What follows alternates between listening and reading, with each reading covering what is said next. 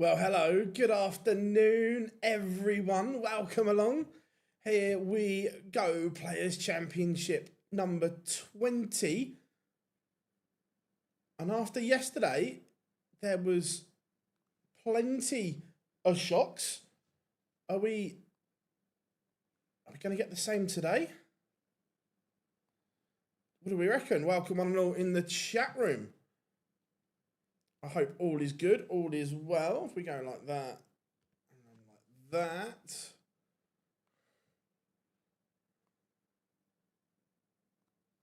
that. What's occurring then, folks? Malika, how we doing?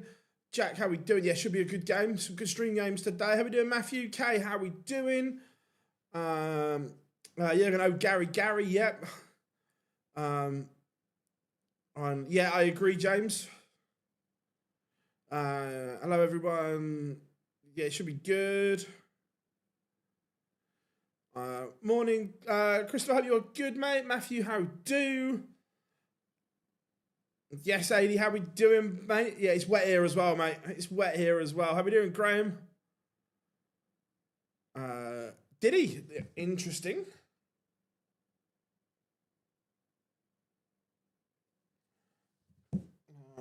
Let's just get everything ready to rock and roll. They've not gone live yet. We'll just share some links on social while we're getting ready. How we doing, James? Good to have you in. I suppose.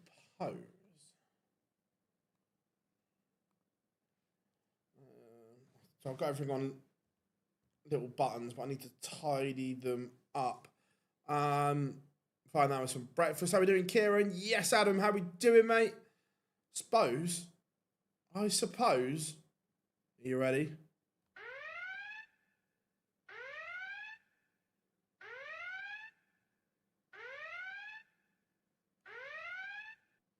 The Barney alarm has sounded. Not also that. Your next train approaching platform 1 is the non-stop.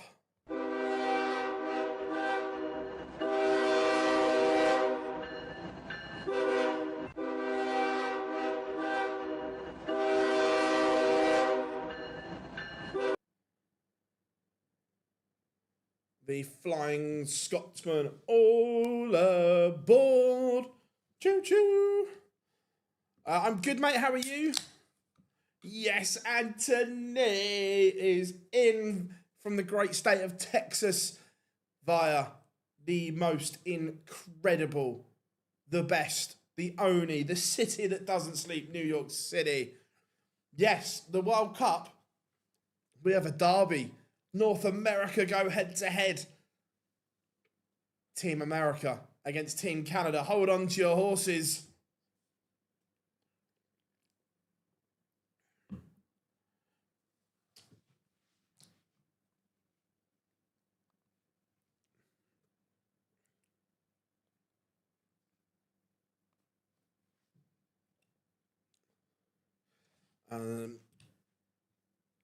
USA win that. I've got to say, this is the most excited I've been about a USA team for a long time. I think it is very good. It's exciting. Savada and Bunce, I think, could do some damage. I really do.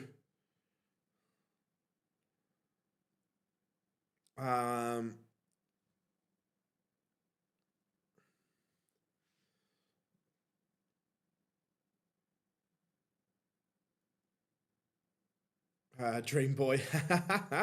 Bars, you reckon the PDC will change the match play? Yes, I'm pretty sure that they've got a plan in place if England make the World Cup final. I'm pretty confident of that.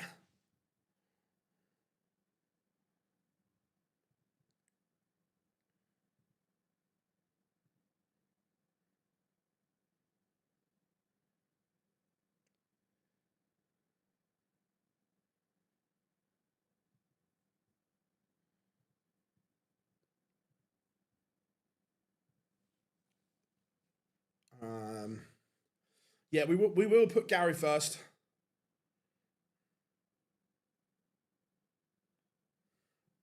Richard Venstra takes the opening ring as Martin Lukeman. Chizzy underway against Greg Ritchie.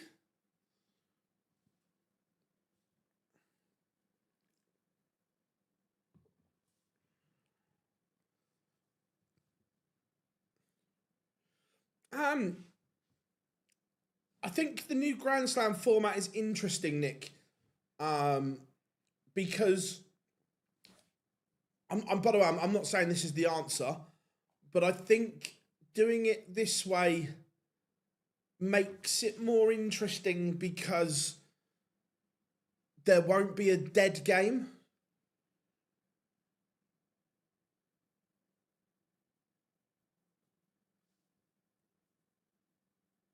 If that makes sense.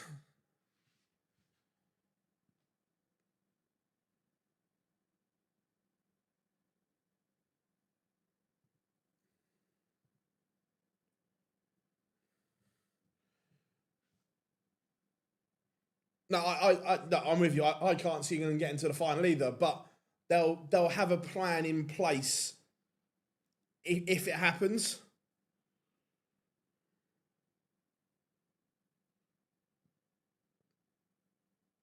It's nice. Yeah, I agree, James. Yeah, I agree with that.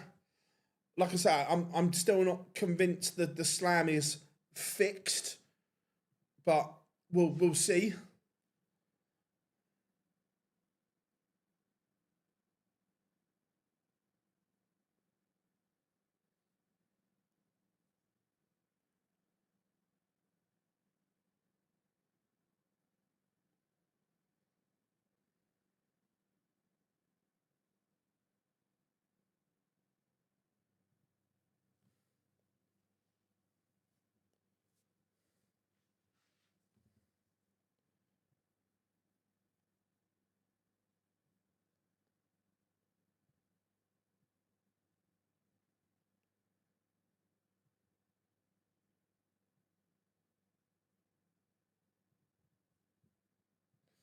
How we doing, Nick? I hope you're good, mate.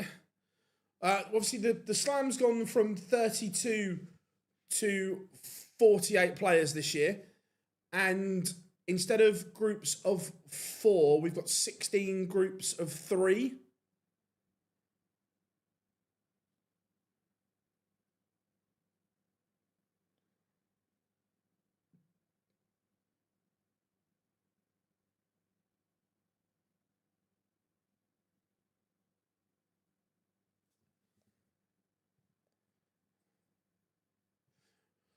Like I say, I'm not. We'll see how it goes. If Bo wins the match play, who do you think finishes second in the Women's Series and gets the slam? Oh, that's a good question.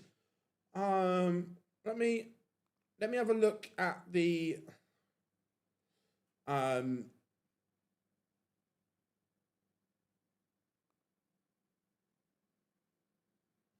Right now, Lisa's in pole position. And she's got quite a big gap as well, to be fair. You would say that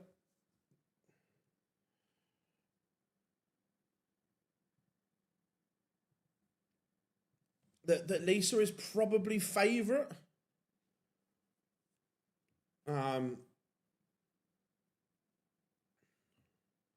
Looks like Barney's. I just got to put the stream on. Looks like Barney's throwing with a new K-Flex.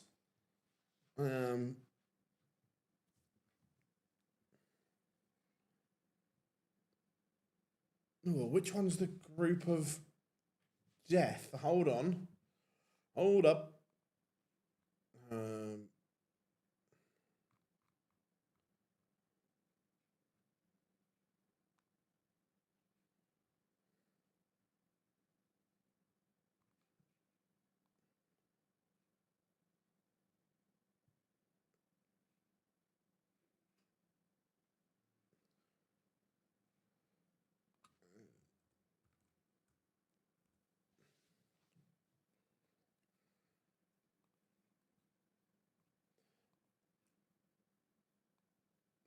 group of death would be...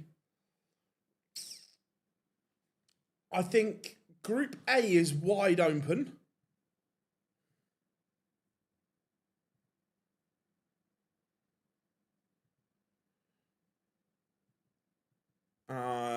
I think, yeah, Group A is wide open.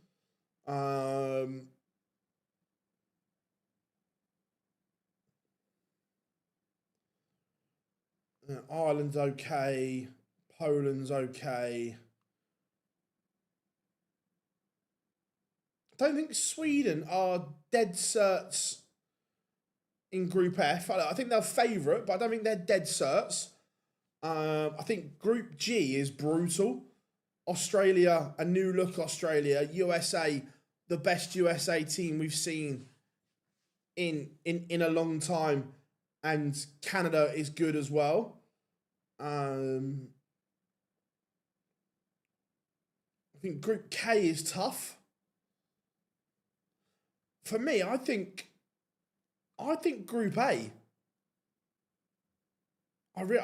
Look, Germany, with the battles that Ricardo is having, the Philippines will be tough to beat. And I like the New Zealand pair of Ben Robb and Johnny Tata.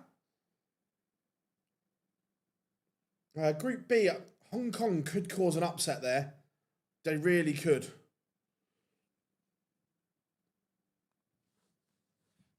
Gary Anderson 1-1. Joe Cullen averaging 102 is 3-0 up on Mike Kyvenhoven. Bradley Brooks 2-1 up on Madas Rasma. Raymond van Barneveld again. He's stacking his darts again. Say someone that follows equipment more than I do. I've not seen those K flexes before.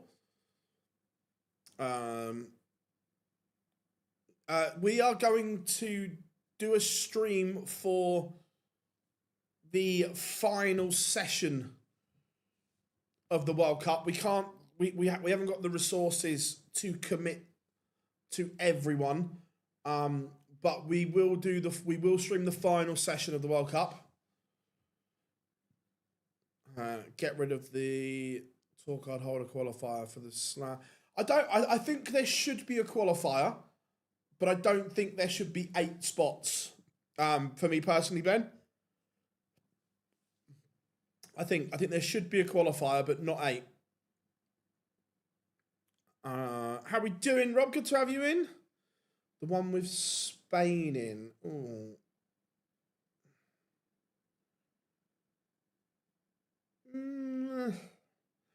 I think the one with Spain in's a bit of a lottery. I think I can make a case for all of them. No, I've not had a chance to see the Simon Jordan video yet.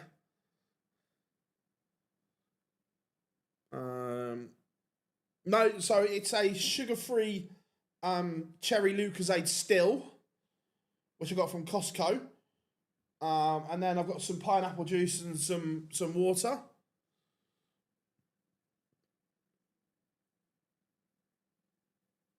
Yeah, it's good. So I like Japan, and I like the Hong Kong pairing of Man Lok Leung and Lok Ling Lee. I think are very good. Good to have you in as always, Rob. Hope you are well, mate. Ryan Meikle fighting for his life. He needs to get to the Worlds to keep his card. And Barney 3-1 up on Suter. Charlie Manby 4-1 up on Cameron Menzies. Tough first round game for both of them. Rob Cross 3-0 up.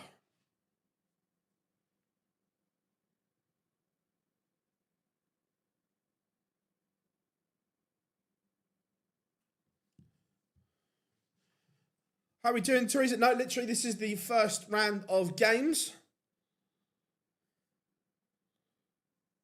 Sebastian Białecki 4-1 up on Stephen Rosny, and just wonder how much yesterday is playing on Rosny's mind, because he was 5-0 up against Johnny Clayton, missed 6 match darts and lost.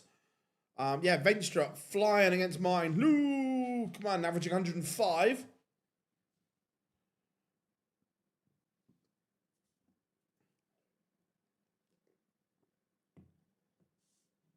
Apparently, look, Barney did an interview with the PDC saying that his comments were taken out of context.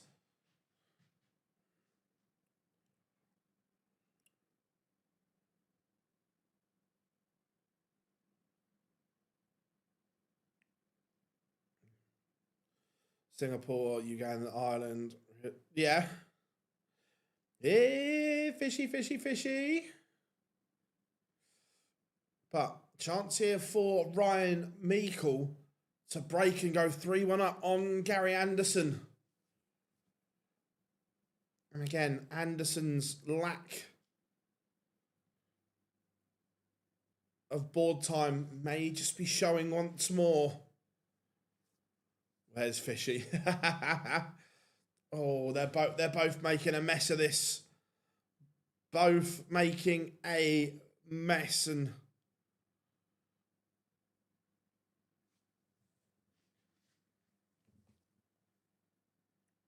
Venstra 6-1 winner over Lukman. Białecki 5-1 in front. Do you think Jeffrey de Graaf can do something at the Nordic Darts Masters? No. The trouble is look, yes, Jeffrey de Graaf played so good yesterday, but do I trust him to back it up and do it again? No.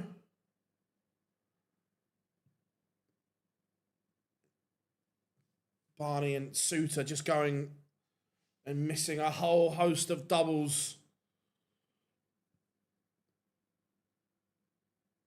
I don't think it was this year just gone. It might have been last year, but yeah, he definitely did games 100%.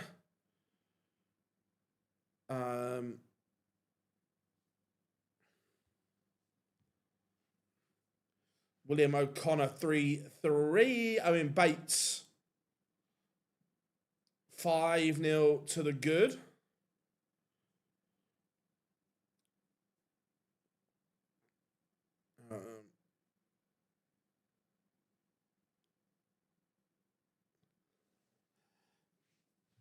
No. The thing is, realistically, what Danish player would you have put in? What do you think on Thomas Partey going to the World Cup? Is what it is.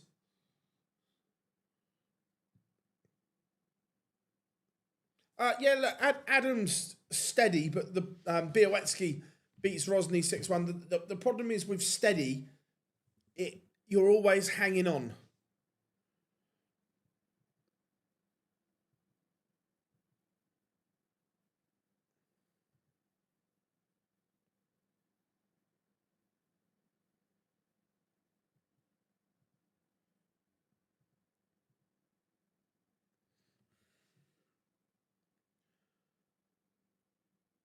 Yes, correct. The seedings are done on the combined averages of the pair, meaning that Wales aren't seeded. Meikle back in front against Gary. Rob Cross 5-0 up on Lap. Barney 5-1 up on Suter. Could be a big win for Raymond van Barneveld.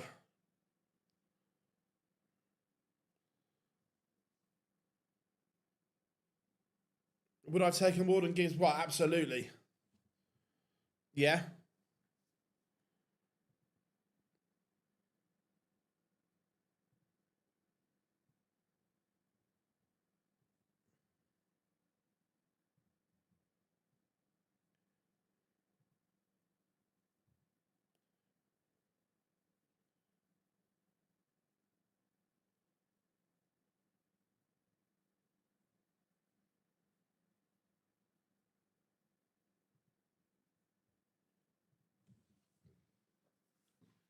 Cameron Menzies playing well here, but it's a brutal round against Charlie Manby.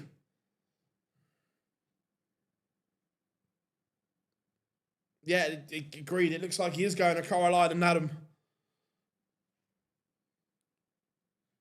Hey, fishy, fishy, fishy. Mikkel was on. They were both on 9s. They were both on 9s.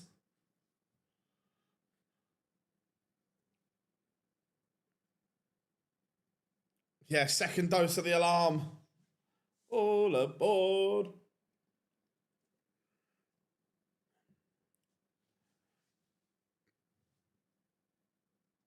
Henderson averaging in the 80s. Not good from Gary. And again, he's missed another 2. Suter, leg back against Barneveld.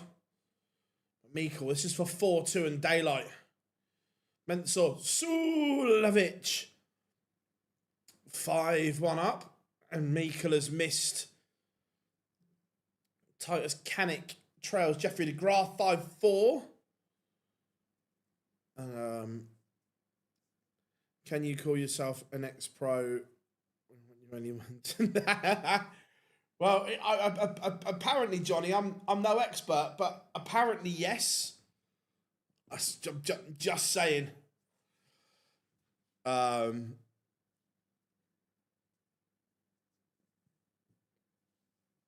Menzies has levelled it up against Mambi, the rematch. And he's averaging 105. This is very good from Cami. Not yet. We'll see in a little bit. Oh my, what a deciding leg from Menzies. He's gone 180, 140. Remember, Mambi was in control. Bully Boy's not there.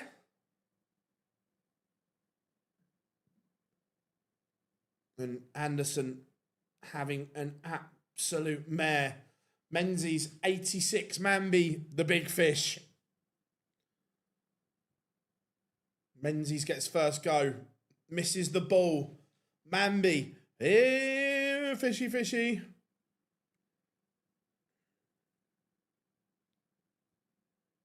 Oh, Mambi has missed the ball for the big fish.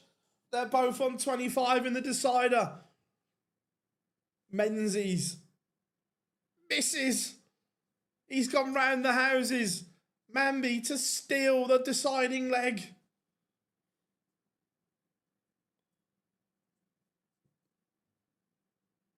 Hits. Oh, good game. Charlie Mambi edges out Cameron Menzies. Menzies averaging a ton.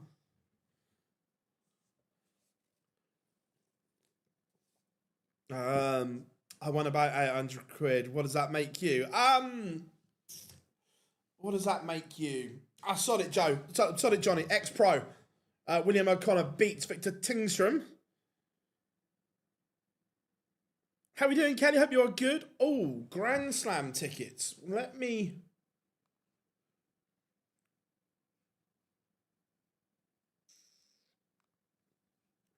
have a...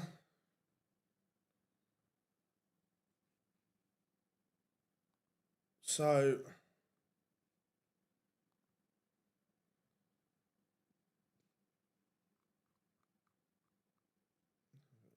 don't want that. What tickets are on sale at the moment?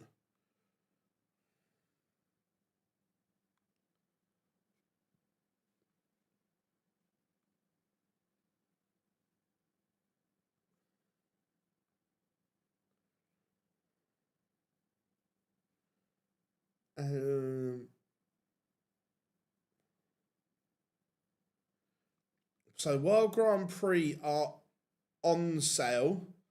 The honest answer is, Kelly, not a lot. I don't know exactly, but the World Grand Prix are on sale.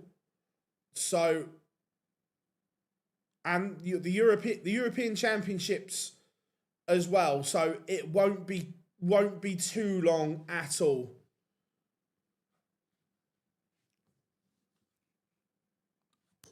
Carral Sedlerbox, a 6-2 winner over Niall Cullerton. Cristo Reyes getting underway against Richie Edhouse.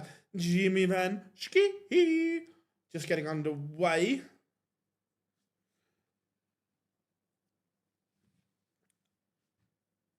Alan Suter back in this tie.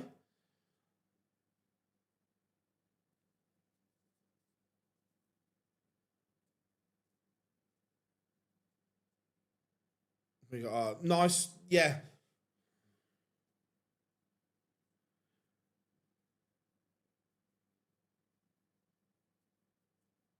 Yeah, I think it's taking shape, isn't it? Ratajski winning today, like he could. He has pedigree.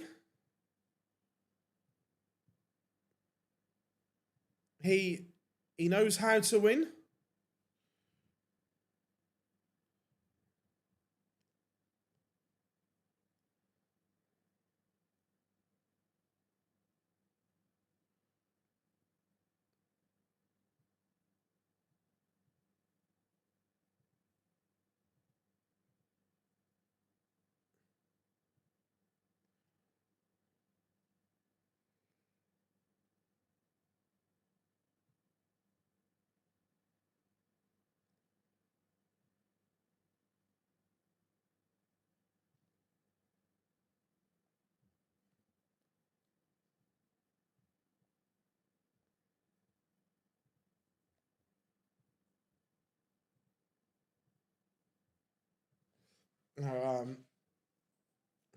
No worries, can I say, yeah, everything before the Grand Prix is now on sale, so that will be the next, the slam is the next one. Gary Anderson levels it up. Bradley Brooks 5-all with Manos Razma. We've got a noble there.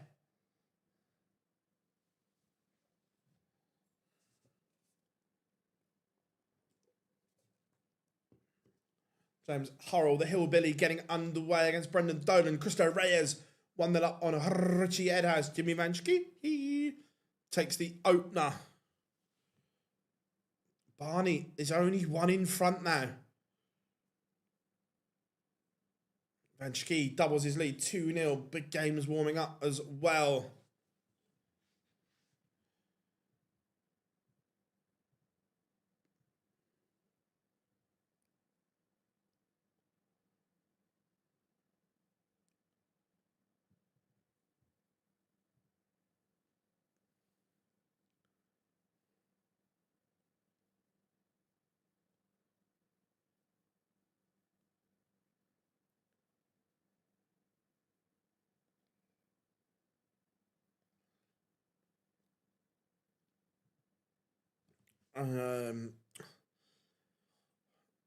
What do you think the cutoff will be? I'm not sure. I'm not sure what the cutoff was last year in terms of financials, but just going off of what it was at halfway, I think it's going to be somewhere between 30 and 35k, somewhere in that region. Barney has missed a whole host of match darts, and Alan Suter levels. Not only that, he will have the darts in the decider.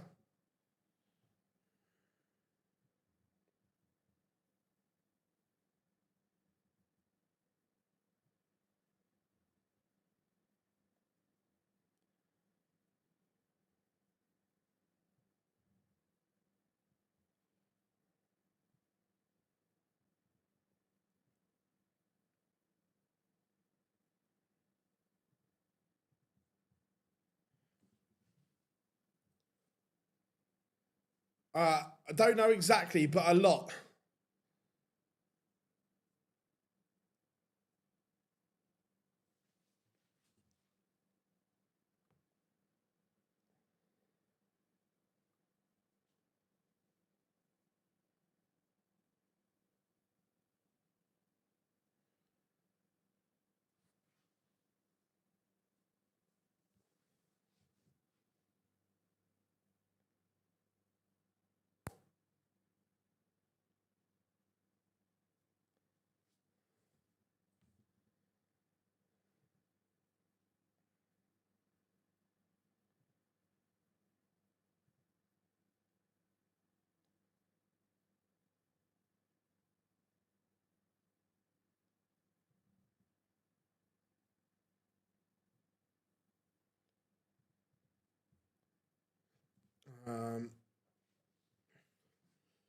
But Barney is fighting here. Gary has turned it around to lead Meikle.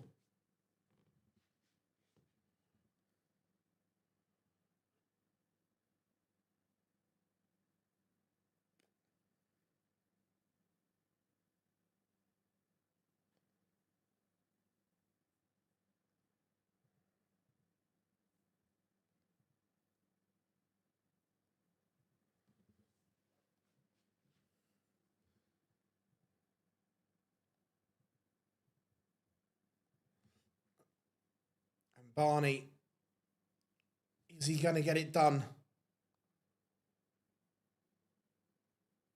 86 to win it. Oh, Raymond, where have you found that from? You've been under the cosh and you find an 86 to win it. Gary wins as well.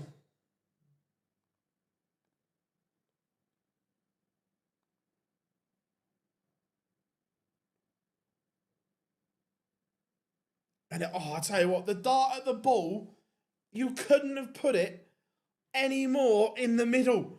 It was an unbelievable dart. Raymond has won a game, everyone. I repeat, Raymond has won a game.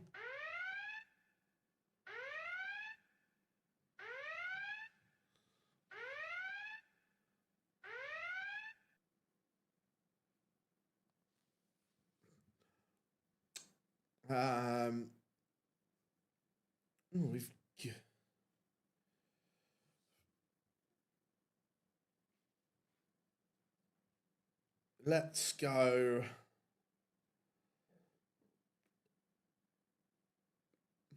Quite like.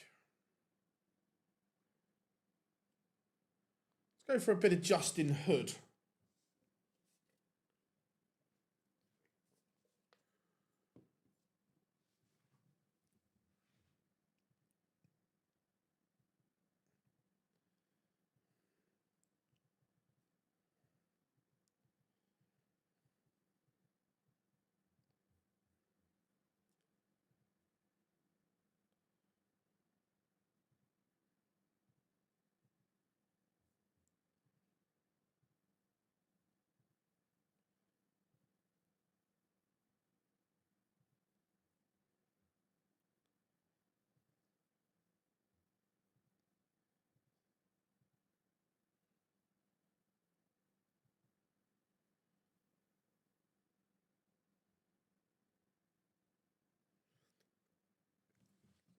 Rusty Jake Rodriguez is 2-1 up on Martijn Drat.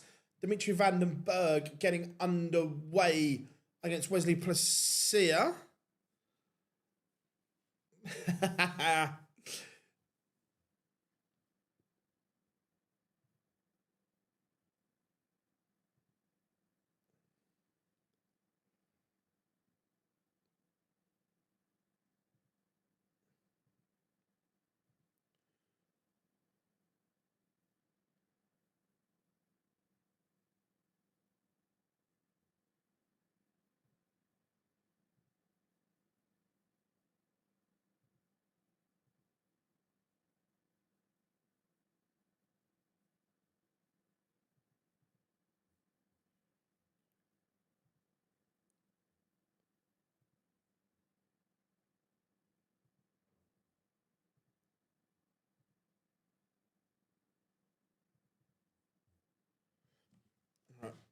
Peter Wright, Ian White. That's one for the throwback.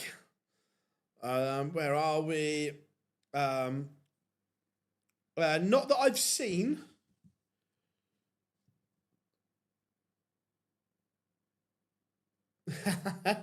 Who, me, Adam? Me? Don't know what you're talking about, but Tom Bizzle is leading 1-0. Harry Ward 2-0 up on Jurgen van der Velde. I'll keep you posted on Dimitri.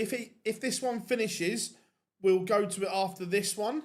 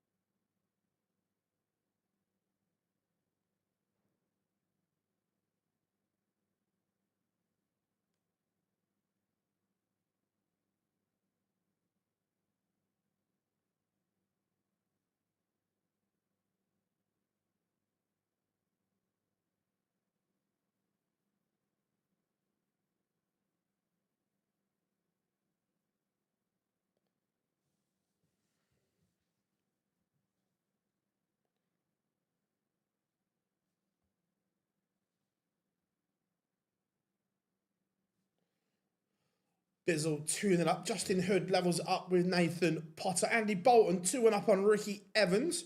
Mervyn King 2-0 up on Reece Griffin. Mervyn King's playing okay at the moment. What dart is Peter Wright using? Wait a minute. I need to get this on my app to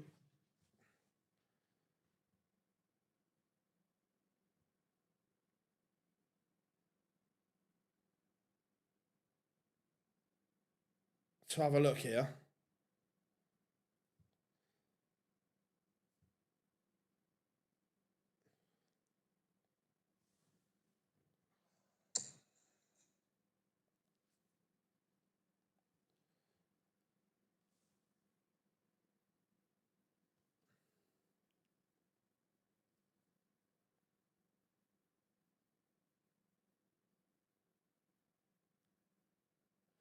Right.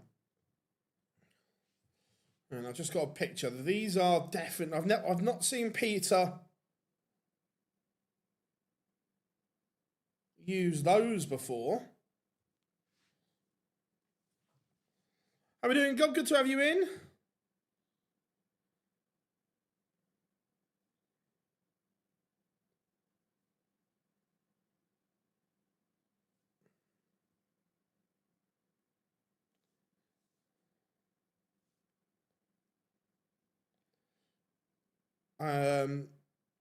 Barney did hit the ball to win it.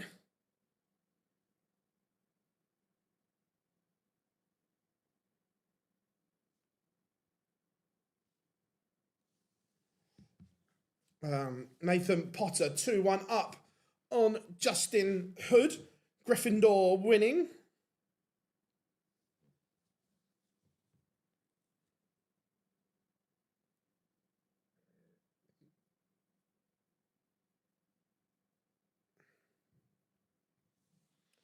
Yeah, Scott Williams played really well yesterday.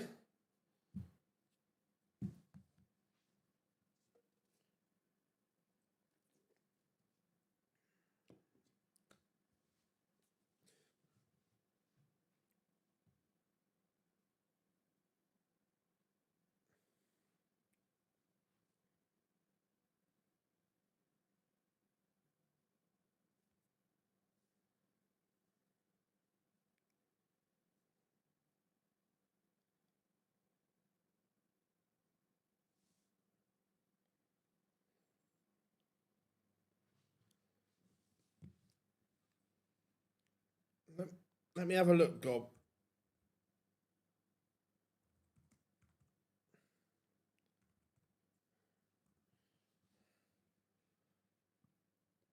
What did you say they were? The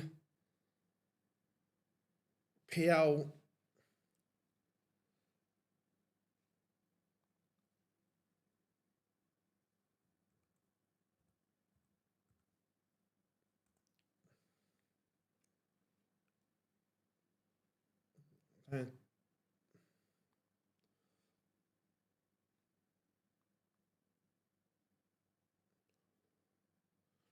God, this mission site's horrific.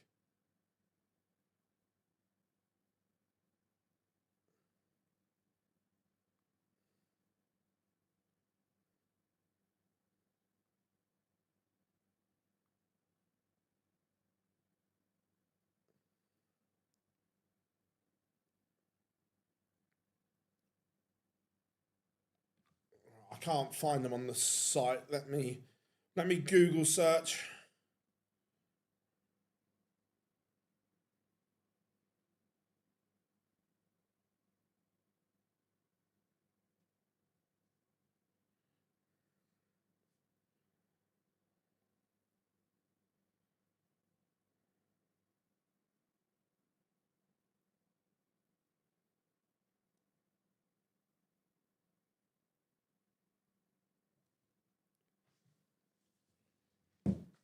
Can't find them. Oh well. Martin Drat 5-3 up on Rusty Jake Rodriguez. Ricardo Pietrezco is 3-1 up on Keen Barry.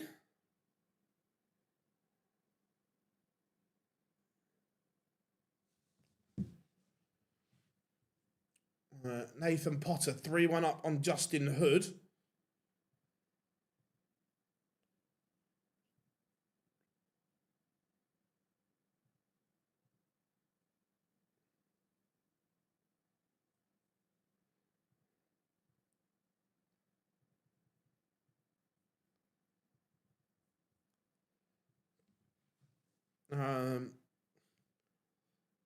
Gary was bang average.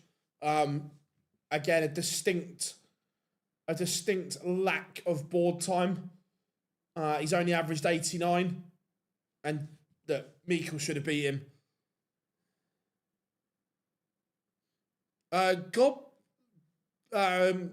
Rob Gob said in. Wait a minute, what was it? He messaged me. The darts that Peter Wright are throwing looks like the PL-15s by Mission, but I couldn't find them anywhere to compare.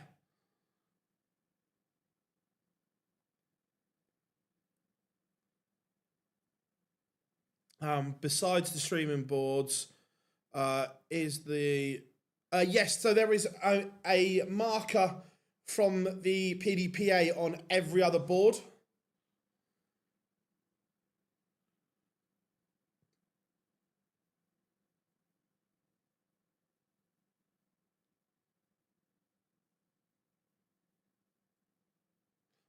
Oh, sorry. The way you put it, I thought they were made by Mission.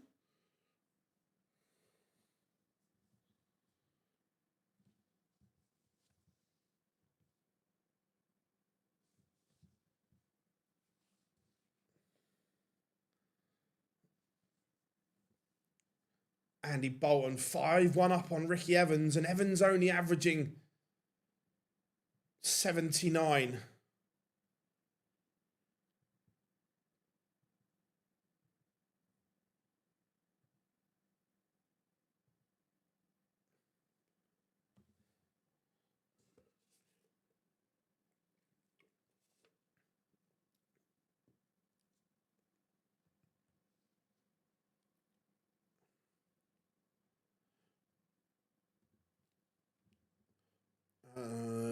Who was I looking for? Look, Peter, there.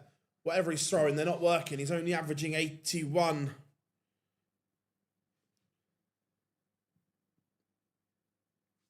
Yeah, Teresa, very random again.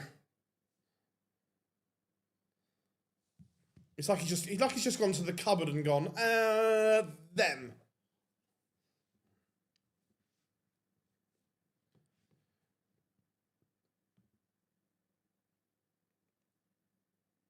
Jermaine Watamina getting underway against Stefan Belmont.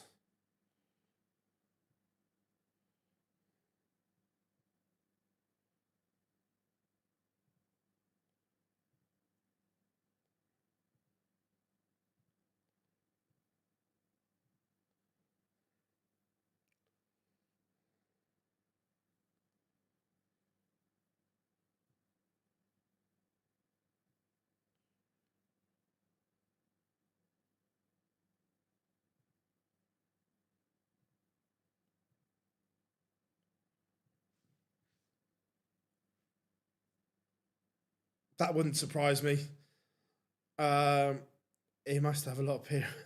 Yeah. Andy Bolton batters Ricky Evans. And again, after we saw some really good stuff from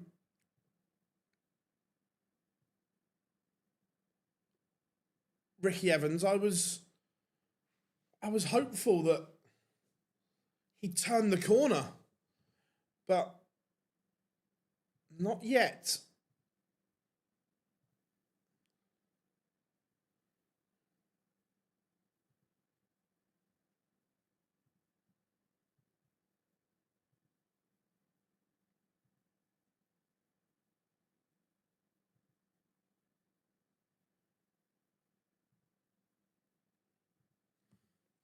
Marvin King beats Reese Griffin 6-1. Bow down to the king.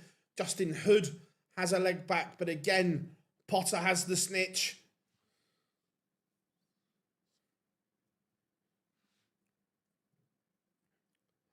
If Justin Hood, what house would he be in? Put the sorting hat on his head. What house is he going in?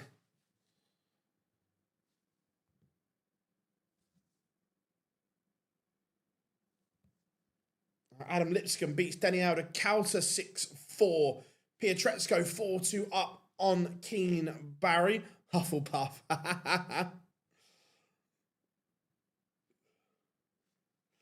Jimmy Van Schie is a 6-5 winner.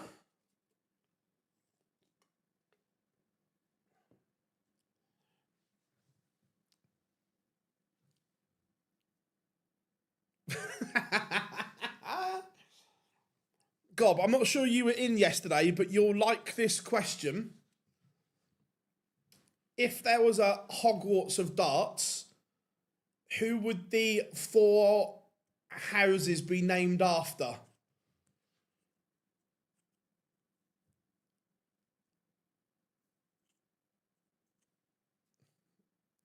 lot of love for the Hufflepuff for Justin Hood, loving that.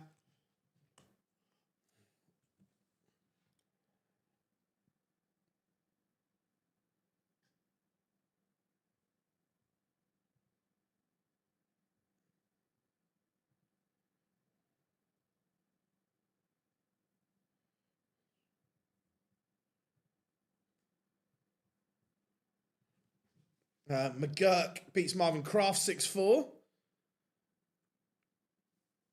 Yeah, just been talking about that.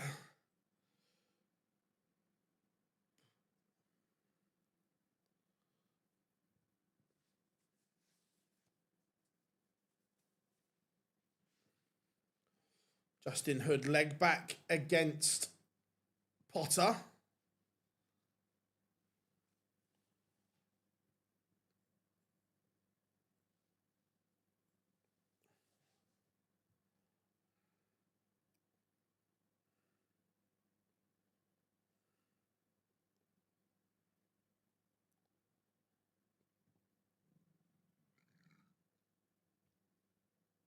I don't dislike it, Ducky. I don't dislike it.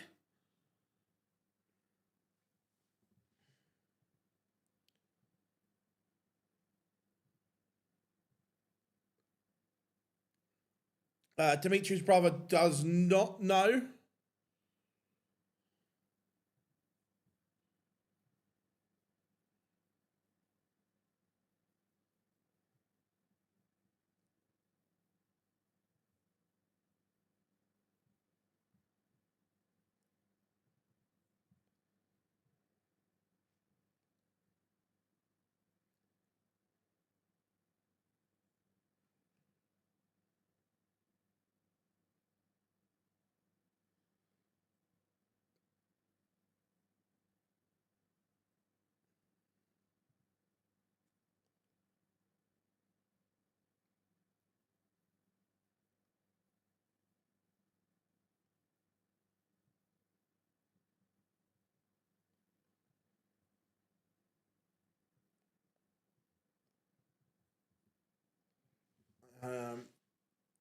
How we doing? But yeah, all is good.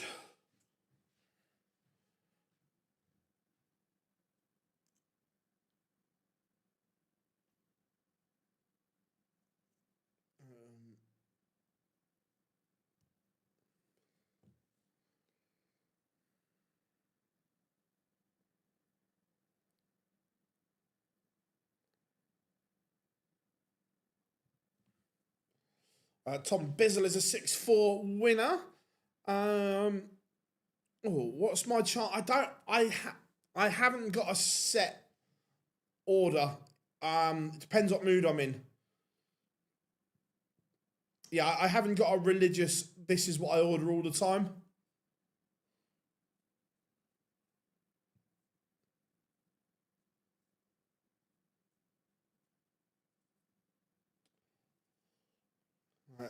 Kevin Doots. Oh. Nathan Aspinall against Daryl Pilgrim again. That's a toughie.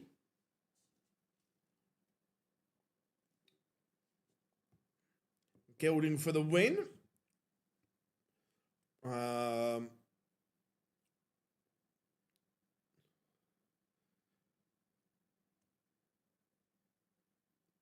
See, yesterday, Gob, the consensus was Eric was Slytherin.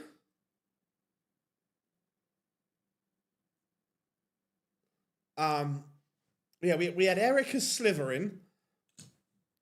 I had John Part as Ravenclaw.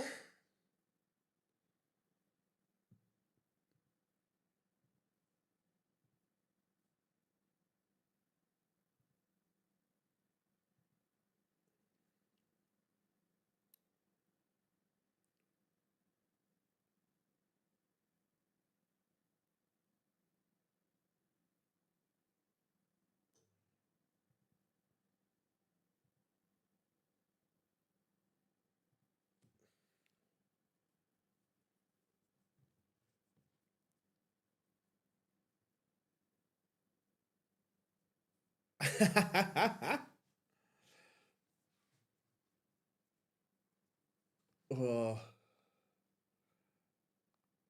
Love the Harry Potter chat, everyone. Right, let's go. Right.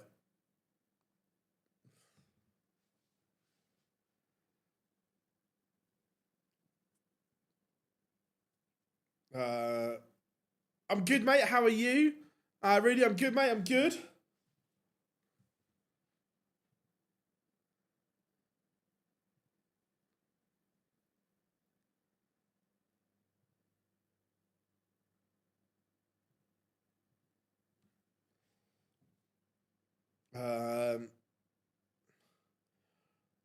Who would headmaster be? Oh, that's a great question. Harry Ward has beaten Jurgen van der Velde 6-5. Very good from him. Chris Wickenden levels up 1-1 with Josh Rock. Martin Schindler takes the opener against Arno Merck. Potter did win. He got the snitch. Converted. 10 points to Gryffindor. 6-3 over Justin Hood. Oh, Rod Harrington. I like that. That's a good shout.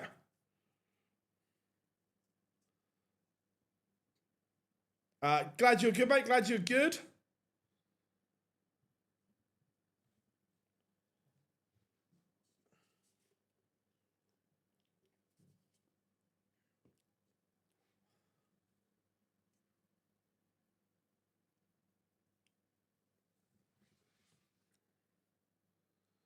Again, very encouraging signs for Scott Williams. He played really well yesterday. I think he was unlucky to lose. Winning at the moment.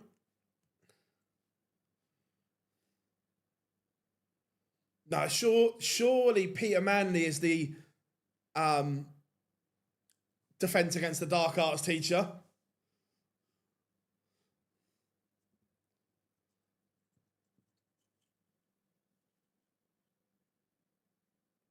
Wesley Placia, 5-4 up on Dimitri Vandenberg. Chat room, you're on fire at the moment. Loving this.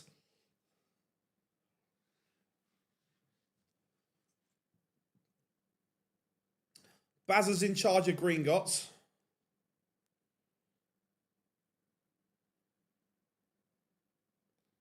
And Ricardo Pietrezco only averages 80. Keem Barry has averaged 71. That's a bit of a stinker.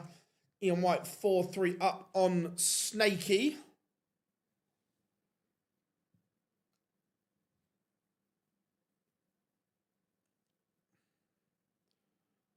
Darryl Pilgrim levels it up with Nathan Aspinall up on 1-1 again. Not a very good game, that one. Gian Van Veen levels it up 2-2 with Scott Williams, WrestleMania. Oh, wait a minute.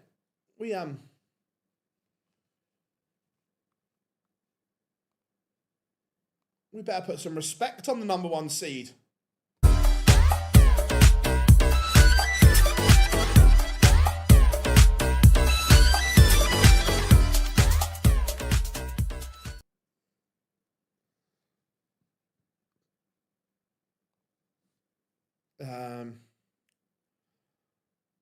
Tell you Harrison as Hagrid. Love that. St Helens Darts Megastore.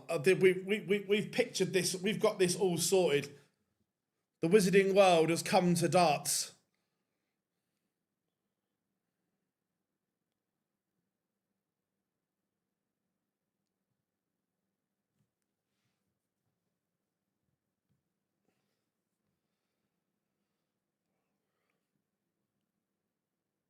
And Wesley Placier has beaten Dimitri van den Berg 6-4.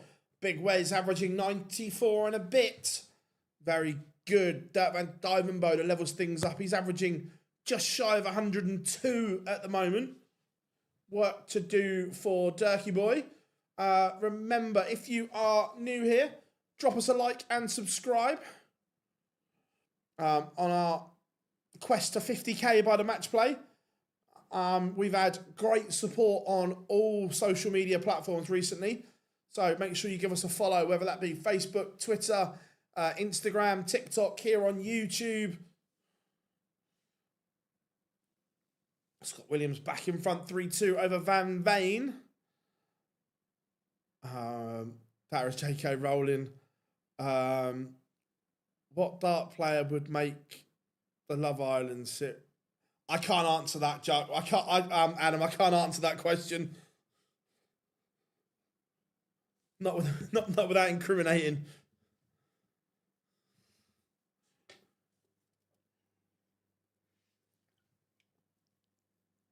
Bo is playing today, and Bo will be playing, if you give me a sec.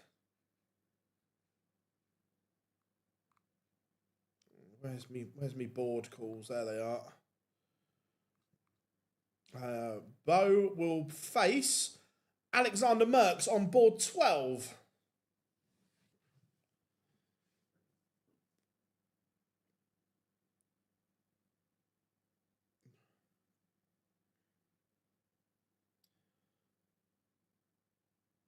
Oh, 100% Lee Huxtable would be Ollivander. I'm with you there.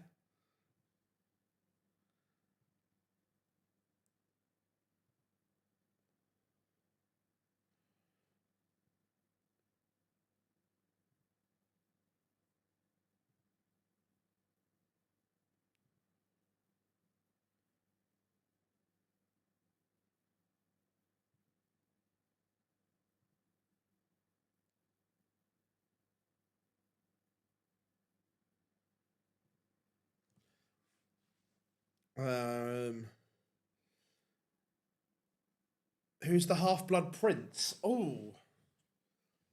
Who would be the Half-Blood Prince? Let me have Johnny Clayton takes the owner against Benjamin Prattamar. Aspinall levels up 2-2 with Pilgrim.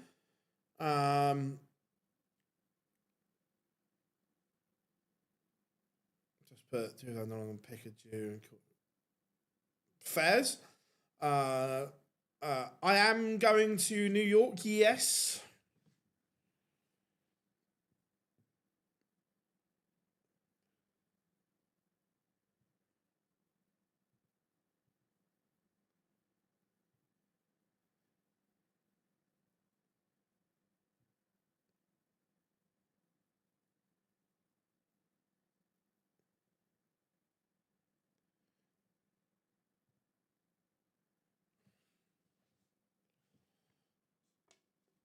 Love that. Get yourself there.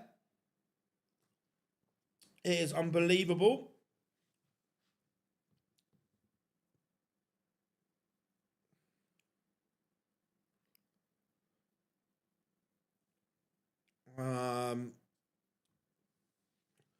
Ian White is closing in on victory. Scott Williams doing well here.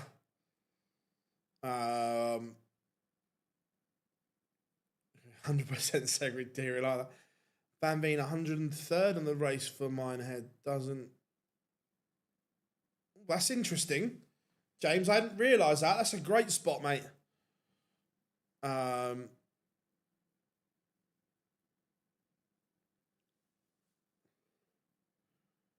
who would be Minister for Magic?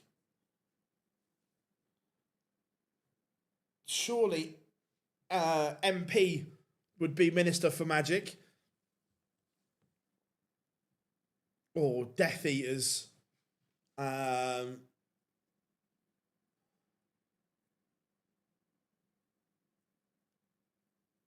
Would MVG be a Death Eater?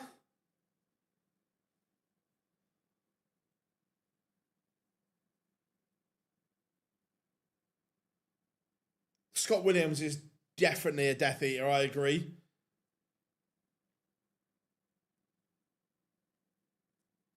Oh, Vincent, yes. John McDonald, I don't dislike that. That's a good shout.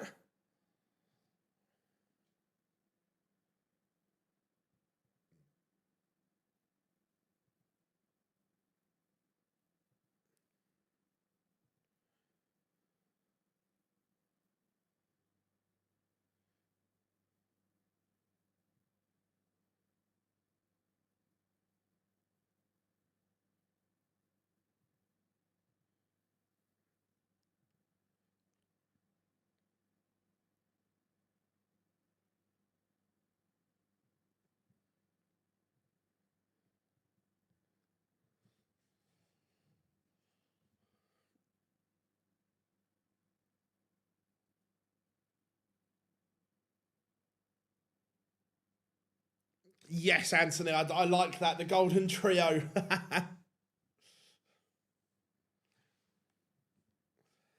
Kevin Doots has a leg back against Mickey Mansell, but trails 3-2.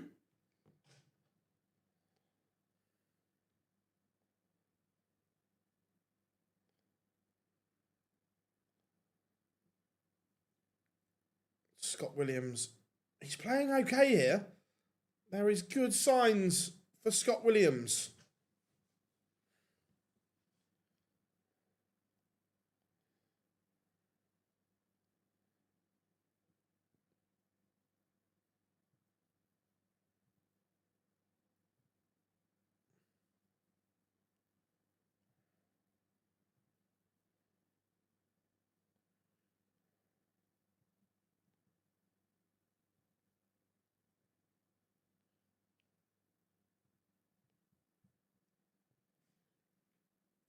Williams back in front.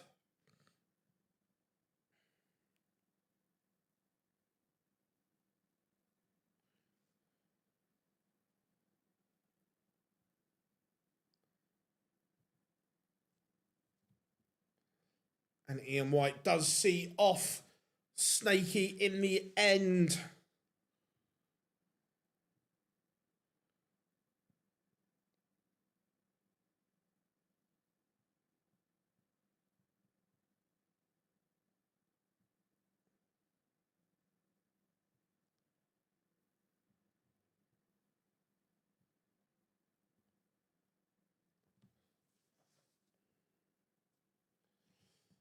Belmont 4-all with Watamina at the moment. Damon Hester, cheeky little 10-darter against Oscar Lukasiak.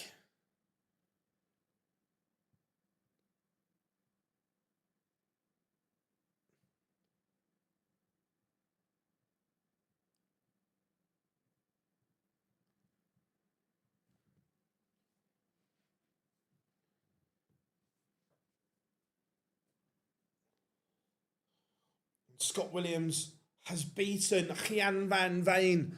Massive result for both players, good and bad. Williams really seems to have turned a corner. But for Van Veen, issues.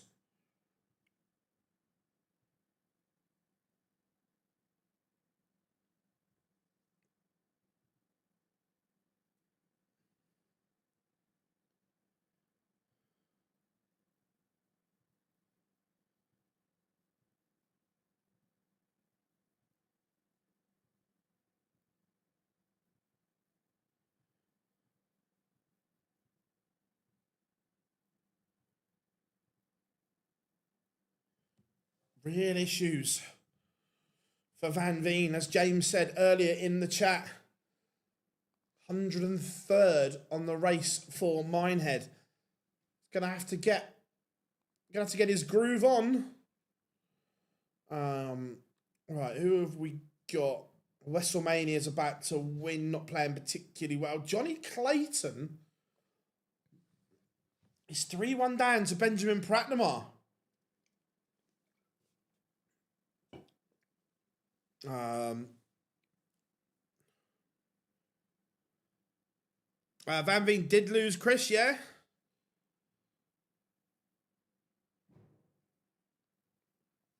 Look, playing in the Premier League for the first time is tough. It's tough to know what to do, how to manage your schedule, and getting things right. And look, it's a learning curve for Kian, that's for sure.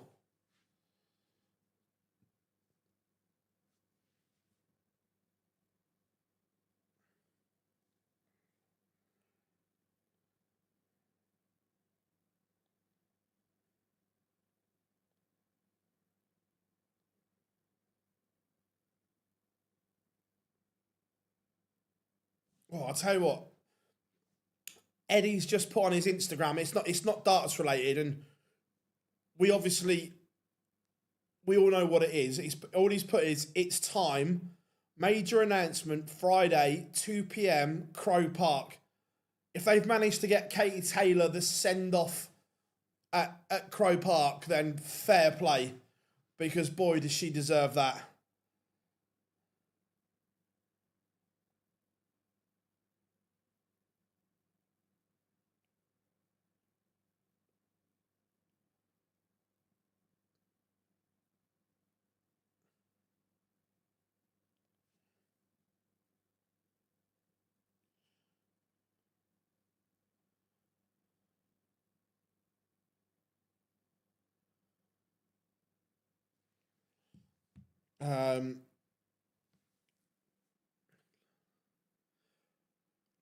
You can't compare anyone to Littler. It's just not Littler is a generational talent, so you can't put the two together. You can't compare anyone to Luke.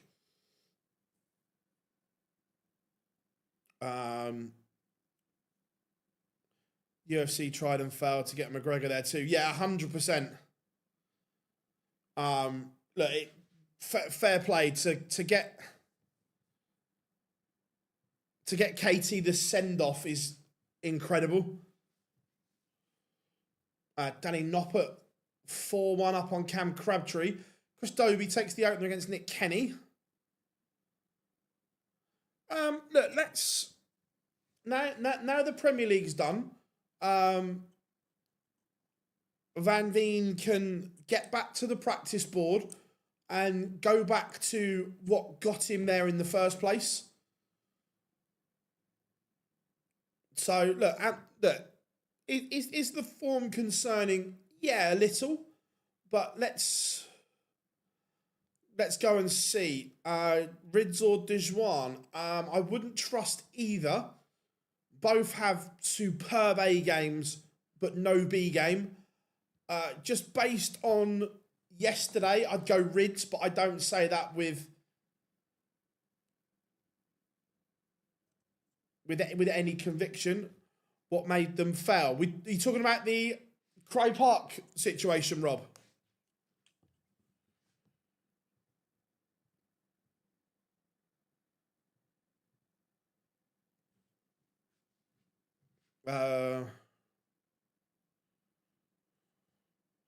Martin Schindler has beaten Arno Merck. I think it's almost like Twickenham in the UK, that they don't hold many external events, and trying to get that, also dealing with the Garda, the police as it is out there, is a nightmare. So yeah, to get them on side takes a lot.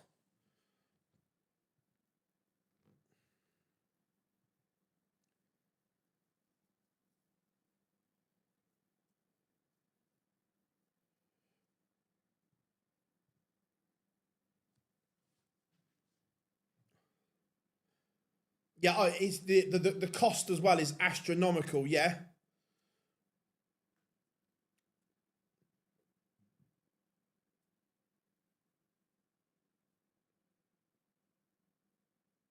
Yeah, I agree. Really agree that let's be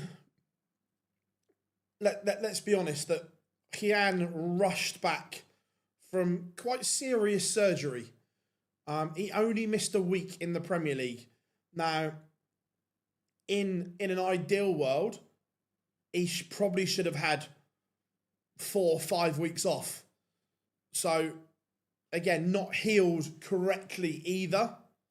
Afternoon, Dale. Good to have you in, my friend.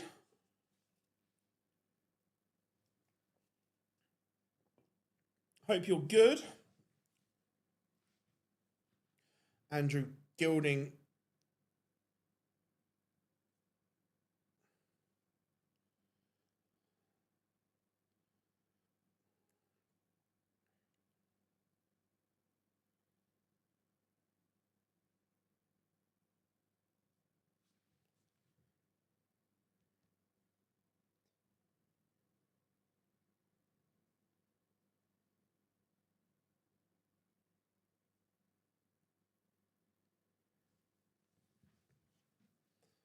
Damon Hetta 2-2 with Oscar Lakaziak.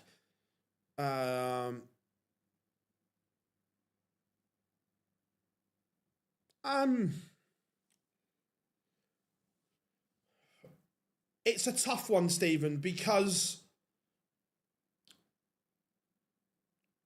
of the state of the Premier League, you can't miss more than a week. So it was probably put to him, if you don't come back, you'll be replaced, I would guess. Now, at that point, it's down to the team to decide what they want to do.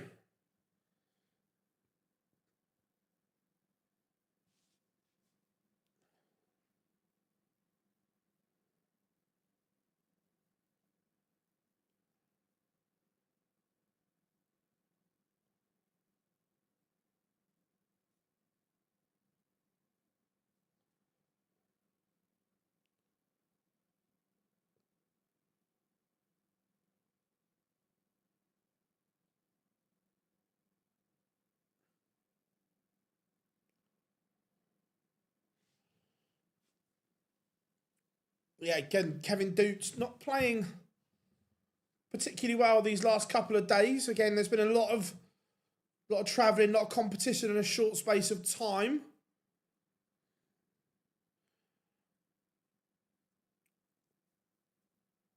It is decent, Ducky, I agree, but most of those points came before the operation.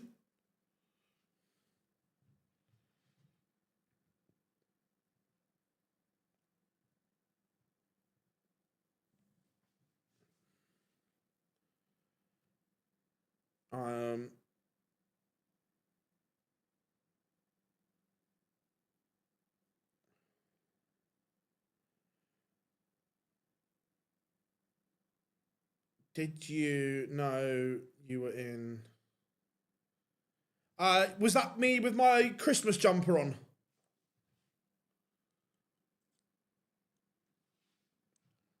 I hope Wadey can do something. And yeah, look, James had a great year last year. And look, if he can replicate that, and if it goes back to 10, I think he's in the mix. I think Ducky, again, just by memory and watching, his performances though were much better before his surgery, and that's just again what I see.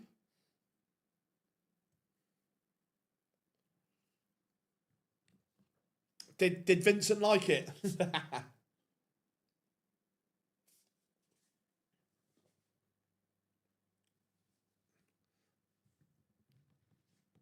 I say just from being in and around the venues and so on, it just felt like Hian didn't play anywhere near as well as what he did before his surgery. Ross Smith 3-1 up on Cordeka, averaging a ton. Very good from Smudger.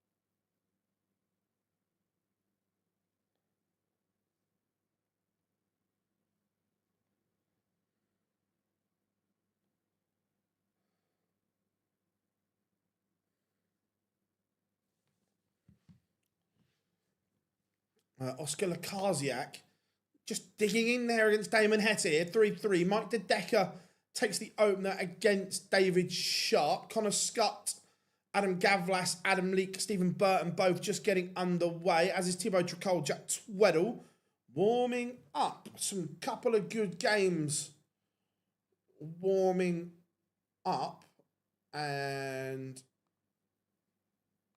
one of them goes here.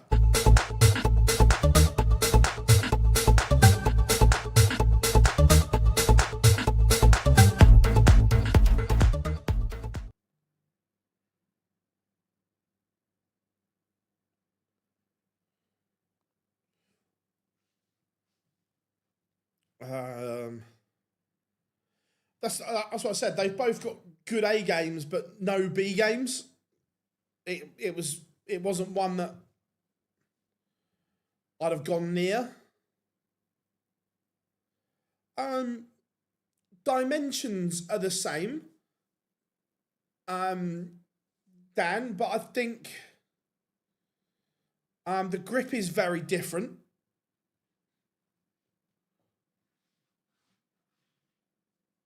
Benjamin Pratnamar is about to beat Johnny Clayton.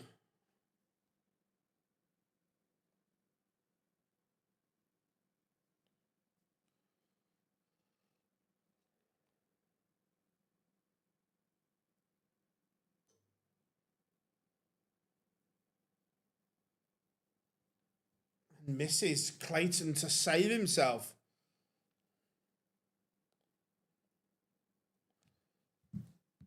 Connor Scott takes the opener against Gavlas. Kai Gotthard 3-0 up on Christian Kist. Nick Kenny has a leg back, but Dobie 4-1 to the good.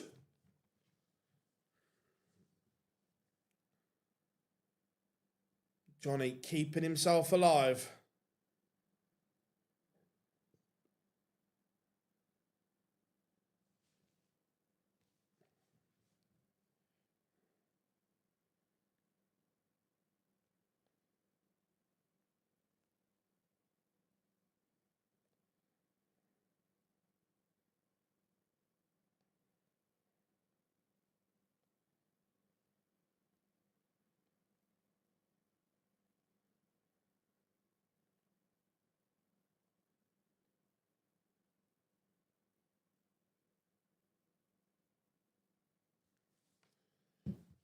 Stephen Burton 2-0 up on Adam Leake.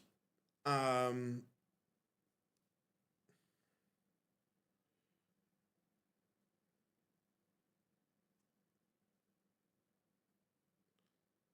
Ridds back to within 1. Still trails 4-3.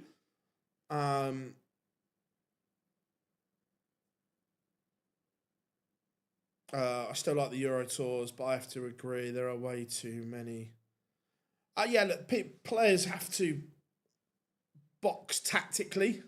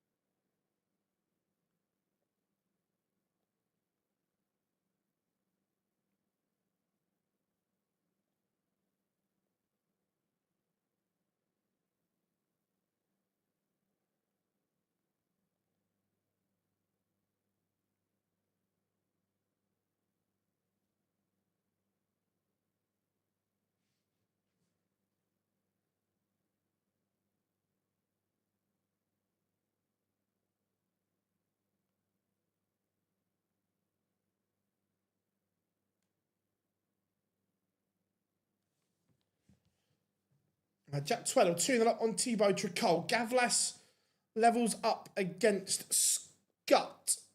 And the ferret has stopped ferreting. It wasn't a great performance from Johnny.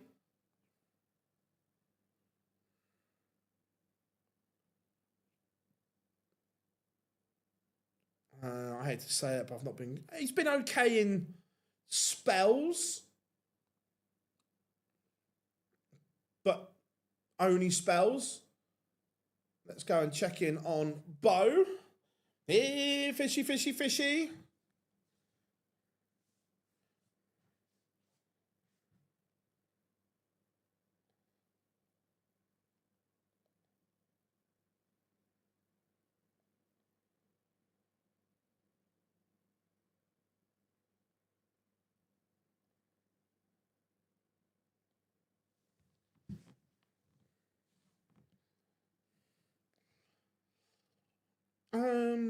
Yeah, I agree that we do need those characters back.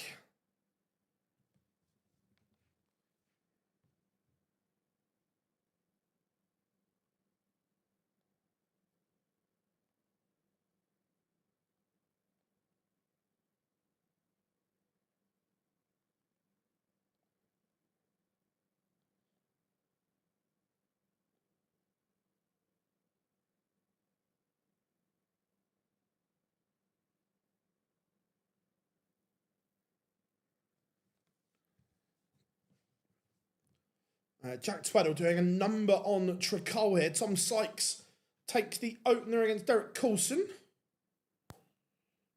I'm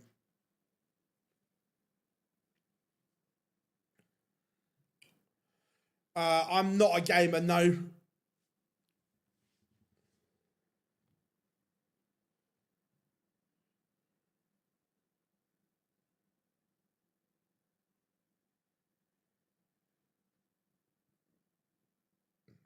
Yeah, Wayne just stopped playing because he knew he wasn't good enough anymore. And he says that he knew the time was right to call it a day.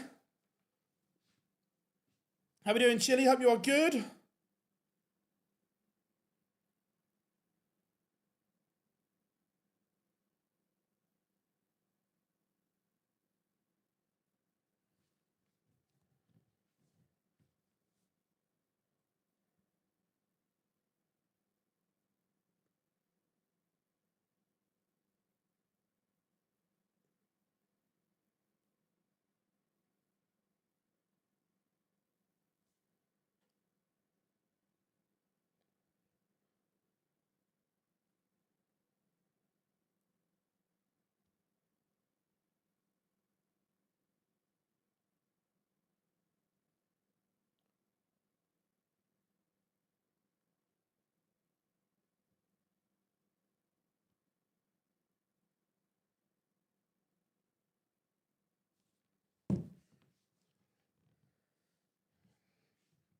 Kai Gotthard, 5-1 up on Christian Kiss. Bo averaging 98. Very good from her. Tommy Morris, Tyler Thorpe just getting underway. Again, absolutely smashing it today, everyone.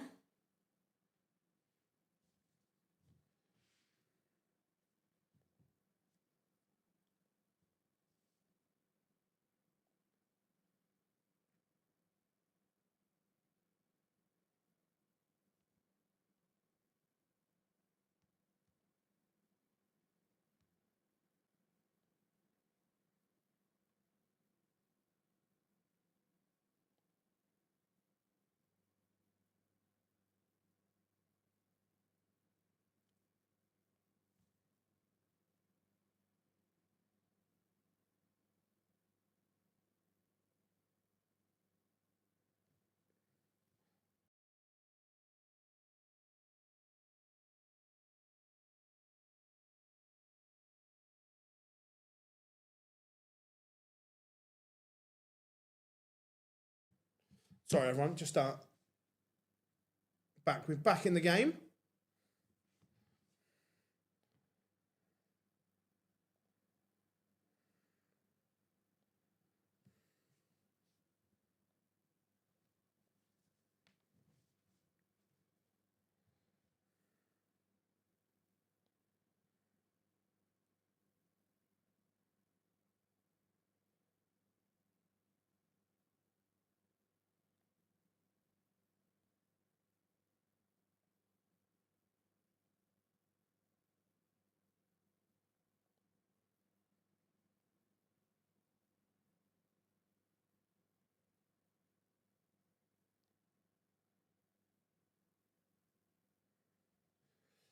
Poor from Mike the Decker today. He's struggling.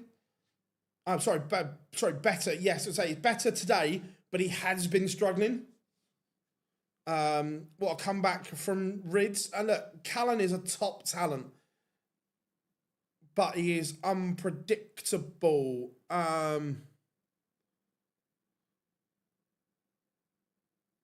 are we doing, Chili? Hope you are good. Dan Dawson made the Decker 6-1 win. Very good from him. Jack Aldridge fighting back against Samuel Price. Remember, if you are new, come and say hi in the chat room and give us a like and subscribe.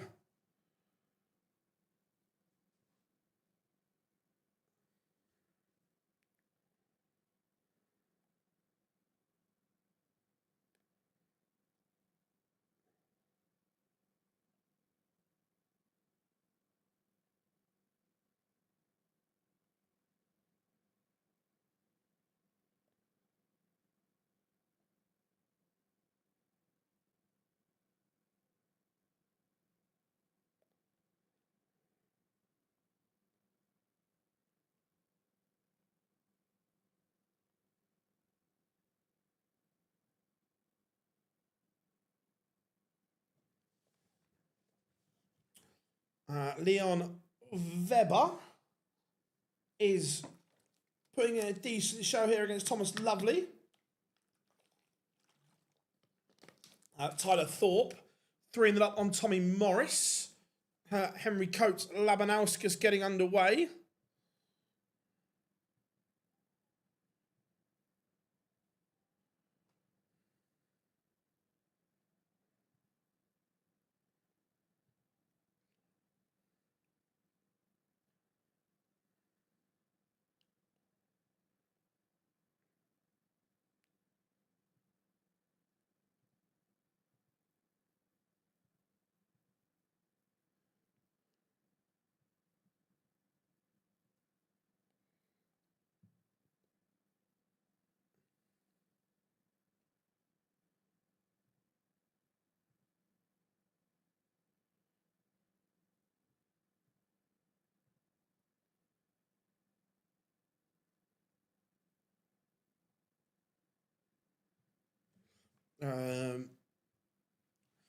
Now I find here. I can leave it. Nice, mate. Nice, Speedy. Nice. Good to have you in. Oh, did Aspinall win? That's a good call. Kind of forgot about the Asp.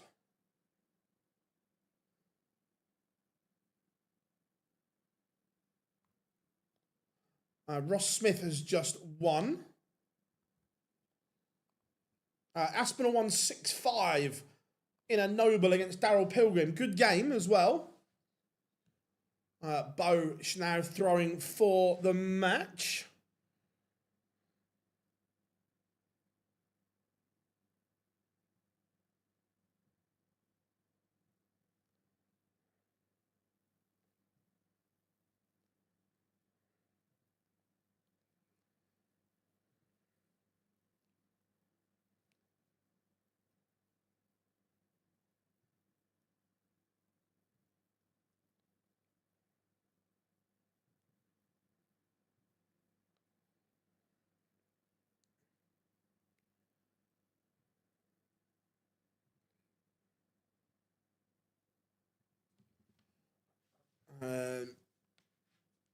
Anderson, good shot.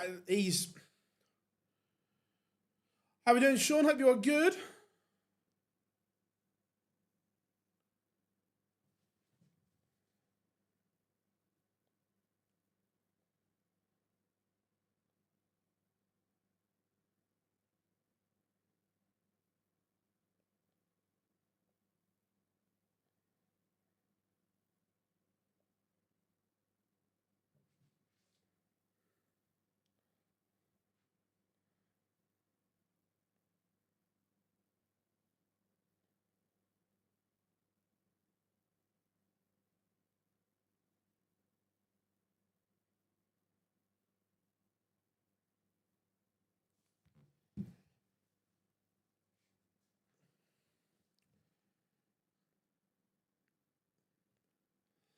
Dev Tour Friday, Saturday, and Sunday. Nice, Gob, nice. Damon Heta. Again, he started that game with a 10 dart leg. And the race for the match play is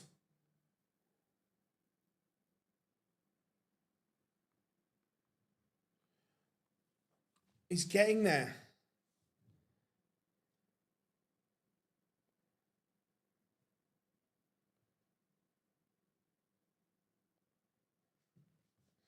Jack Aldridge beats Samuel Price.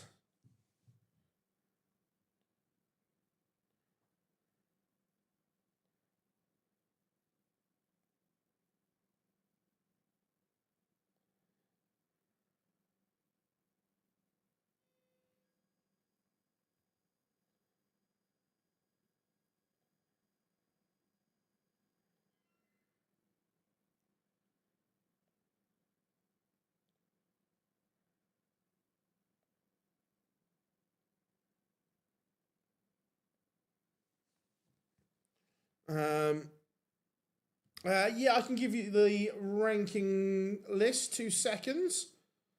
This is the one for the match play race, but you can navigate at the top to the other ones. Just put it in the chat for you now. At the Bo has won. Let's go.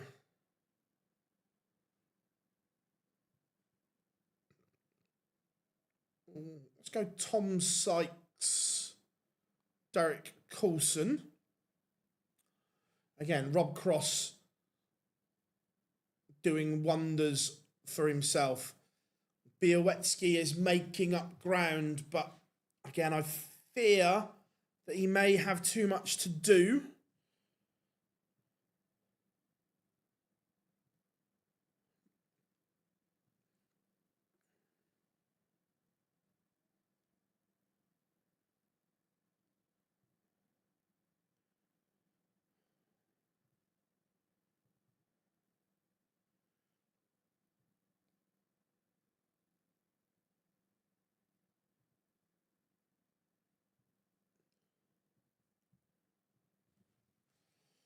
An outsider for the upcoming Poland for me are the outsiders. Bo did win, yes. Played well.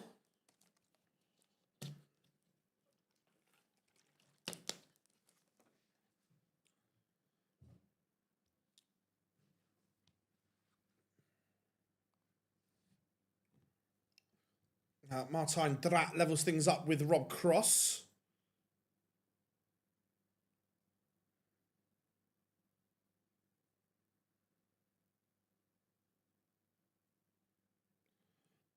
Oh, who's Barney playing next? That's a good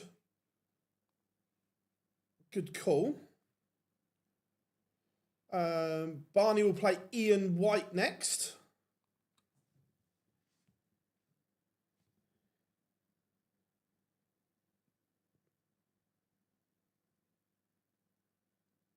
Jack Tweddle has beaten Thibaut Tricol 6-3. Daniel Ayres 2-2 with Carl Sneed.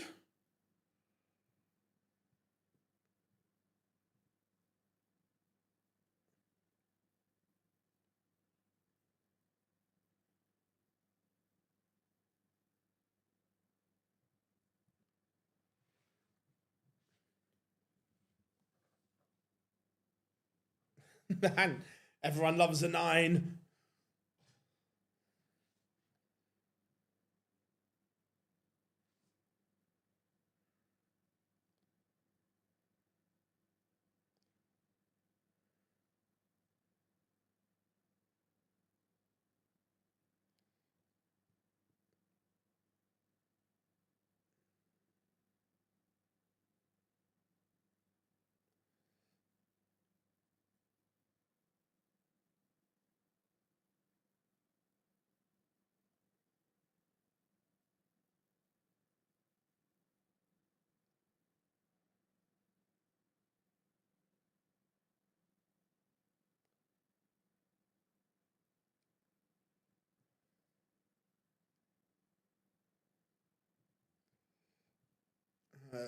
Derek Coulson breaks back against Tom Sykes, but still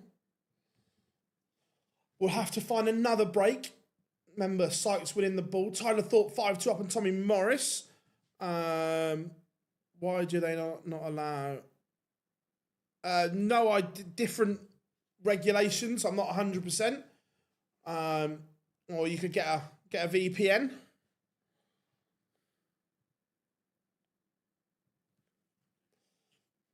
Shane McGurk, William O'Connor, all Irish battle in the last 64.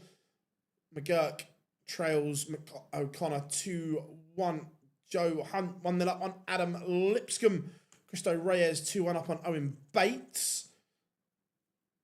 Mario Van Boharder 2-0 up on the captain Aidan Kirk. Connor Scott Adam Gavlas seems to be going on for 4 years.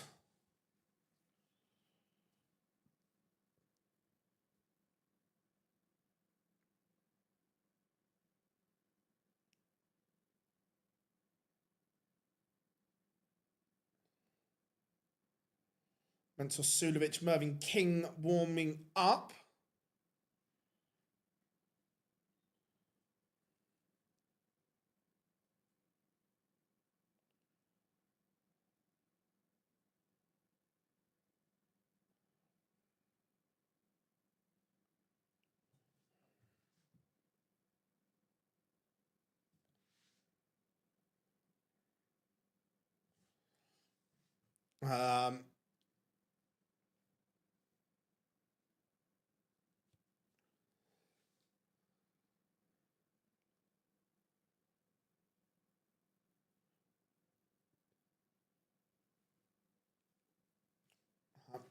Super Mario 3-0 to the good, averaging nearly 110. Hello, Mario. Welcome to the party. Coulson level with Sykes 4 apiece.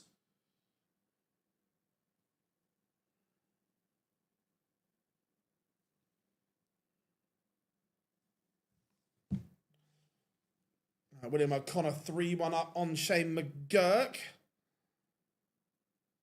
How do I see? Yeah, the PDC X page, they put up who's the next round of streaming games.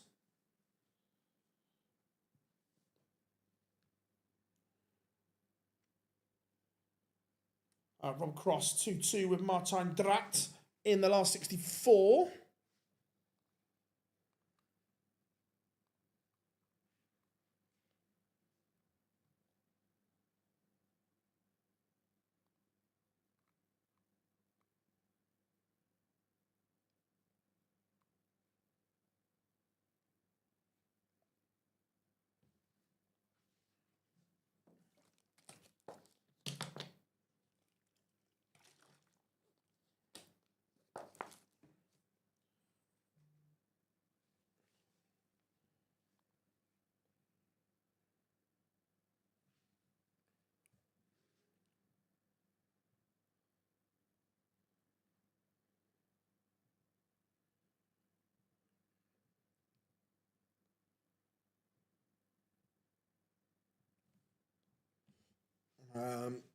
No problem. Glad we can help.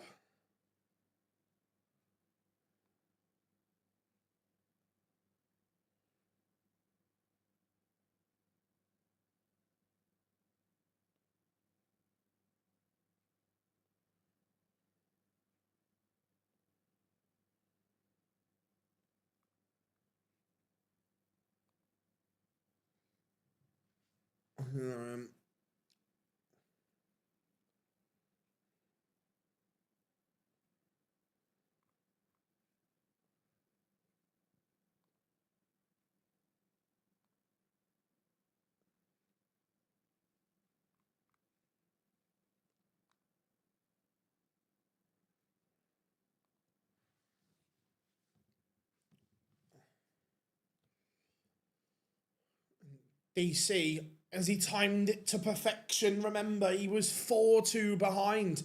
3 legs on the spin for Derek Coulson.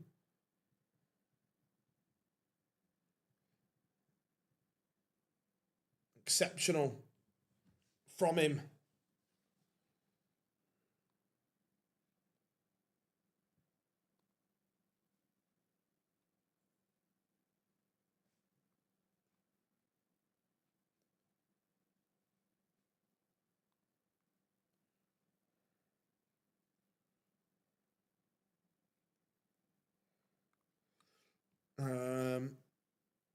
Possibly, we'll see what.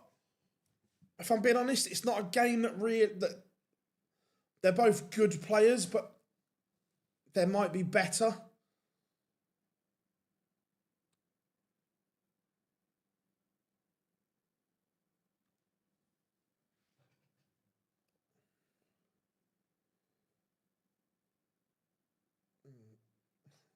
I might put. Don't get me wrong, I love Sebastian to bits, but I think Rob Cross is a better game. And Tom Sykes breaks Derek Coulson's heart. He's now favourite once more.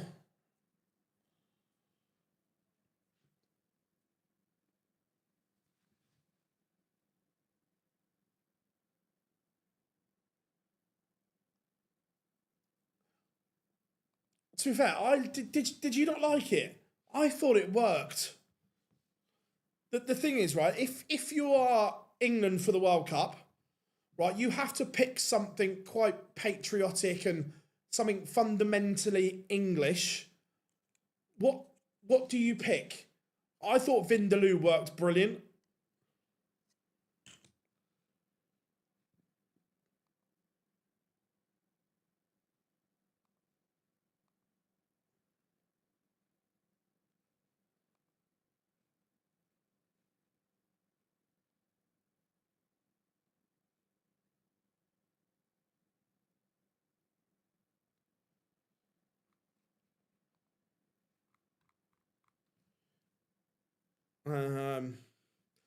Yeah, he's pulled it out of the bag, isn't he, to deny Derek Coulson.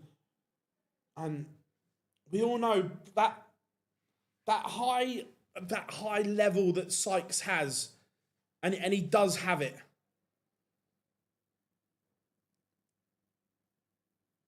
That's a very good question, Johnny. 2 seconds.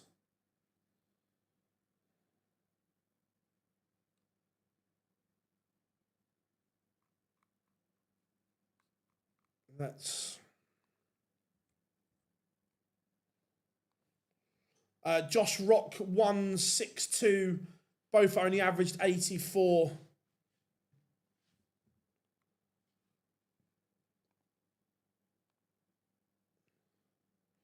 Lamanauskas about to beat Henry Coates. I'm going to put Rob Cross on, and then after Cross, we'll go to Białecki, Jemivanski. Because again, Rob Cross's focus as well is on the match play. So we'll go Cross and then Vanski. It's coming home. I agree. I'm just interested. What if you were picking the England walk-on song? What would you pick?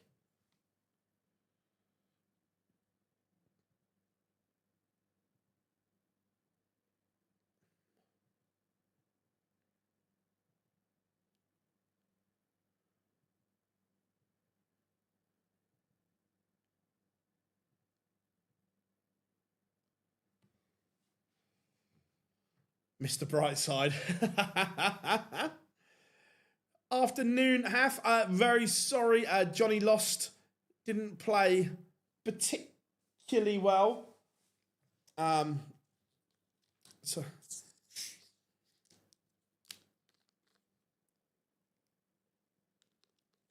Białecki 2-1 in front. It probably wouldn't be allowed, Gob, but I'd be bold and try and walk on to It's Coming Home. But it probably wouldn't be allowed. Joe Hunt 4-3 up on Adam Lipscomb. Rob Cross takes out 72 to put himself one away. If players walked on to national anthems,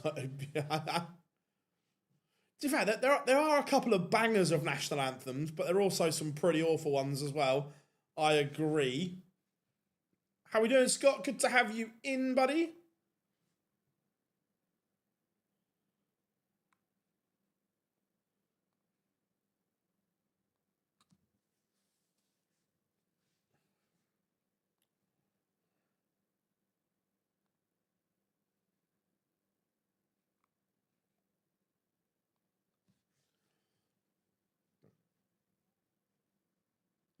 It would be funny though, God, wouldn't it? It would be funny. It would manifest chaos.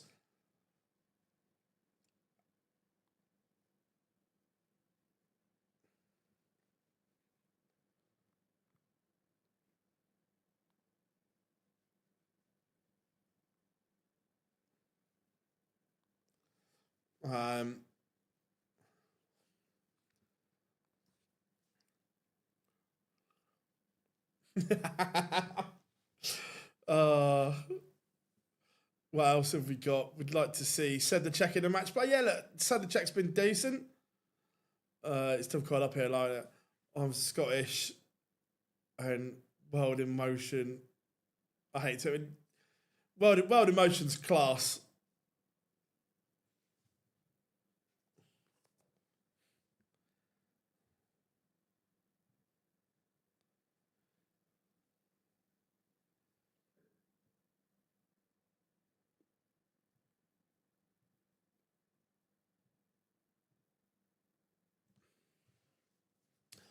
Daniel Ayres has beaten Carl Sneed. Henry Coates has come from behind and levels it up against Darius Labanauskas. We've got a noble there. Rob Cross has missed match darts.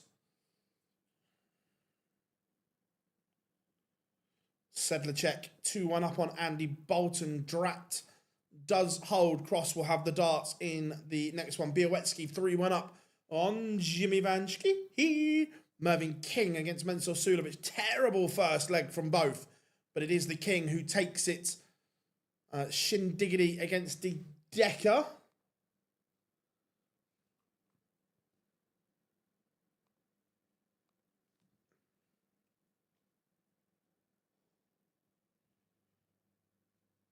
That's what I was looking for.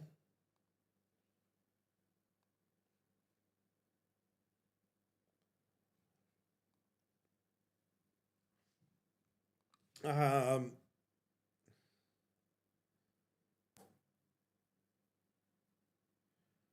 old did you call Martin Shindiggity? Martin Schindler.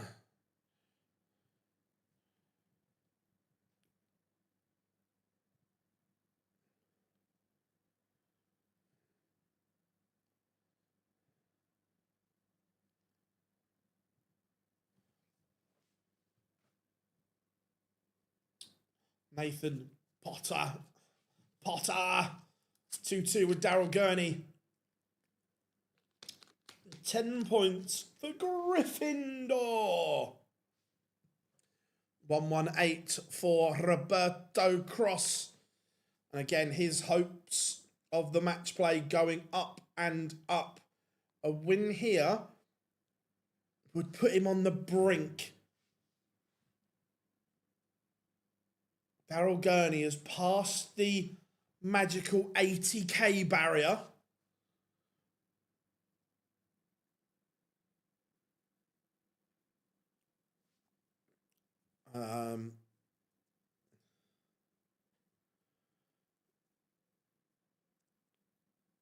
Should players whose countries have won the World Cup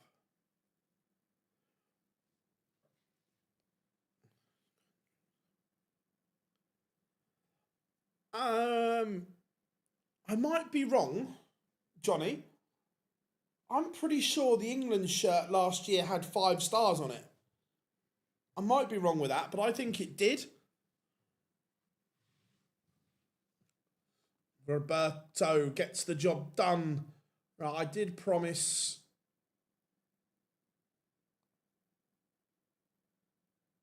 Białecki Vanchki.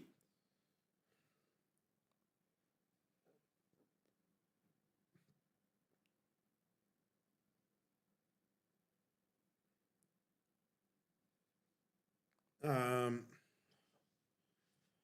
great comeback from Henry Coates. Rob Owen again picking up ranking money today. The Rob Owen Tour Card watch is in full swing. So including today, you've got 5. So you've got today 4 more Pro Tours and 1 European Tour. And the downer for Białecki is he's not at that European Tour event. Brendan Dolan takes the opener against Jeffrey de Graaf. I'll tell you what. He will be listening. You know he will be listening. And at this point, sound the alarm!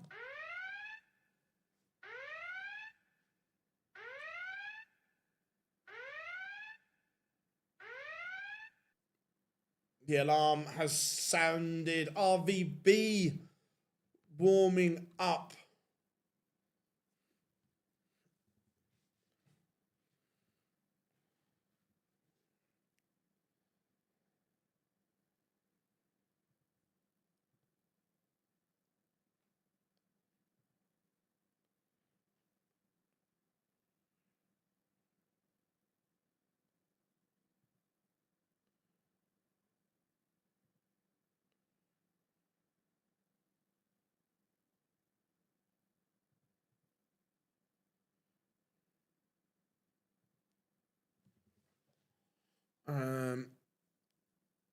I just made it back in there. Everyone loves the Jari alarm.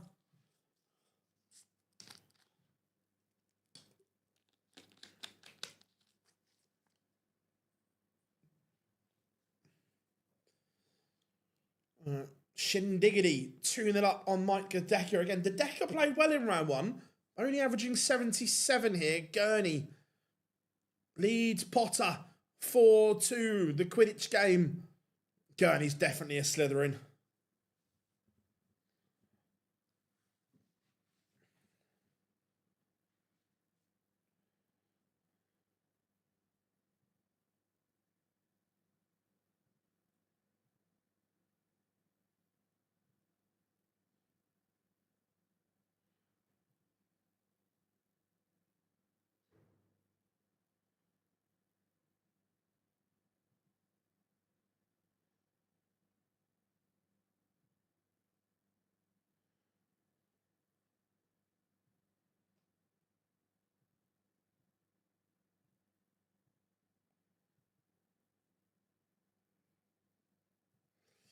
How we doing, Dave? Good to have you in, buddy. How we doing, Jason? Hope you are good, mate.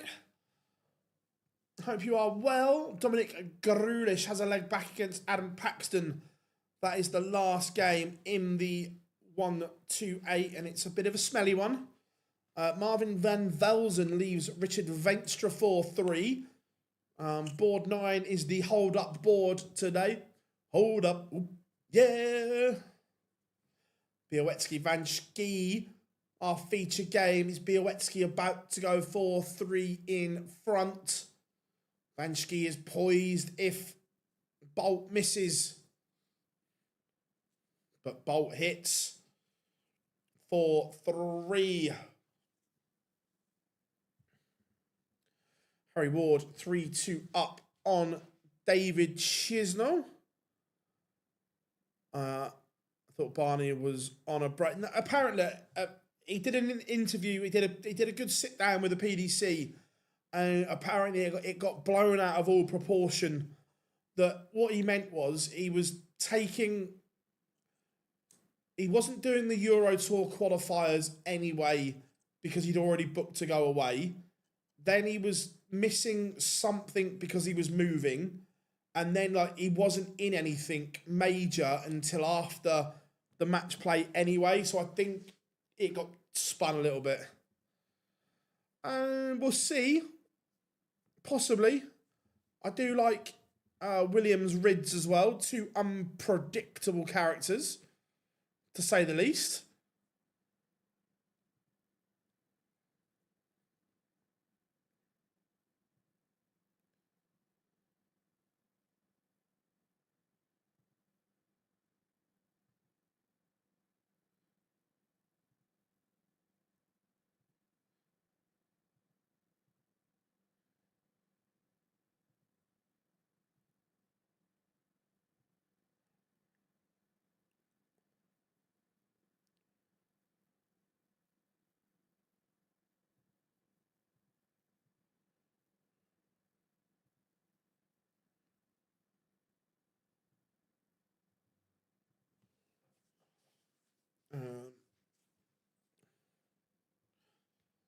I like your interviews with Mason. Good insight. Cheers, mate. Thank you very much. Look, Mace's quality. Chizzy levels things up with Harry Ward, 3-3. Callum Ridds takes the opener. Białecki is one away from victory. He pins a cheeky little pop to break Jimmy Vanski and lead.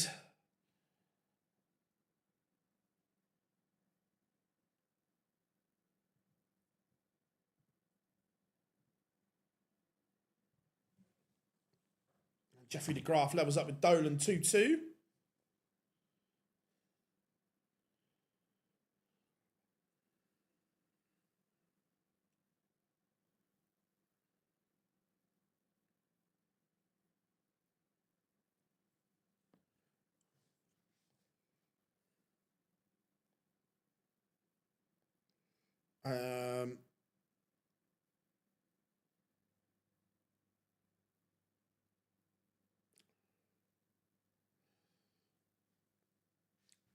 Potter levels. Gryffindor back in it. Sebastian could be, if he, well, I like Seb. He's a good lad. Phil, you thought about wearing a darts themed custom shirt for your streams? Not like, yeah, we thought about doing something.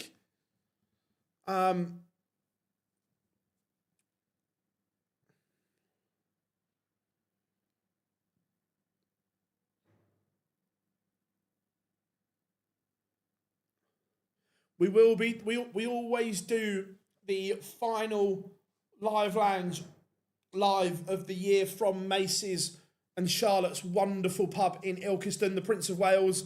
And yes, we have got one in the diary for December.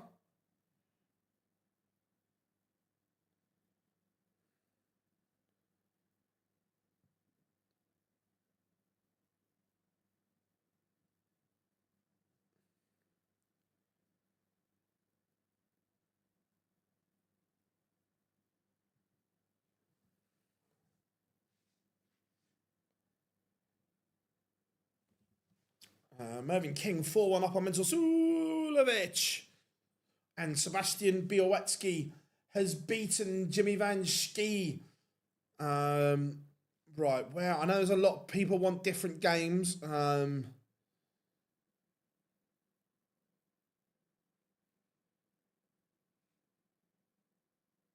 Barney not gone live yet. Let's go Rob Owen, Josh Rock for a minute. Then we'll go Barney after that. Vanski scored about me this morning. Yeah, look, board 9 is a long way behind. Not great.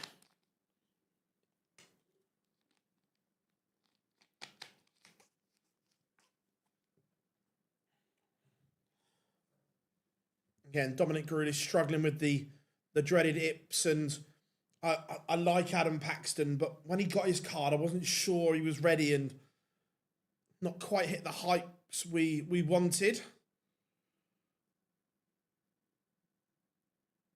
Yeah, look, Stack Attack is... Look, Rob Owen can play. Richard Venstra completes the comeback against Marvin van Velzen.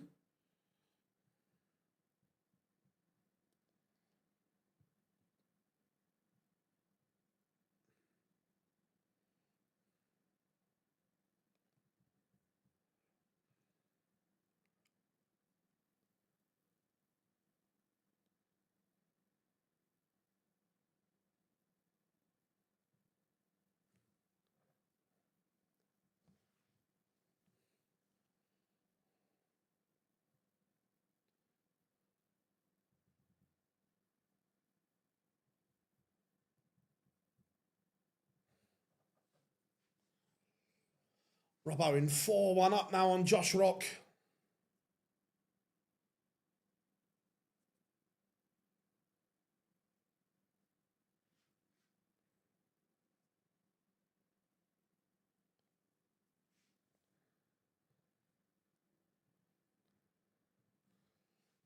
And Dominic Grulish has beaten Adam Paxton.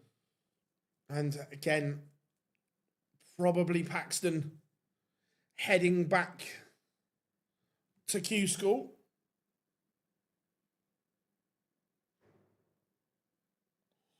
Mark, watching along. Thank you for the message, buddy. He's gone 2 tribes. Frankie goes to Hollywood. Would be a good walk on. I don't dislike it.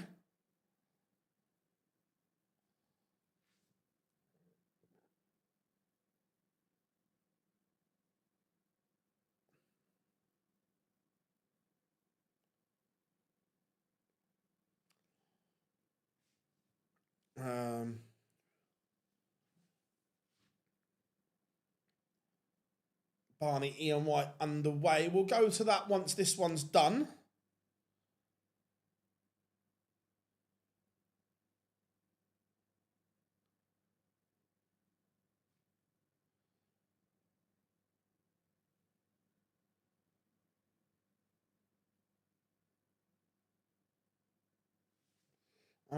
Tom Bizzle, 3-0 to the good. Bizzle's had a really good year. Massively impressed with him.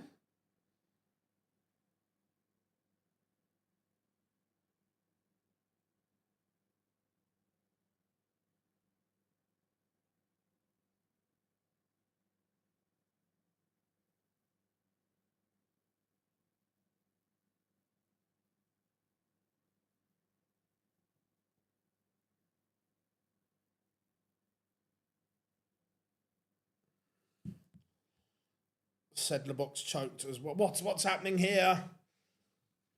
Yeah, Sedlacek.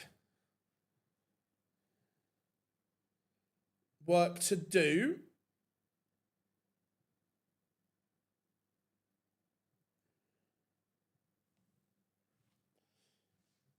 Gosh, they turn that game around quick on the stream. And it is... Oh, wait a minute. Oh, I didn't realise he was on the stream.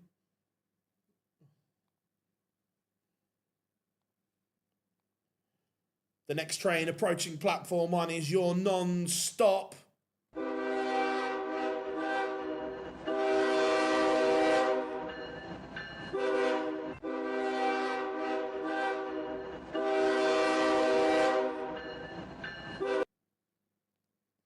Flying Scotsman Gary Anderson taking on Lucas Vennick on the stream.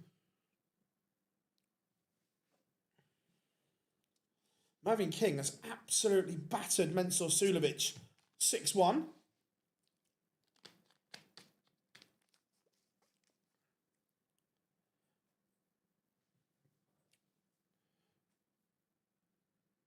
I don't think he's top 20. Like, he's playing well, Dale, but I don't think he's top 20 for me.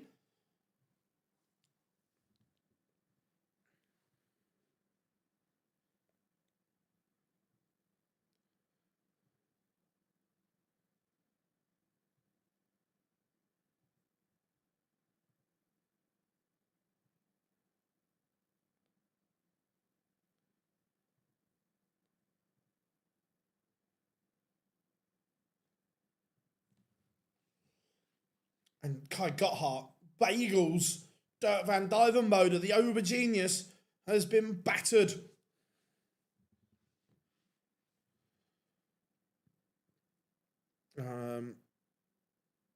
That's a good game as well. Nathan Aspinall against Bo. No, I don't think he does, Dave. I don't think he does. Again, same as always. Pineapple, love it. Raymond van Barneveld levels up with Ian White. It's not a very good game after a couple of legs. Ian White averaging 76, Barney 88. We know there are better levels in there. I'm amazed that Gary's still throwing with the moulded.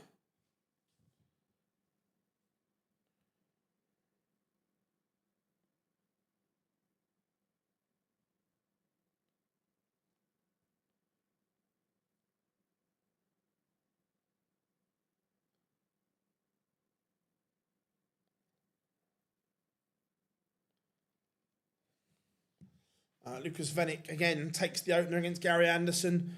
Not a great game.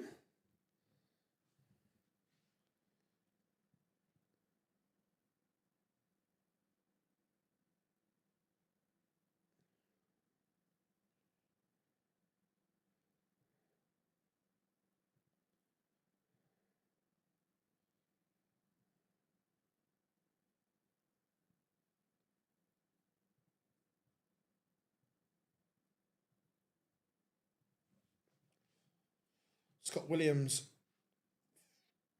and Callum Ridds. The Riot leads 4-3. Williams averaging 95, though. It's good from him. And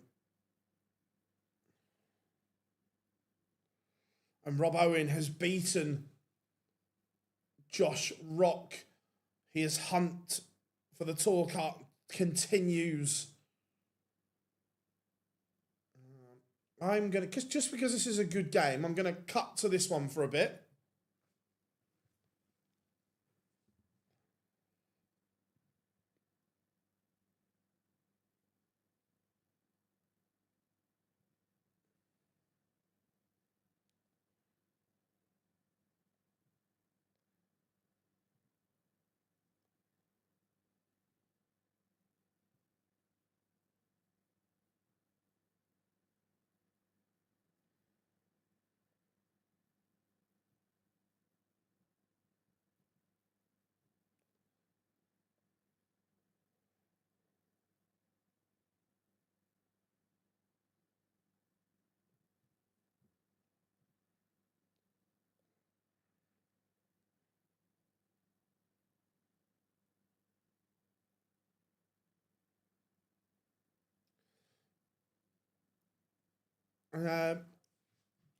Callum Ridds is now a leg away. Dave Chisnell has beaten Harry Ward.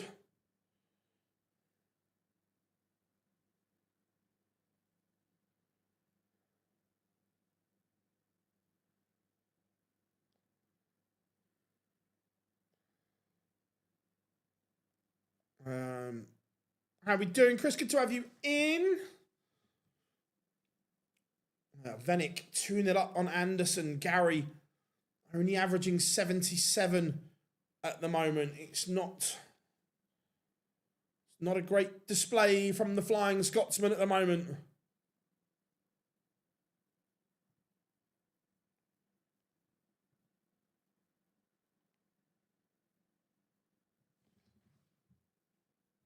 And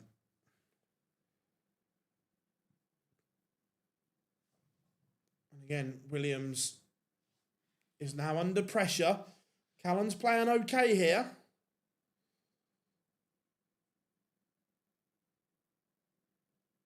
But again, if you are a Scott Williams fan, there are just signs over the last few days that perhaps he's in a good place.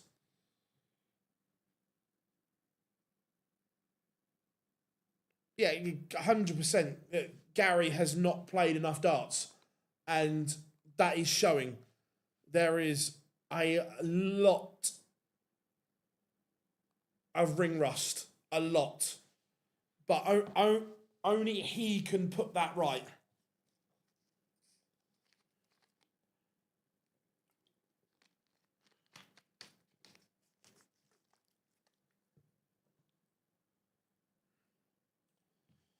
Tom Bizzle smashes Madders Rasma 6-1.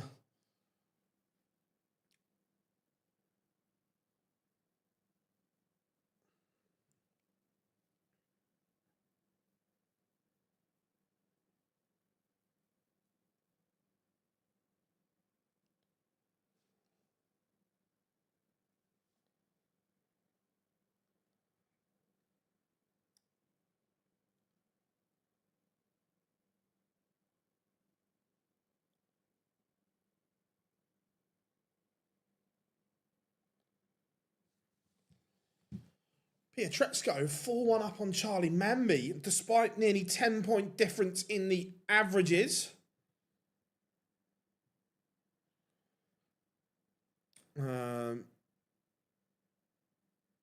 I didn't watch it, to be fair, so I'm not sure if he's had a trim or not.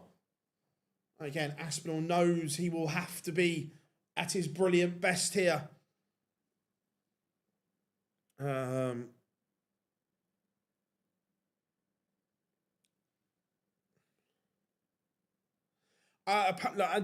Again, I know we said it earlier, but apparently Barney, what he said was taken out of context.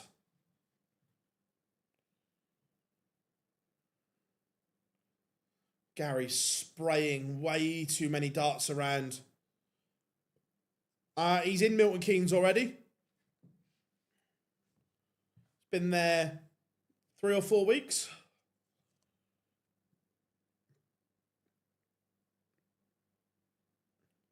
Mickey Mansell 1-1 with Leon Weber. Again, a couple of legs in. The numbers aren't the best.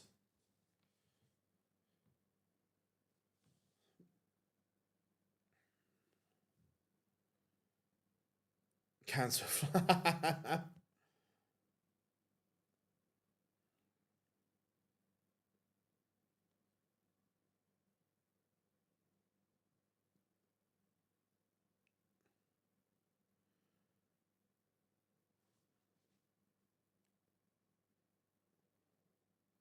Jack Aldridge 2-2 with Jermaine.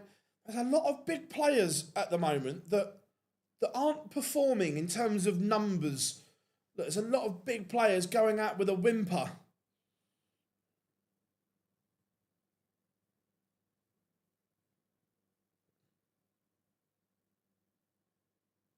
Venick 3-1 up. Anderson missed the chance to level. Ian White 4-2 up on RVB. Nathan Aspinall 2-0 up on Bo Greaves. Good stuff going on all round here. Remember, everyone, if you are new here, drop us a like and subscribe. Our race to 50k by the World Match Play. That's what we're looking at. That's what we want to get to. So, tap, tap, tap will help us.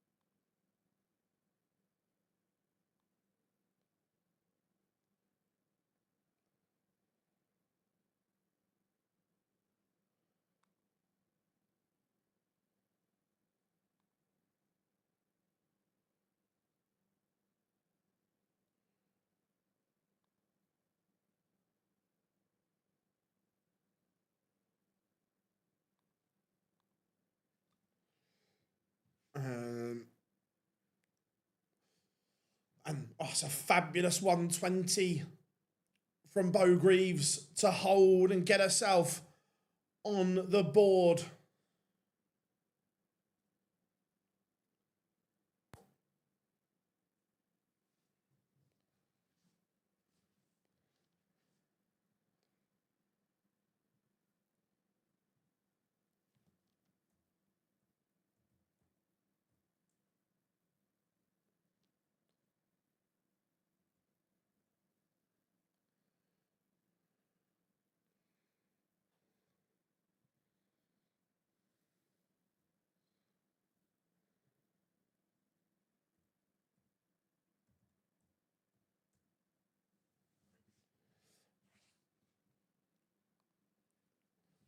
Van Barneveld back within 1.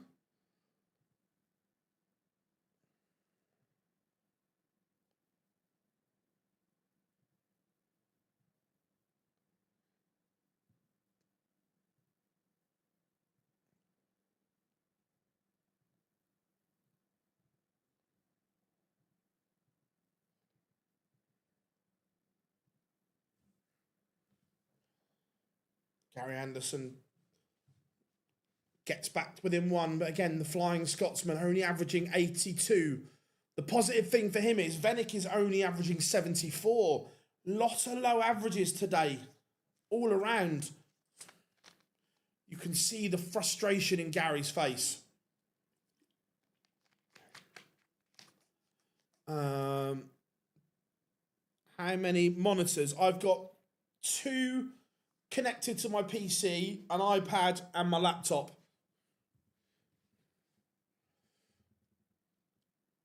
Joe Cullen, 5-4 up on Wesley Placia. Ricardo Pietrezco has walloped Charlie Manby, 6-1.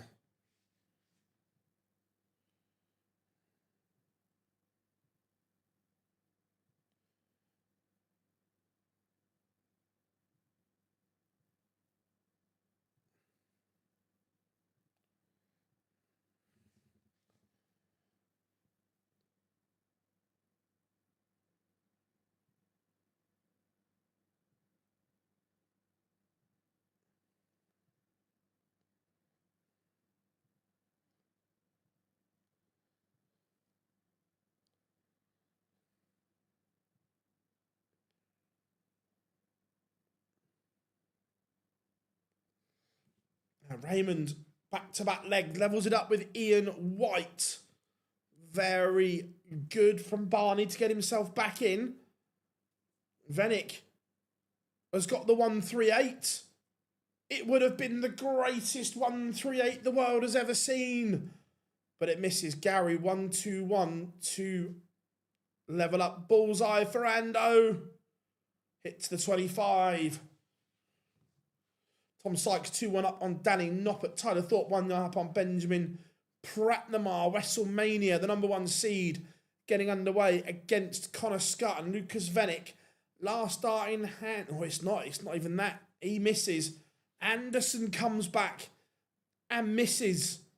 And these are the bits where you're not match sharp. The little number to double, the pops around the board aren't there. That's when you're lacking. Rob, am I wrong? Am I wrong?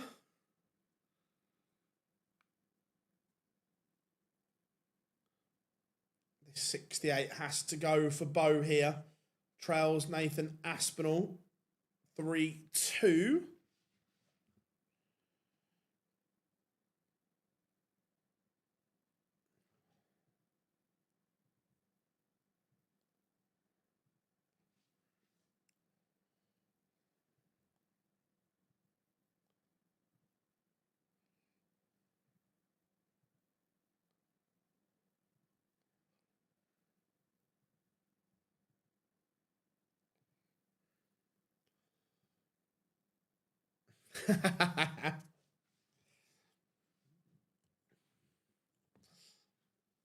Wouldn't let him in, Rob. Wouldn't let him in. Barney's now in front. Barney's upped his numbers to 94 here. This is very good. Very good from Barney. It's really strange. I can't believe that she hasn't.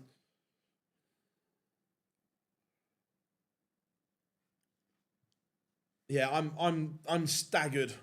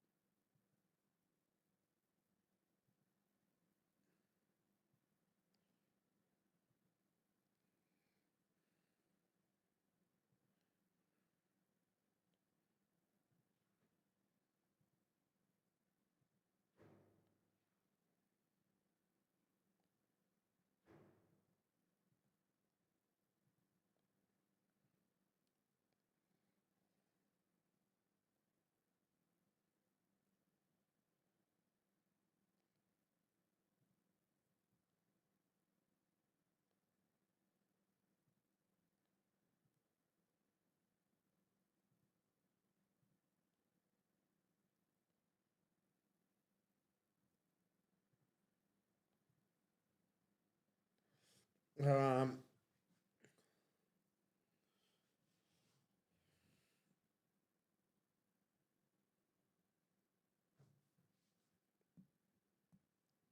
Aspinall just doing enough on throw at the moment. I like what I see from Aspinall. The numbers aren't good, but again, he's shot that doggedness to him that he is a fighter. Gary Anderson, again, can't get the numbers up to what he expects from himself.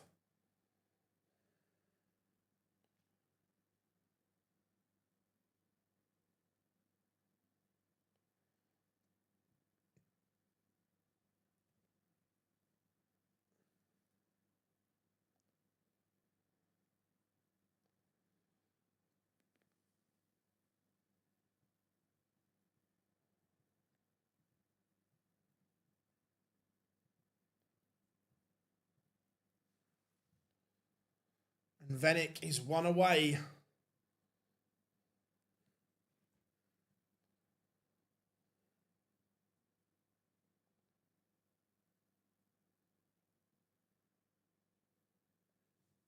WrestleMania 3-0 up.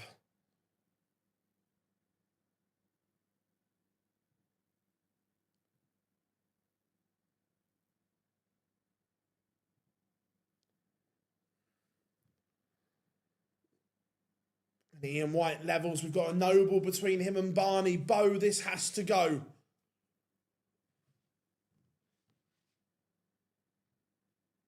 And it does, keeping it alive. Gary Anderson will have to win 3 legs on the spin against Venick. Ian doing the white.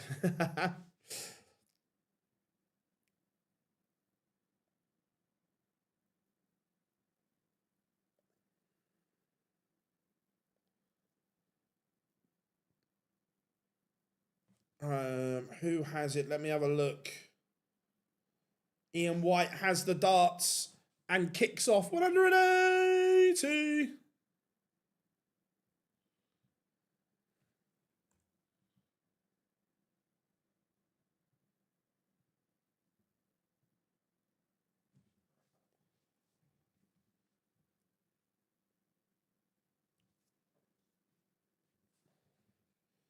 So what a decider from Ian White. 180, 140.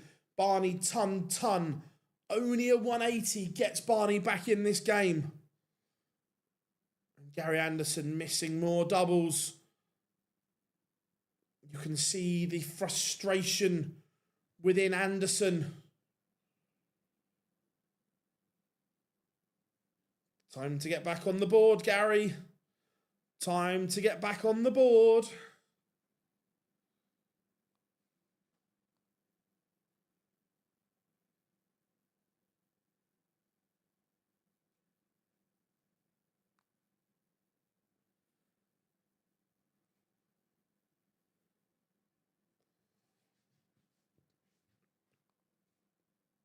And Barney leaves 101, but Ian White coming back 3 in hand at tops. Pins it. Barney is out. What a deciding leg, though, from Ian White.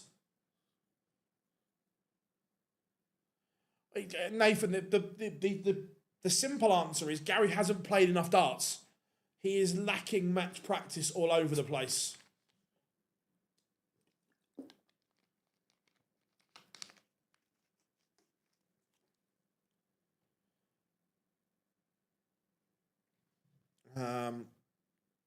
The Asper stroke took him through, I think.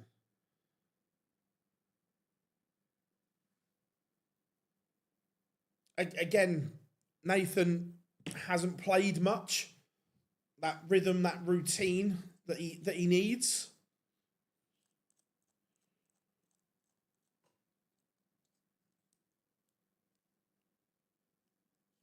Stephen Burton has a leg back, but trailing Christoph Ratajski at the moment. Jack Tweddle, 5-4 up on Luke Woodhouse.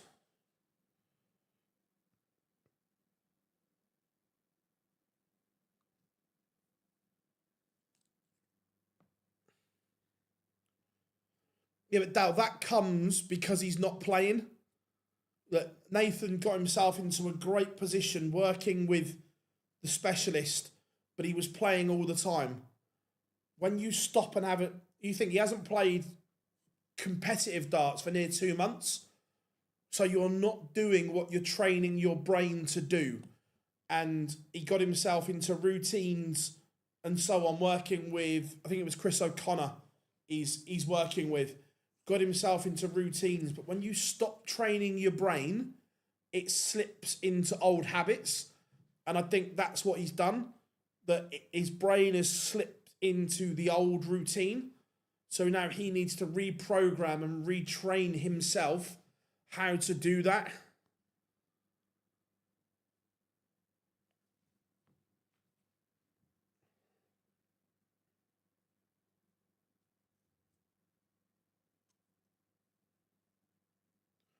No, Dal, he got to a really good point where he was okay, but that comes from routine.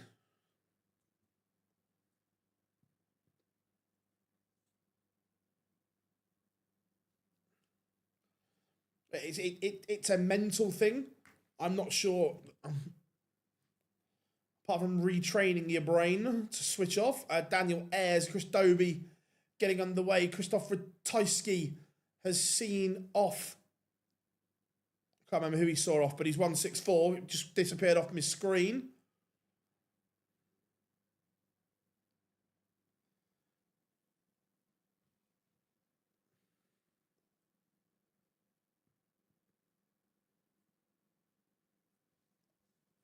Henry Coates 2-0 up on Andrew Gilding.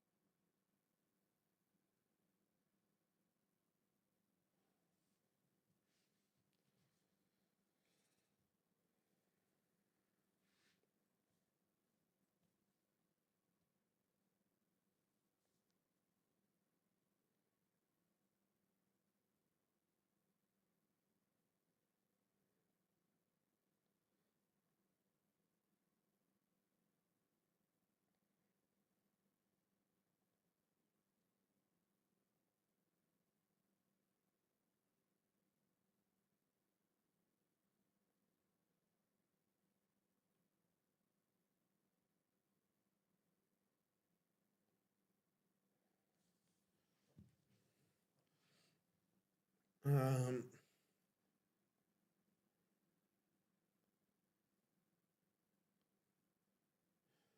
Luke Woodhouse sees off Jack Tweddle 6-5, and Nathan Aspinall has beaten Bo 6-4. WrestleMania about to beat Connor Scott, averaging 106. Board 9 warming up. Let's go to a bit of Hollywood. Chris Dobie.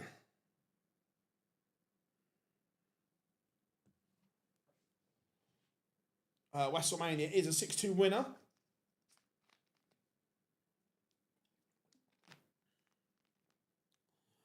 Who wins today? Good luck. It is a minefield today. Look, are they in Dobie 13? Look, I wouldn't be surprised if we had a Dobie Wessel final. So much all over the place. So many that are not putting in numbers that we expect of them.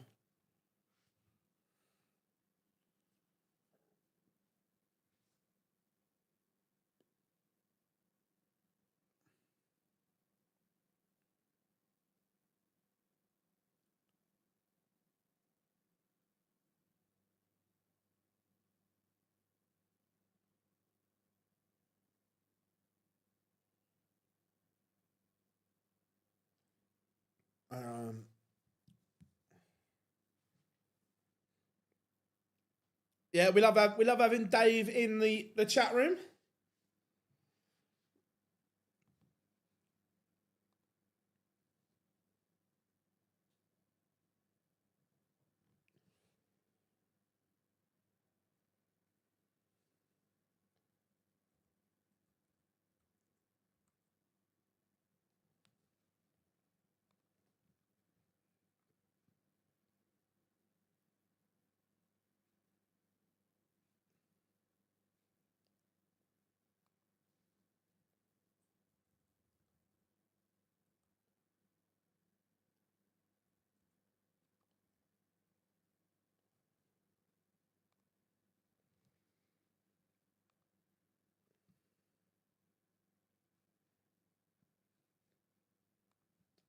Oscar Lukasiak, 3-1 up on Mario Van Bohada. William O'Connor. Yeah, I can make a case for either of them, Andrew. Like, there's so many of them that are not performing right now. That have a lot of work to do.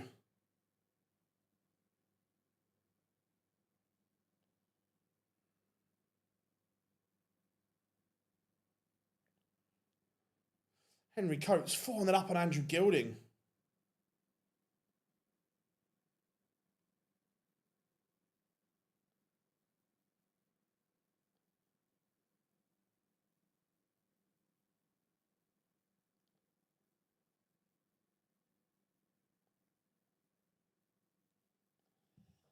Dobie, 3-0 up, averaging 104. Ross Smith, you would expect him to do a number on Dominic Grulish based off the first round. Games in the last 32 warming up as we speak.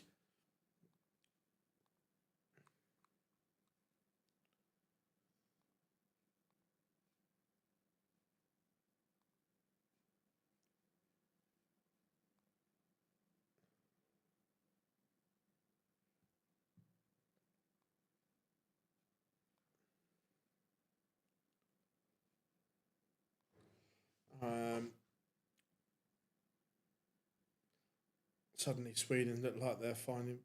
I'm not...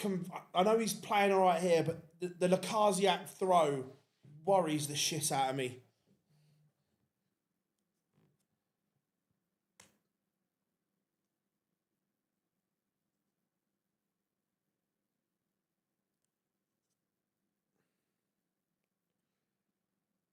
Clayton will take over from MVG. Yes.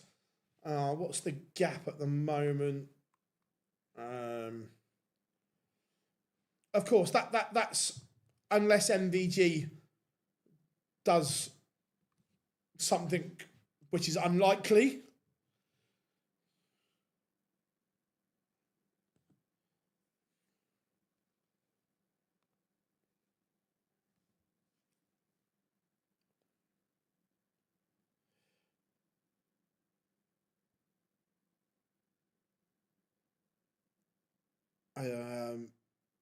The Sweden team will be Jeffrey de Graaf and Oscar Lukasiak.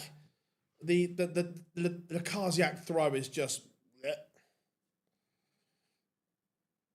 yeah, MVG defending the final from 2 years ago against Luke Humphreys.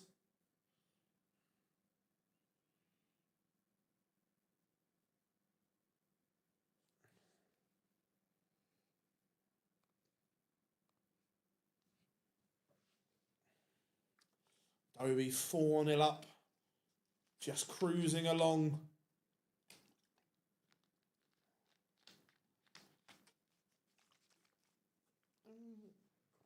What's Wade? I'll have a look.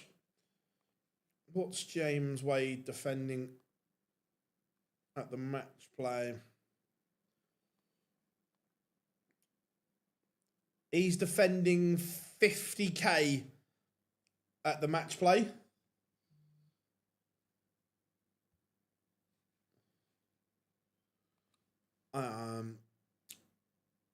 Merv King, current. Go on, Merv. Love that, Rob.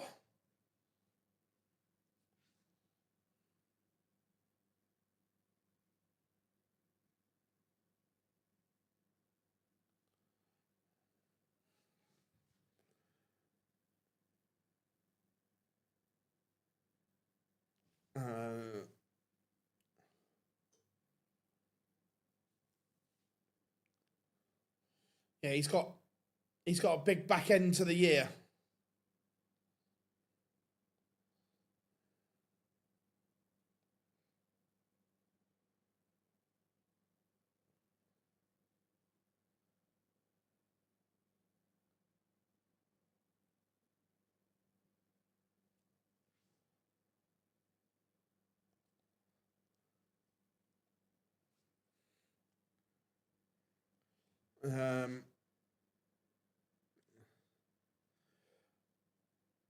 Amazing, mate. Thank you so much. Again, we love all of our members, all the people that support us. Couldn't do it without any of you. Henry Coates was 4-0 up. Couple of legs back for Gilding.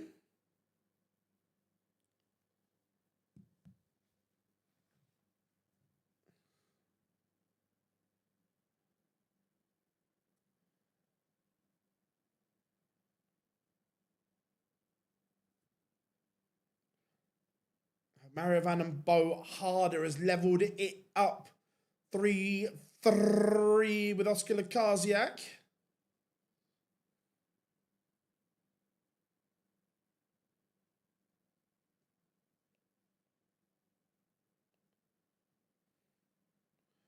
Dobie a leg away from Bagel in Daniel Ayres. Ross Smith 2-0 up on Dominic Grulish.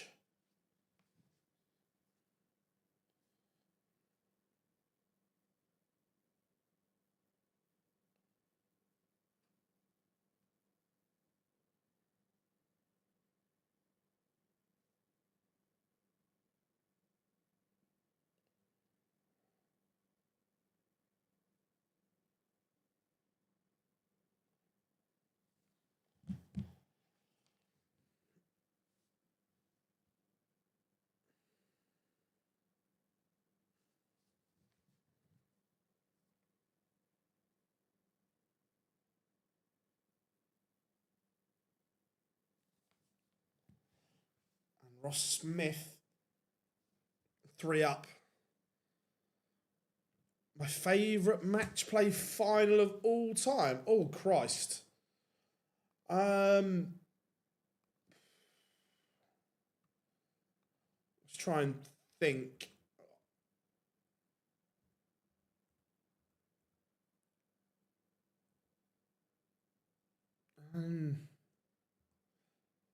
Look, Gary's one probably for drama, perhaps. Just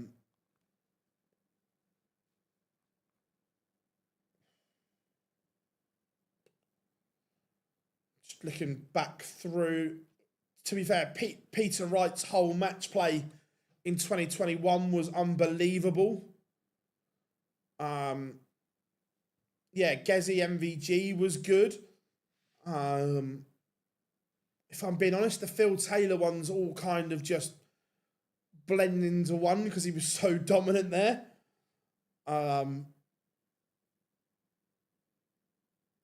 Michael beating Phil in the final 2016 was good.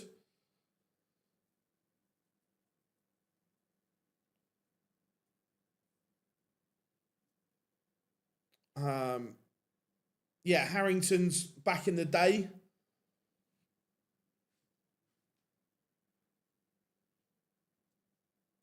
Still mad that Dennis Priestley never won a world match play.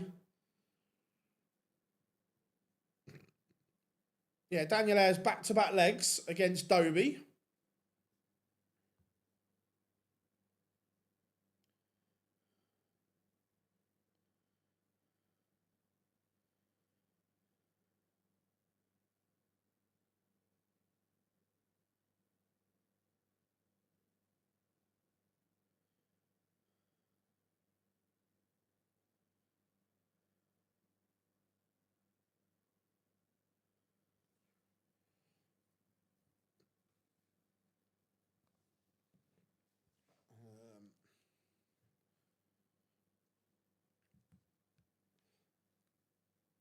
So,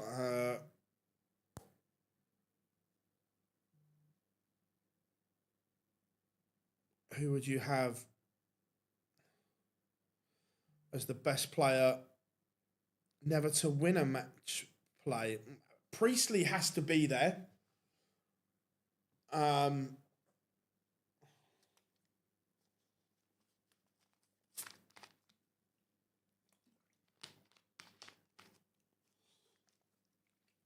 Adobe does see off the little charge.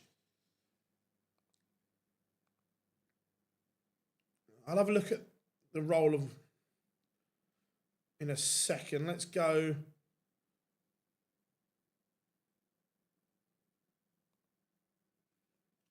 So, best players never to win. Priestley would definitely be in the top 3. Barney would be in the top 3. Adrian Lewis.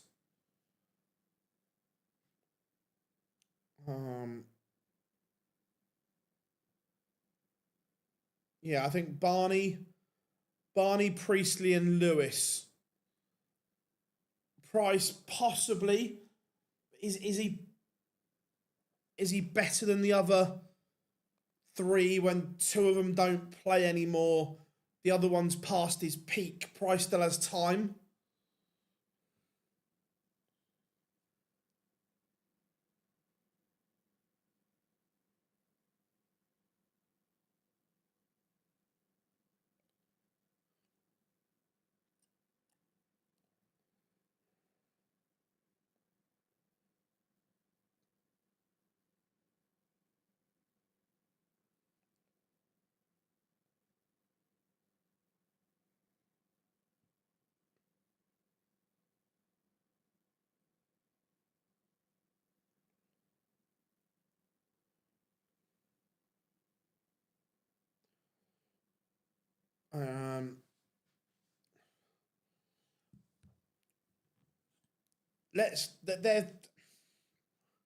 I hate saying this, but I'm going to.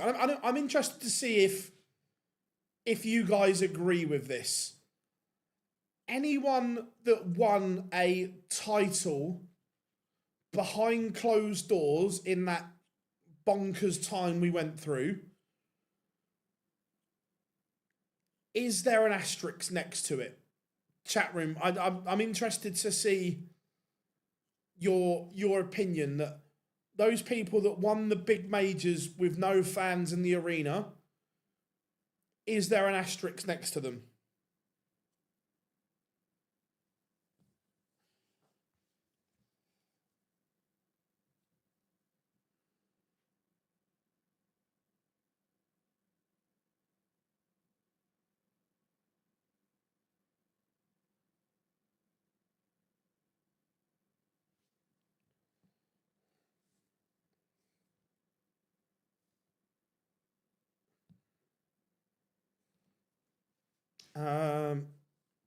No, I haven't said there is. I'm asking your opinion. Is there?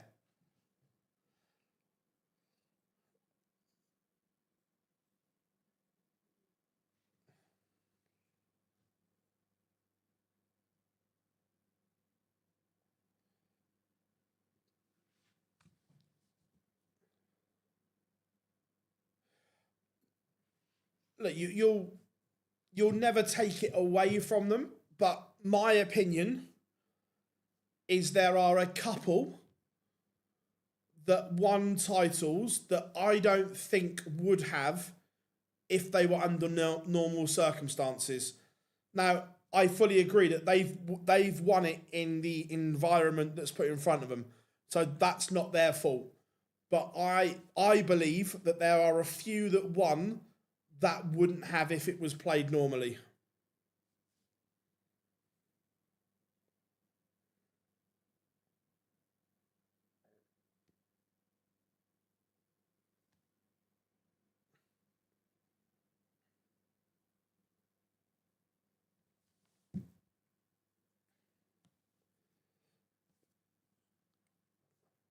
Mervyn King 1-0 on Luke Woodhouse. Cristo Reyes 1-0 on Kai Gotthard.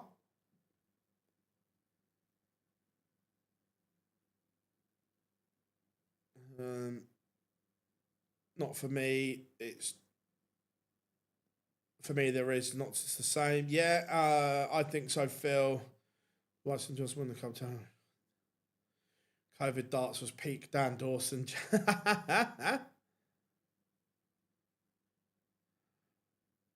The stop go man on the German Premier League was legendary. Oscar Lukasiak is a 6-3 winner. I think the question mark ones for me are definitely Jose. I don't think Dimitri would have won the World Match Play if it had been in Blackpool. I don't think the fans would have let him get away with what he got away with no one in the arena.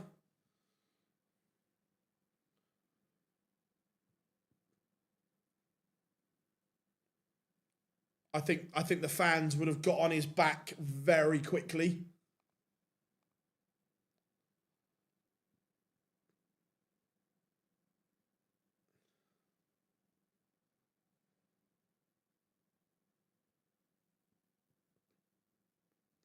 See, I'm not that I don't know because Price was at the time. Price was on fire.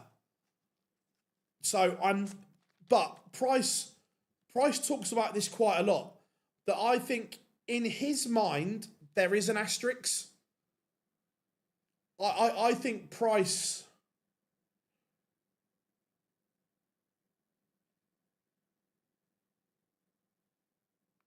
He talks about it a lot. That he says that he needs to win another match or needs to win another world title outside of that one.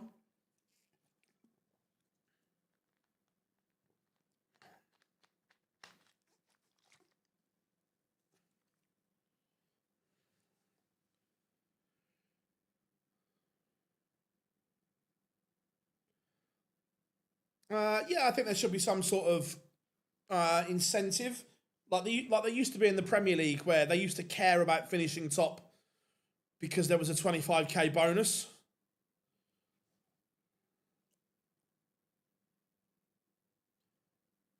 Christopher Tysky 2-0 up on Daryl Gurney. Jeffrey DeGraff, Danny Noppert just getting underway on the stream.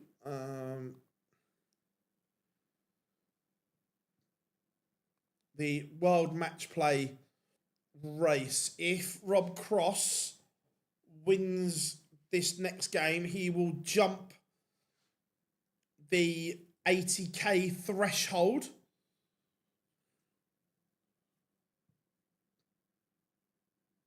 Again, Białecki needs to make the final just to get above Cameron Menzies and Damon Heta.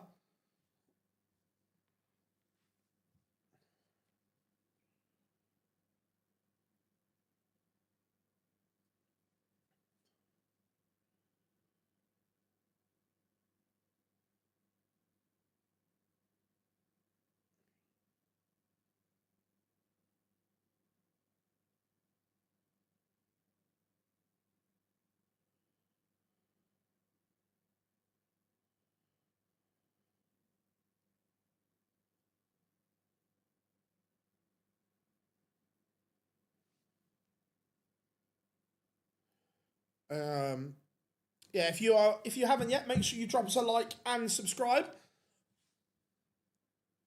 We always like to get to that 100 like mark. It's a nice round number, and we're obviously hunting for that magical 50k mark.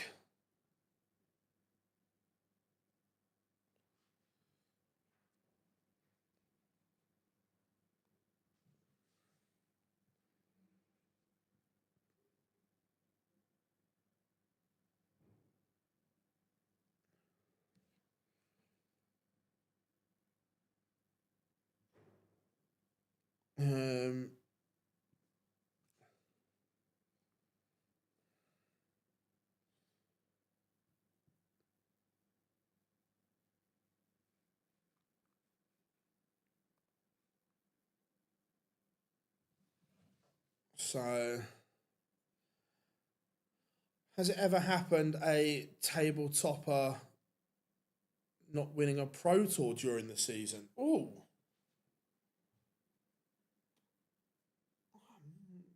My gut says no, Rob. Yeah, my gut says no.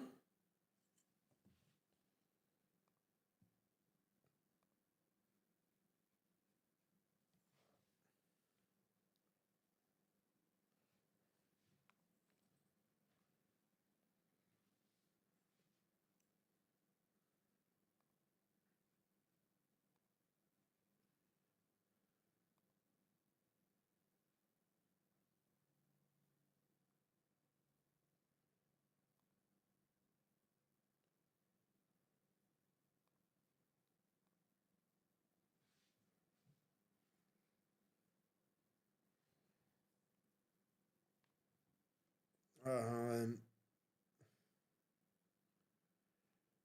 uh, yes, I've watched it. Could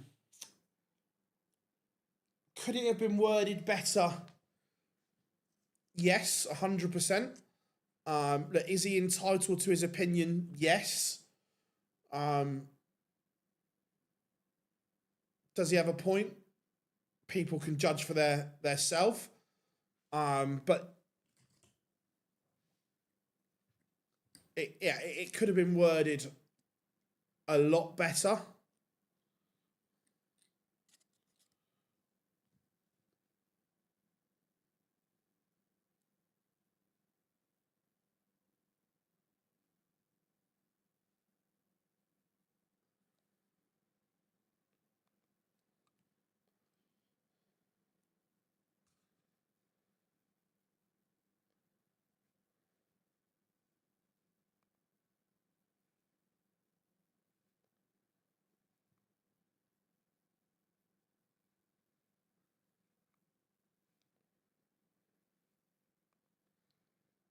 How are we doing, Kev? Good to have you in.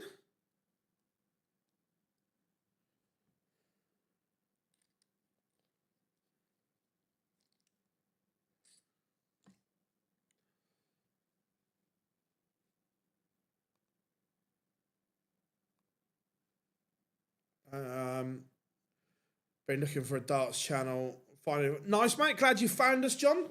We are here. We keep you up to date with absolutely everything. The only place you need to be, mate.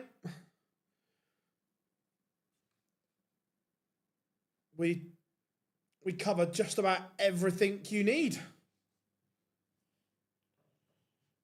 Ratajski 4-1 up on Gurney.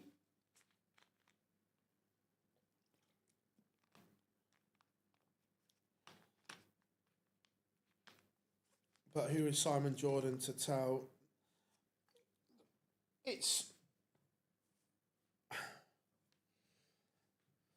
that it happened back in the 80s when the press and the media had their say on dart players that drunk too much and looked a certain way on stage, and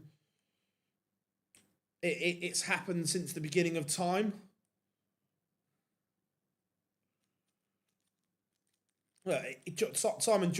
Simon Jordan is a brilliant broadcaster. That people might not like him, but he's a fabulous broadcaster. How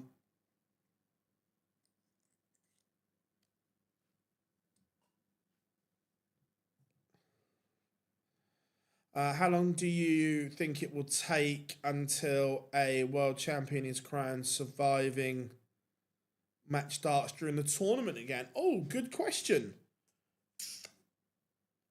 Not too long.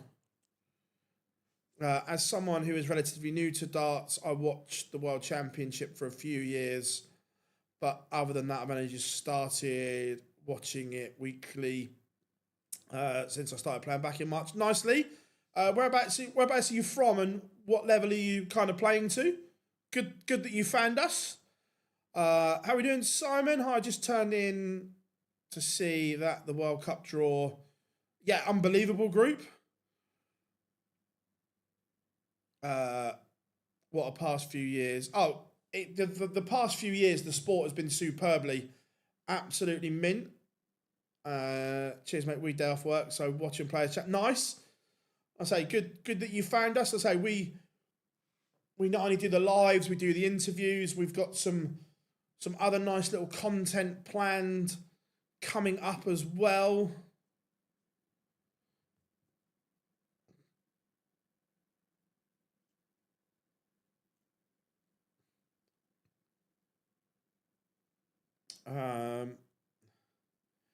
It's a man's game, so act like one, basically. How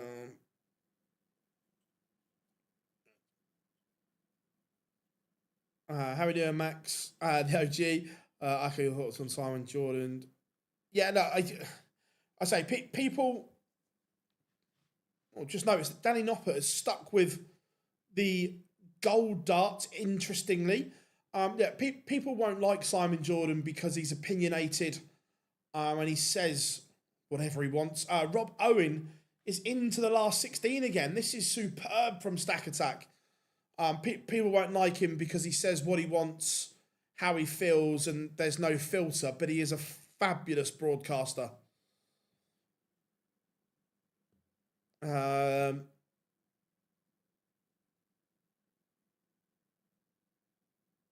you see Scotland moving beyond round? Yeah, they should get out of the group.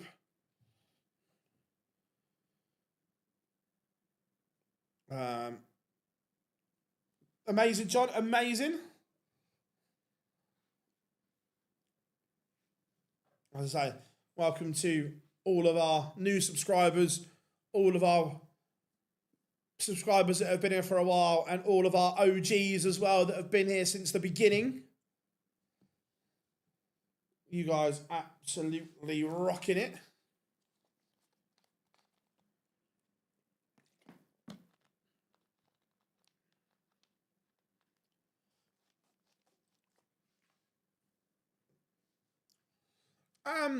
Does it make it acceptable or not, though, Rob? That people won't agree with it, and I agree it could have been worded better.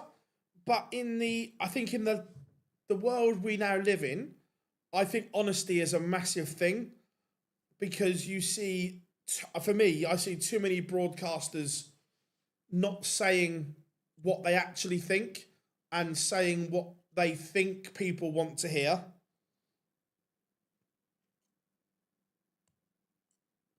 Christo Reyes, 6-2 winner over Kai Gotthard. I'd much prefer honesty, whether it's right or wrong, whether people like it or not. I would prefer honesty from broadcasters. B. Owetski has a leg back against Mickey Mantle, but trails 3-2. Danny Noppert levels up with Jeffrey de Graaf, who is on fire at the moment. Right, where were we? Guaranteed controversy. Yeah, his autobiography is very good as well. It's actually picked up pretty quick. My uncle was an ex-Super League player. Once played twice a week. Nice, mate. That's good. Very good.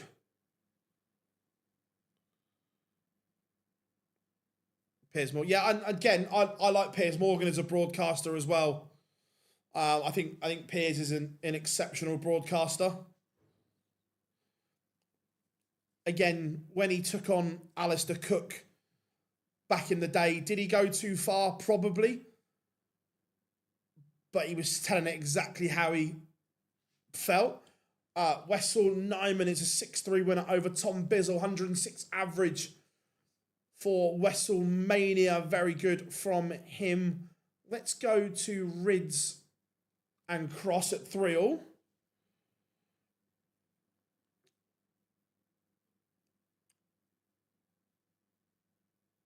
Yeah, John, and I agree with that. Like I said, could it have been worded better? 100%. But I've got no problem with him saying how he feels. So I agree. Wording wording is massive.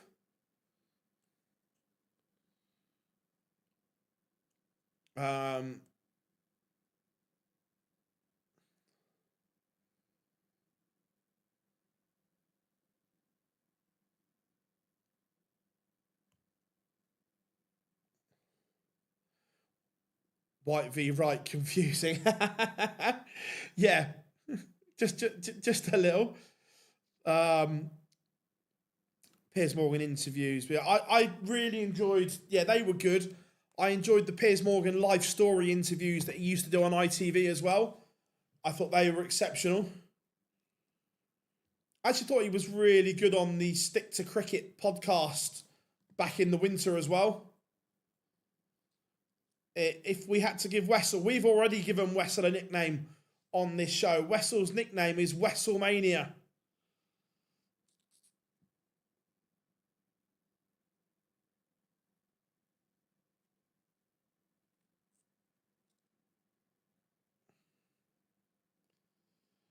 Chris Dobie 2-1 up on Lucas Venick.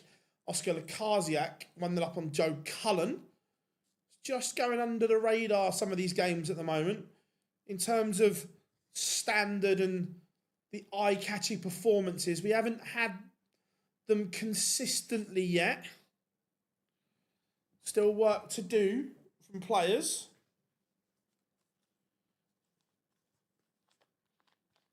Yeah, the was it Up Front, was it called? It was good. I enjoyed him.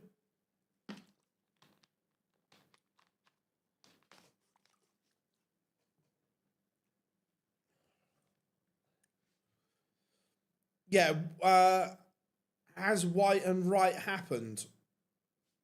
I think it was it in round 1. Yeah, Ian White beat Peter Wright in round 1.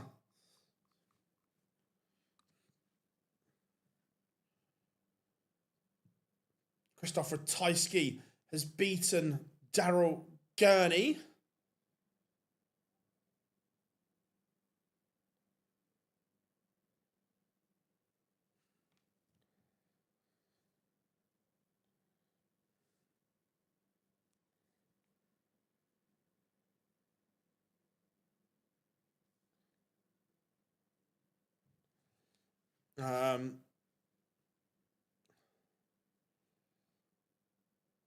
Yeah, no, I agree. They were good stories.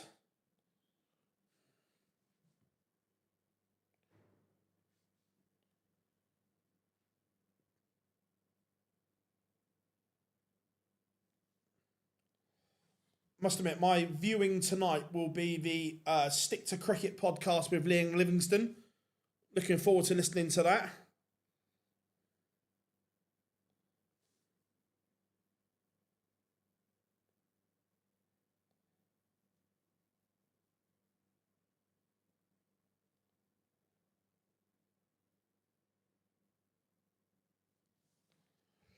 Dobie 3-1 up. Andy Bolton levels things up with Nathan Aspinall for a piece.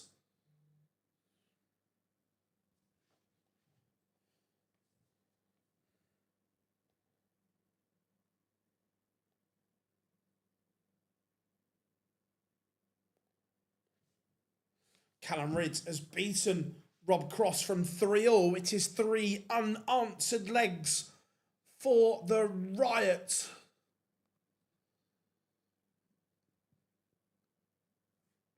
Very, very good.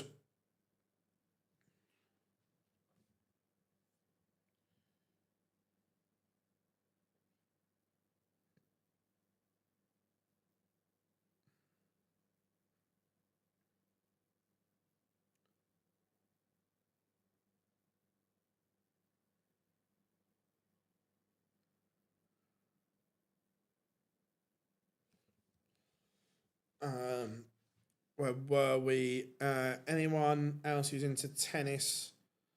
I'm a casual tennis fan, but I did binge watch the Rafael Nadal documentary on Netflix, which was very good. Are you looking forward to England versus New Zealand? Yes, but I'm interested to see what team they pick. I can't believe Bashir is in the squad. Ridiculous.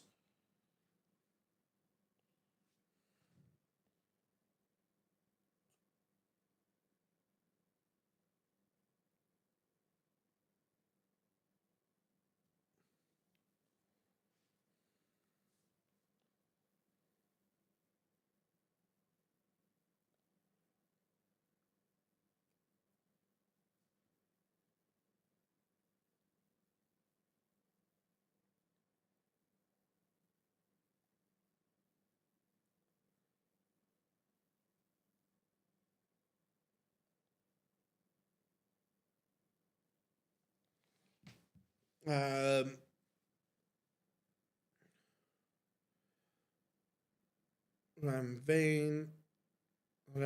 got beat today. Yeah, I saw it come up on my phone. I haven't watched as an Englishman during the Ashes. I was on their YouTube channel, did a Q&A. Aussie player, annoying.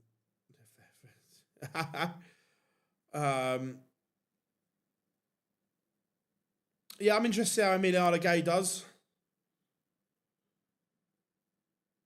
Yeah, the Stick to Cricket podcast, I rate it. It's so good.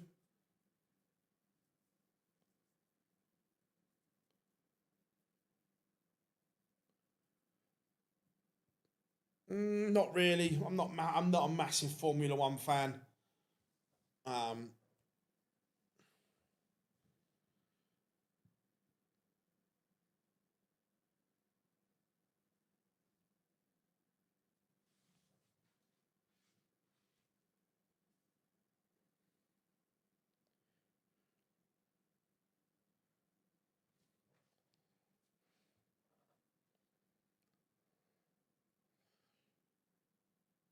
I like Max Verstappen. Yeah,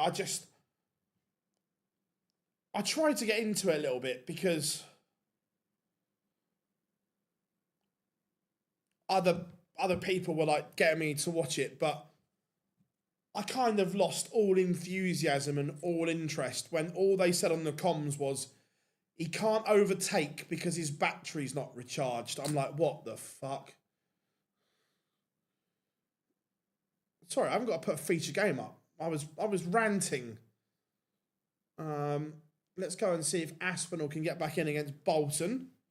Mervyn King 5-4 up on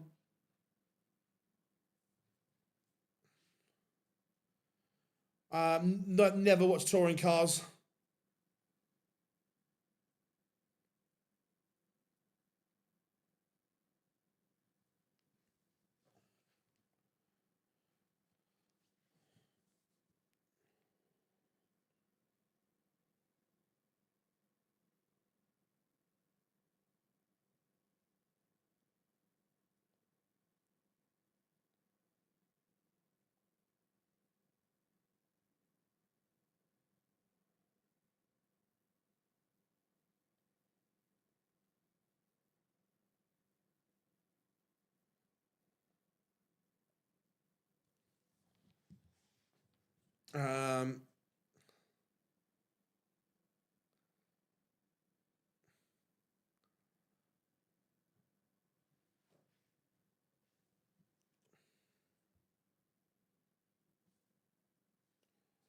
Chris Dobie 4-2 up on Lucas Vennick. And Danny Noppert is seeing off Jeffrey de Graaf. It's a Wade-like performance from Noppert. Averages less, but wins.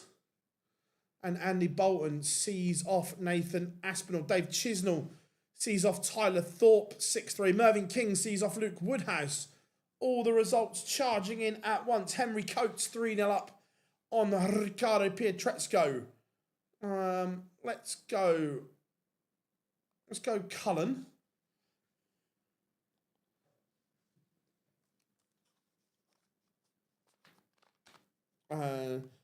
Has Suter beaten Barney? No, Barney won.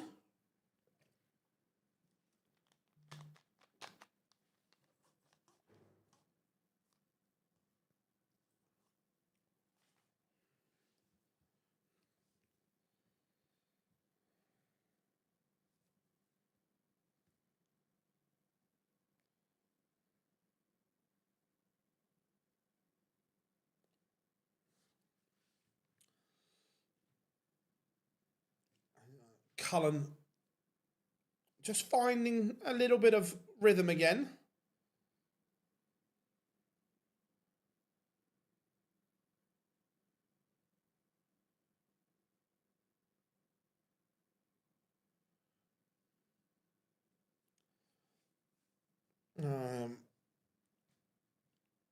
Mickey Mansell 5-4 up on Białecki, averaging a ton. Mansell, tricky customer to beat, as always.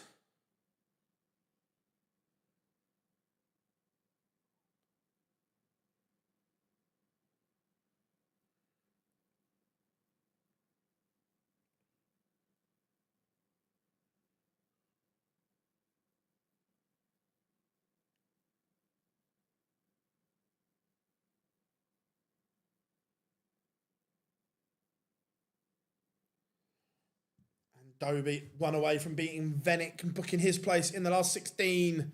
Chat room on fire today, as always. Welcome one and all.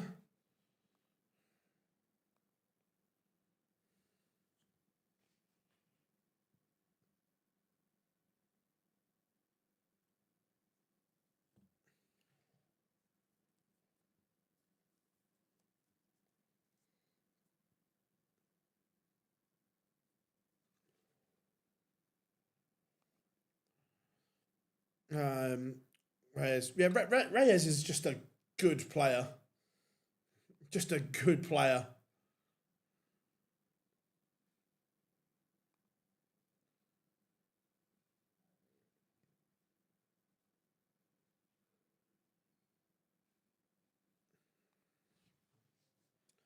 Rob Owen, Dave Chisnell, and let's go.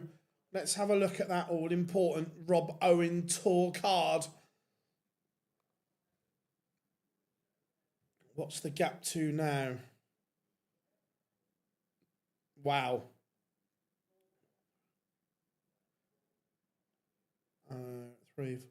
The gap now for Rob Owen keeping his tour card is only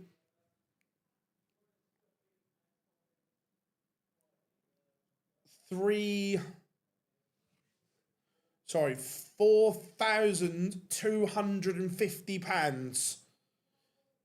Remember, about 6-7 weeks ago, it was 34k. It's down to under 5k. Robert Owen just finds a way, and right now you have to say, unless he can find the solution to the medical issue, it's looking very hard for Martin Lukeman to keep his card.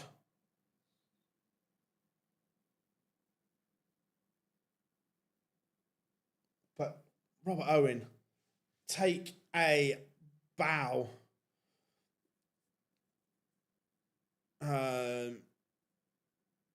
The unofficial Robert Owen supporters group right here. Yeah, look, he looked gone. He looked lost. But he's found something. And it's found something remarkable as well. That to close the gap and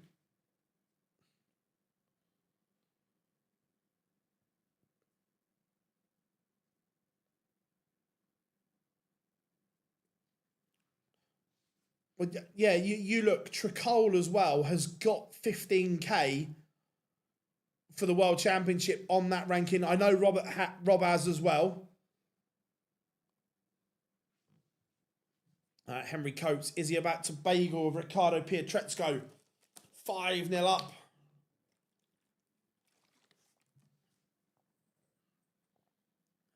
up. Phil, what's your thoughts on Dimitri?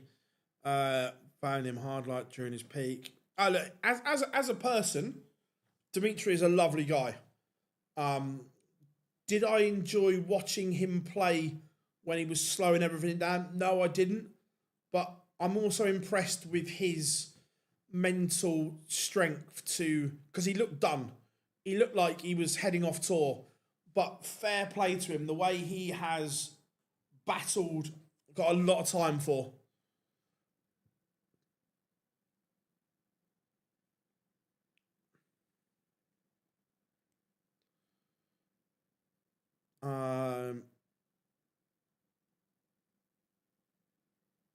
I am, yes, going to New York and the World Cup in Germany as well.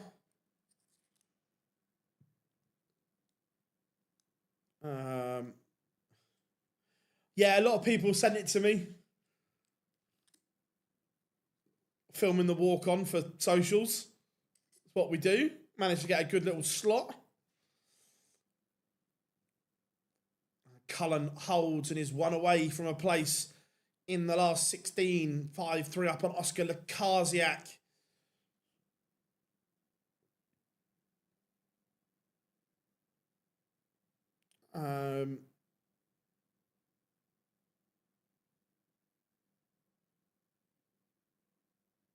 Who are we talking about, Max? Oh, Dimitri. Yeah, Dimitri's, like I say, he's a good lad. I say, did I personally enjoy watching him? No, but a lot of time for him.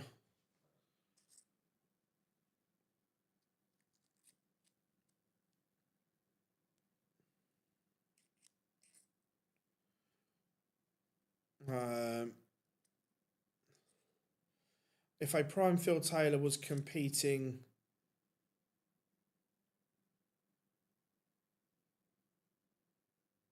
look, would prime Phil Taylor have competed in this day and age? Absolutely, no question whatsoever. Would he have won tournaments? Absolutely. Would he have dominated? No, but he would have won tournaments, of that, no question whatsoever. Watching in Nepal, love the channel. Thank you very much, mate. We appreciate all the love and support from all you guys. You know what you've got to do. Tap, tap, tap. Yeah, school's kicked out. I'm going to open the window. It's a bit stuffy in here now. The school across the road has finished. So we can open the window.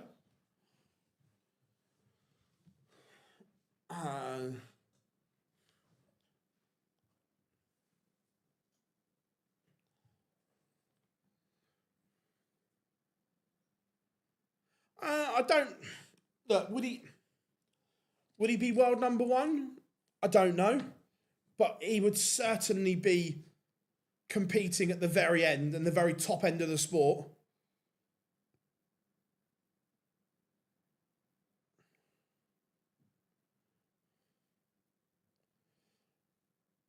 Oh no, look, I've said for a long time that Prime MVG 2016 to the end of 2018-19 is the best I've ever seen.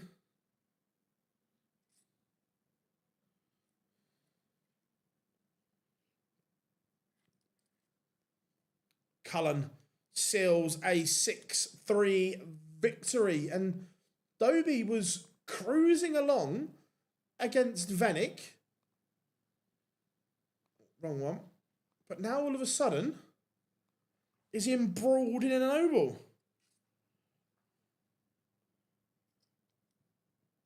And Dobie does get over the line in the end. He made that harder work than it needed to be. But Hollywood.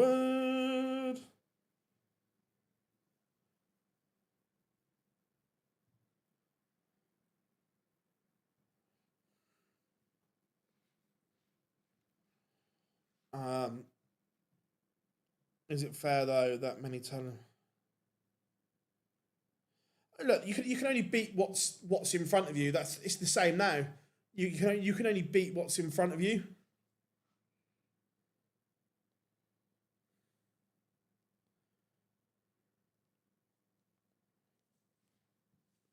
Some good ties warming up.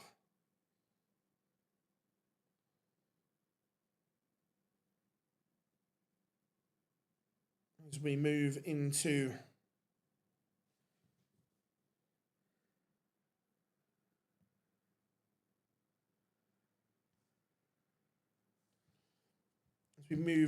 the latter stages, last 16. Let's go back and have a quick nosy at the World Match Play. I think he's been better.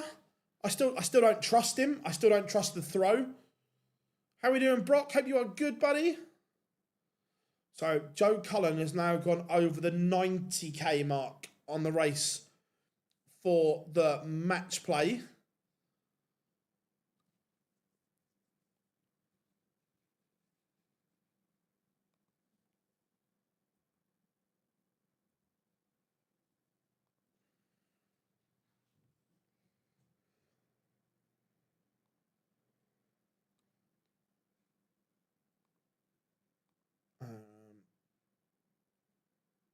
He ain't. Playing against someone worse than you, won't you? Oh, look, I've got no doubt that Phil would win a lot of big titles. I just don't think he would dominate the way he did. But I still think he'd win.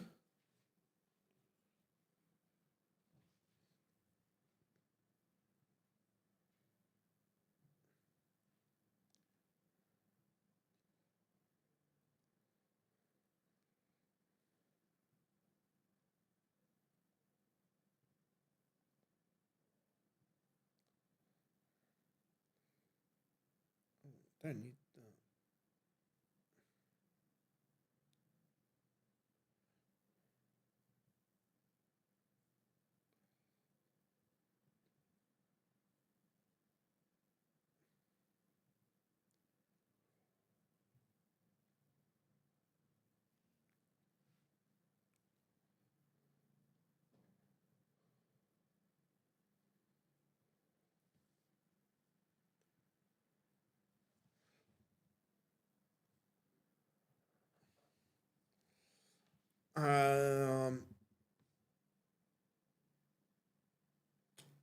Look, he'd be one of the top dogs. I agree. Would he be the top dog? I don't know. Look, he would still be comfortably competing for all the big titles. But would he be the governor? I don't know.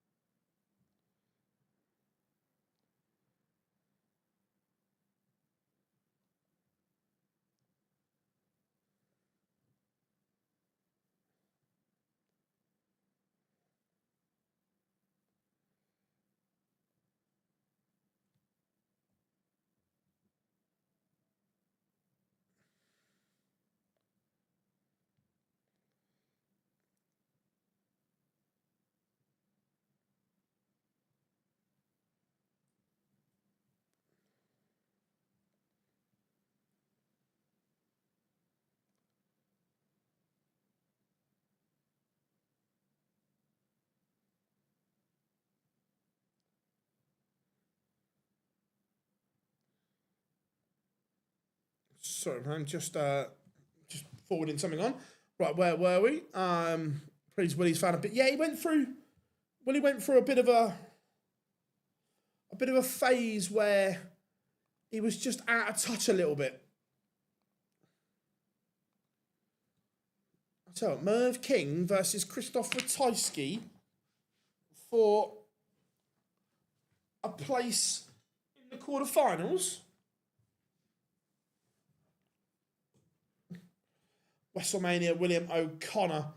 Right, so out of the last 16 games, which one would you like as feature?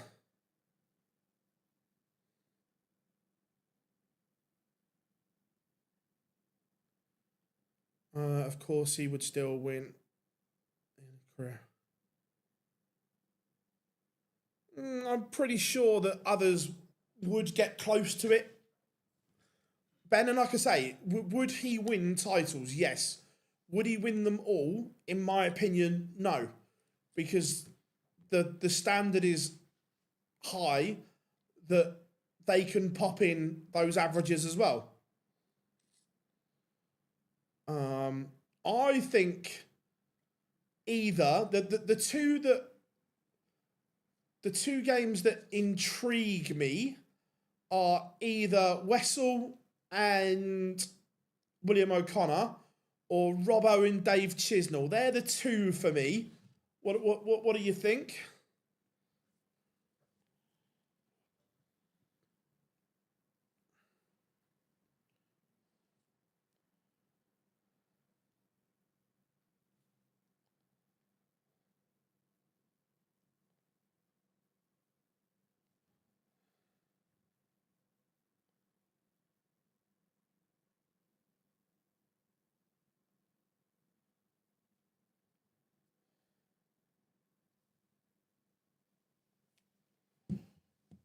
Um,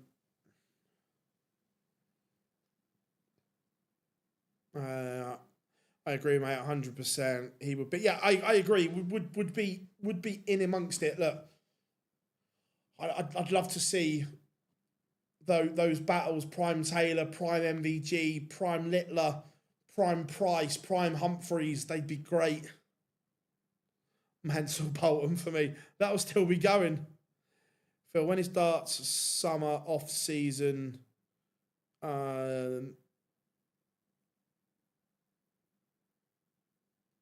possibly Brock, yeah. It's something that we could look at 100%. Right, I'm going Rob Owen Chisnell. That's my pick.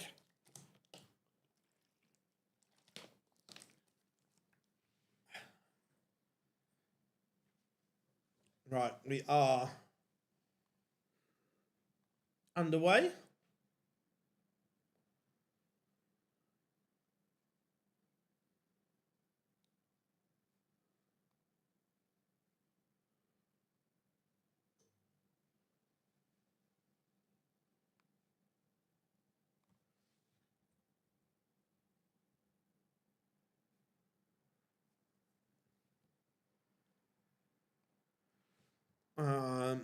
Yeah, look, Rob Owen has been remarkable. How we doing, Andrew? Good to have you in, buddy. I'm good.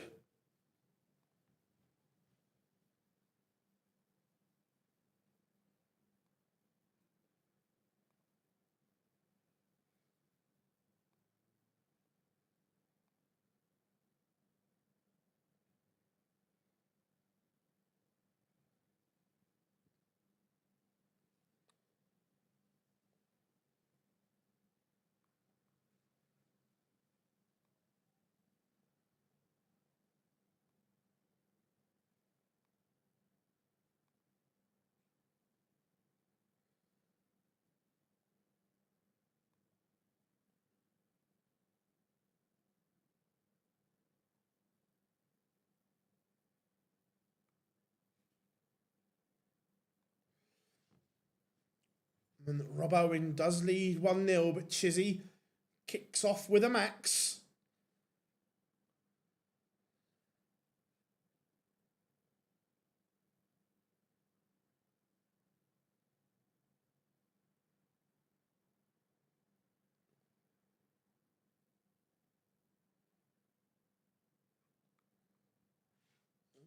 This is good from both here.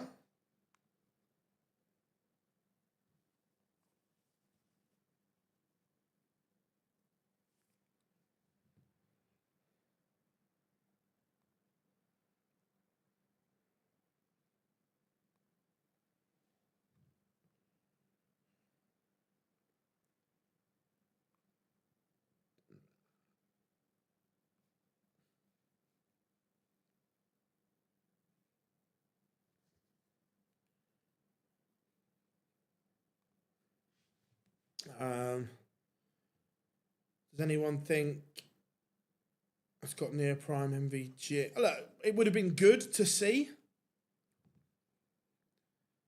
Ross Smith 1-0 up on Cristo Reyes. Andy Bolton takes the under against Mickey Mansell. Rob Owen averaging 107 at the moment. WrestleMania 1-1 with William O'Connor. Callum Ridds, he has found his mojo. Go on, Cal, lad.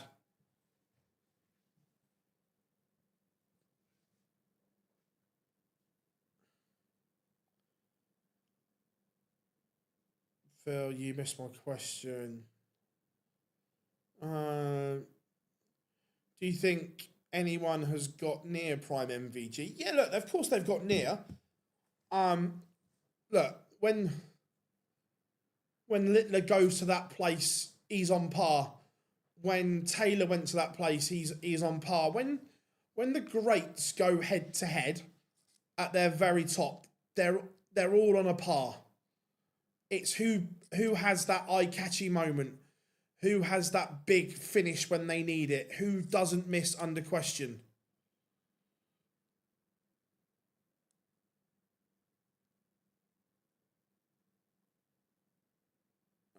Can you rewrite it? 'Cause I can't see it.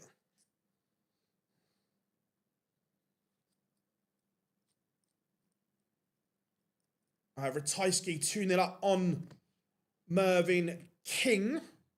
Danny Noppert getting underway against Henry Coates. Chat room's too busy. They disappear. I've only got a small window with the chat on. Notice WrestleMania has passed 500K is ranked. Yeah. Considering there's no TV money on that is mental.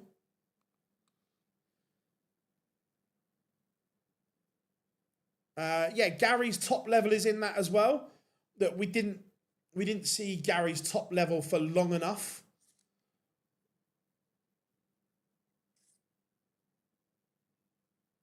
But yeah, Gary's one of the greats.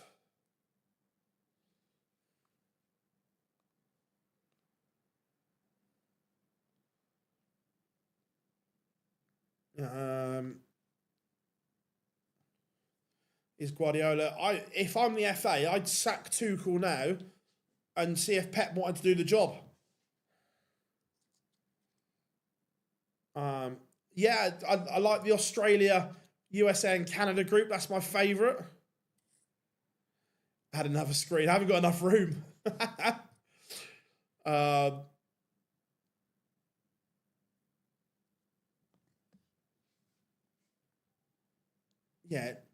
So if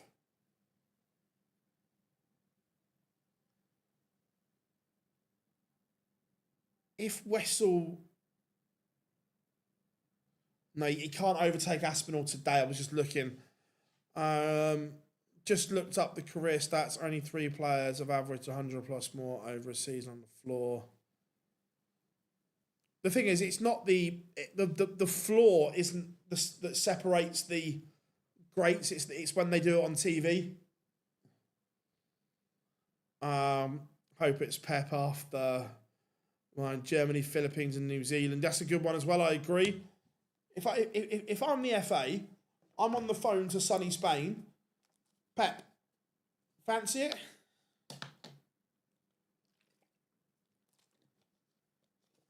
Get rid of Tommy T now.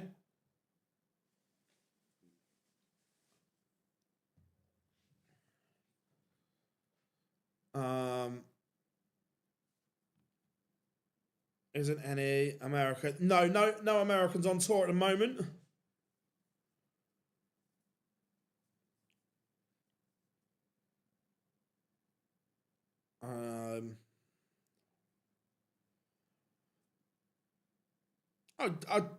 I agree. You know, he did, but what I'm saying is like the floor events don't matter to the big players now.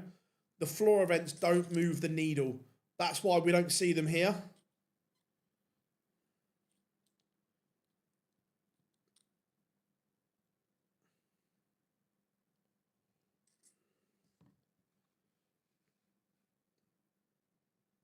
You guys absolutely rocking it for us at the moment. And William O'Connor levels up with WrestleMania.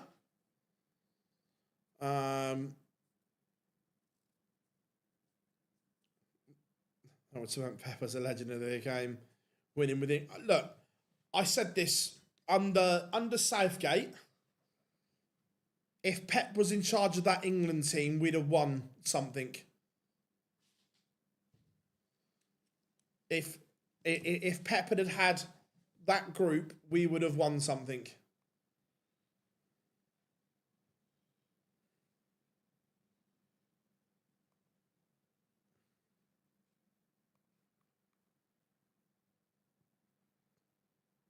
King is out.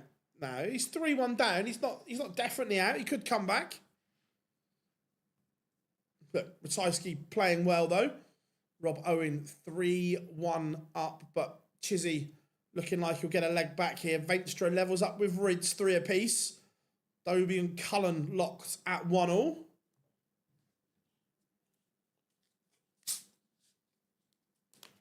WrestleMania back in front.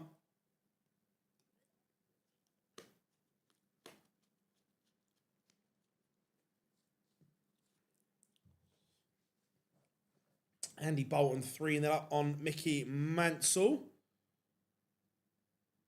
Not sure would take at the moment. Look, I'm not sure when it's available, but I think there's only potentially, I think, 2 jobs that Pep would take in the short term would be England and Spain. How we doing, Fred? Good to have you in. 180. Chizzy just asking a few questions here. Rob Owen needs to fend this off a little bit. Wessel moving through the gears here. He's just starting to hit the afterburners on stream 1.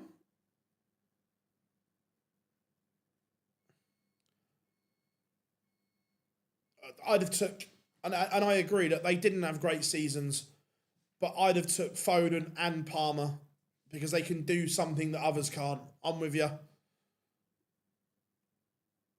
And this needs to be good here from Rob, and it's not good. So Chizzy on course here to break back.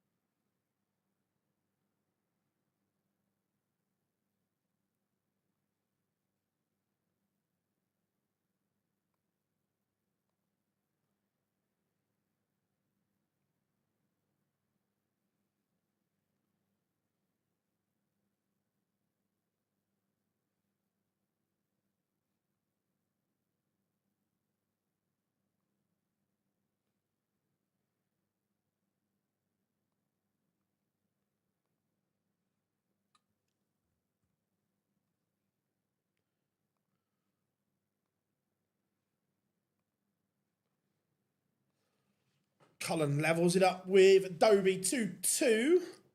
And Chisnell has broken back against Robert Owen, the rascal. And William O'Connor rescued the leg. Nyman was looking on course to move clear, but couldn't. Henry Coates 3-1 up on Danny Noppert. I agree. I'm looking forward to seeing the Hong Kong pair.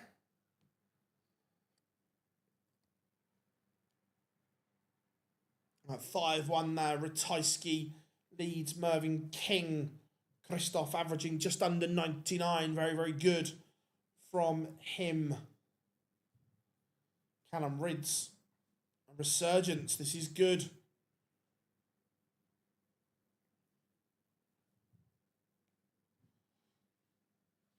This is very good from him.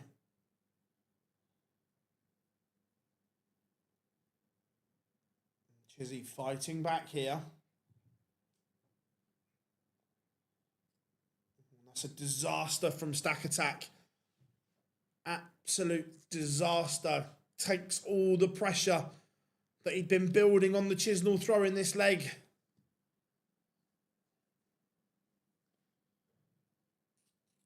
Venstre levels up with Rids 4-all.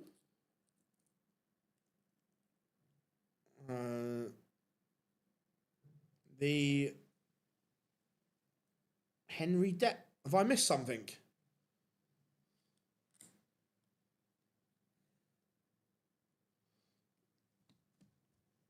O'Connor breaks. Should he have been sacked? No. Why, as a club, why would you punish yourself twice? He's clearly a good manager. Your punishment was being thrown out of the playoff final. I think that there was maybe a different question that if sacking him would have saved their place in the final, that's a different different question. But the fact that they were thrown out, why would you get rid of someone that can clearly manage and probably get you back up?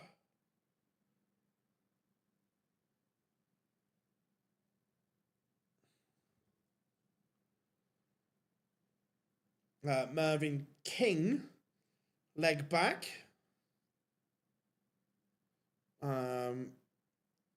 Henry, I don't even know who that is, Dale.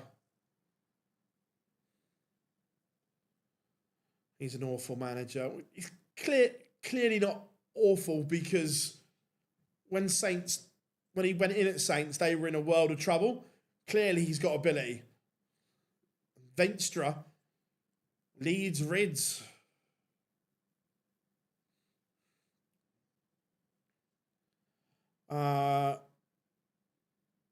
Youngster who died. Yeah, look, I don't know who he is, but never nice. And William O'Connor, timing is everything.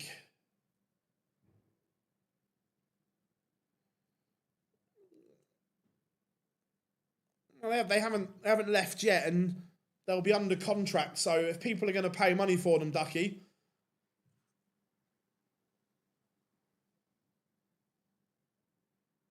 Dal, I don't watch the news, mate. I don't watch the news, don't pick up a newspaper.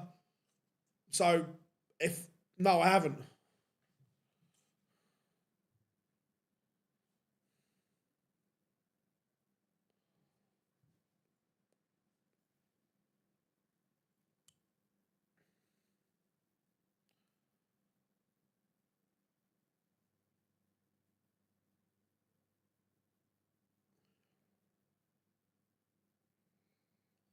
I'm pretty sure Jose and that have done worse, Ducky. Pretty sure that it goes on in every club. Rob Owen 4-all with Chizzy. Chris Dobie, leg back against Cullen, but trails 4-3. I'm pretty sure it goes on in every one, in every club, but we've only heard about it because of this.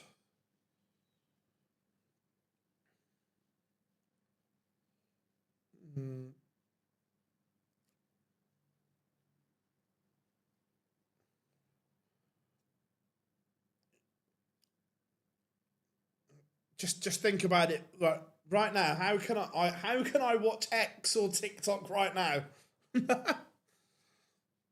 Wessel does fire a leg back. Mervyn King on a bit of a resurgence here, but trails 5-3. Like I said, me personally, I haven't got an issue with Spygate. And by the look of it, he was doing it for the German national team in 2014. Ross Smith sees off Cristo Reyes 6-2. Good result for Smudger.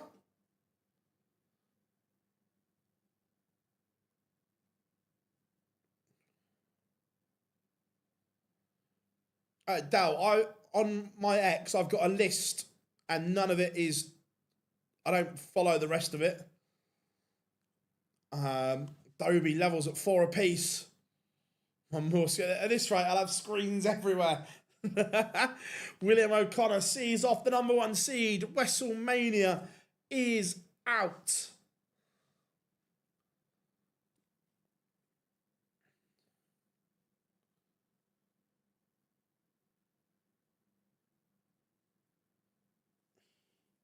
Venstra beats Rid 6-5 as well.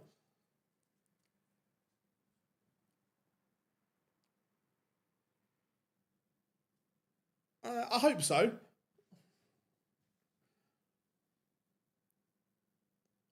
I haven't got an issue with Spine or anything.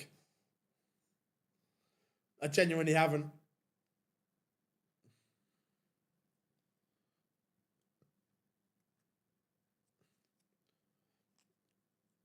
To be fair, I'm up for shithousery to the point where This is, well, what year would this have been? 2000 and,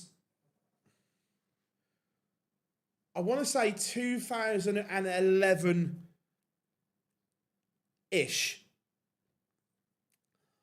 That we were Division 2 on a Sunday league, and we drew the team.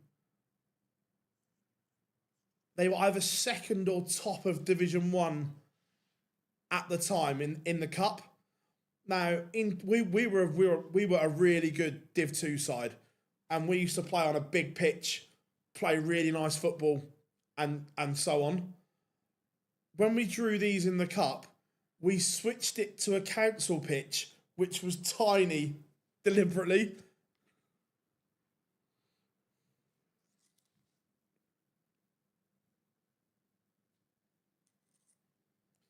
Chizzy is a leg away from beating Rob Owen. Rob Owen averaging more, but Chizzy's timing's been good. Henry Coates beats Danny Knopp at 6-2.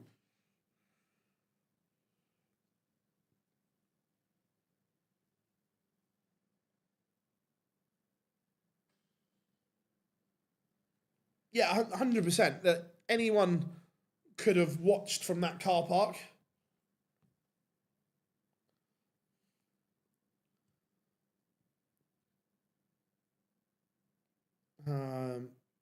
Yeah, agreed.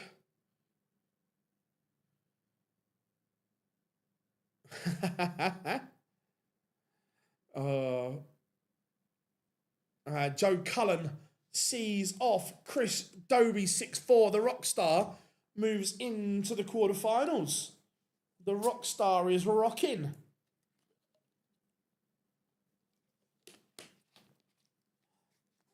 Looks like we're on course for a noble. Great setup from Rob Owen. I think we'd all love Prime Michael Smith back.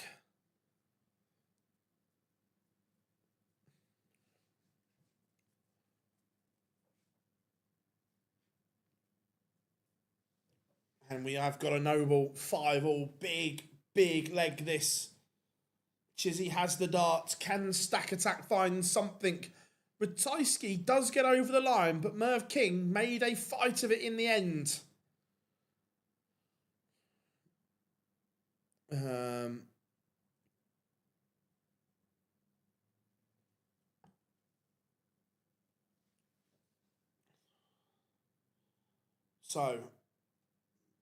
Stack Attack, there was your chance. And you've not done it, and Chizzy can now relax a little bit.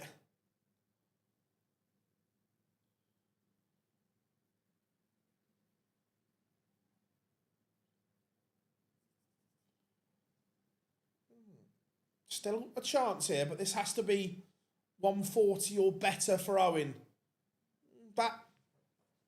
It's not really enough.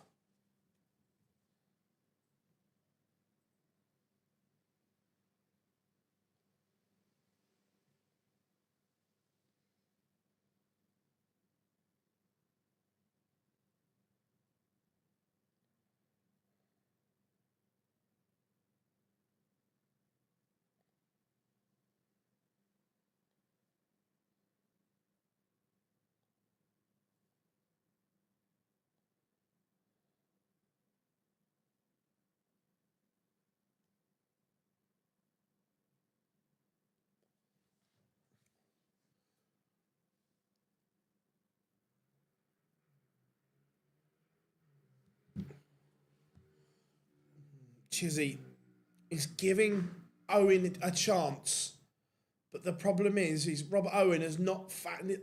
What a disaster for both players. There is pressure, and they are feeling it. And Stack Attack has not taken the gift that Dave Chisnell has been presenting. Because in the end, Chisnell would do something like that. And in the deciding leg, Owen only one visit over a ton or more after 12 is not going to get you where you need to be And he's not even left to finish. It is a disaster. And the rascal that is Dave Chisnall will book his place in the quarterfinals. You mark my words.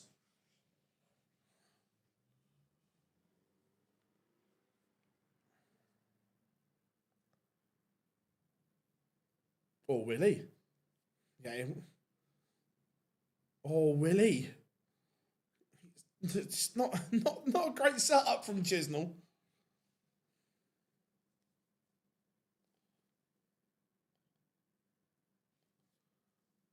But you would... Oh, that's better. They've corrected the score, I was going to say. Tops for Chizzy. Mickey Mansell coming back into this against Andy Bolton.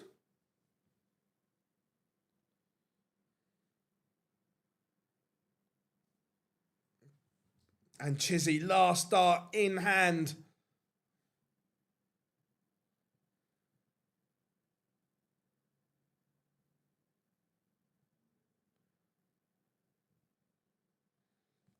Sees off Robert Owen, but again, another good day for Stack Attack.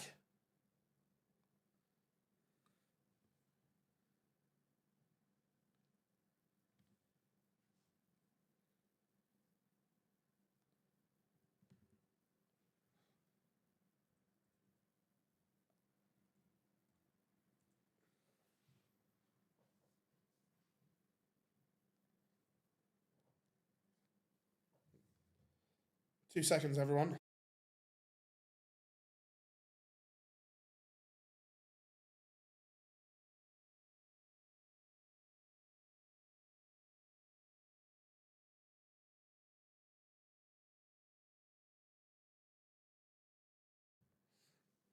Sorry about that, folks. Oh, right.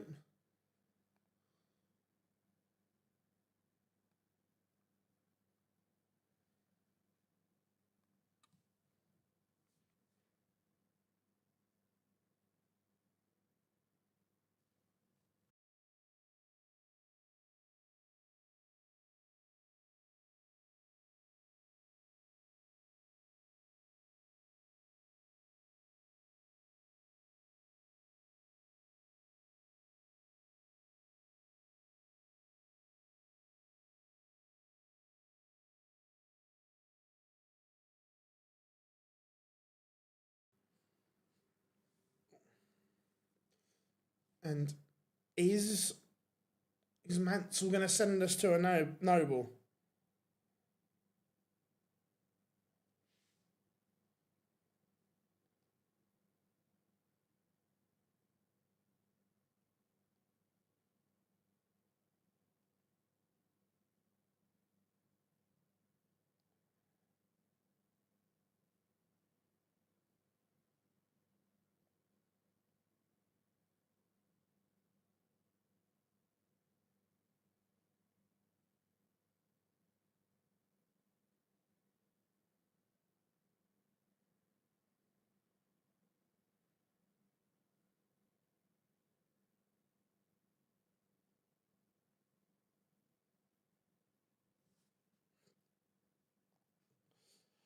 And Andy Bolton having an unlikely run today as well. What's going on here?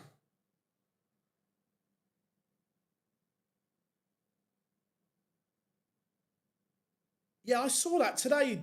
Have they given a reason why they've sacked him? Because I thought he did a good job.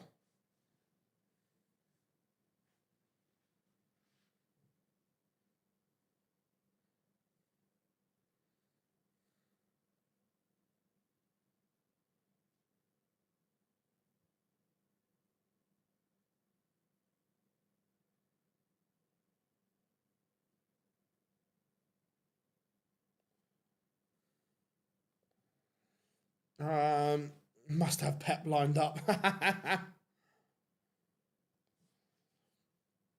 tell you what, I also found refreshing was Carl Robinson's interview afterwards. I thought it was really refreshing.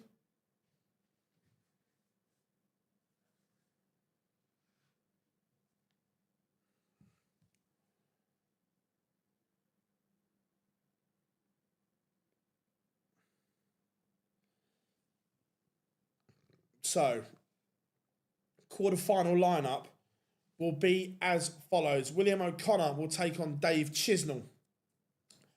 Christopher Tysky, Richard Venstra. Ross Smith, Andy Bolton. Joe Cullen, Henry Coates.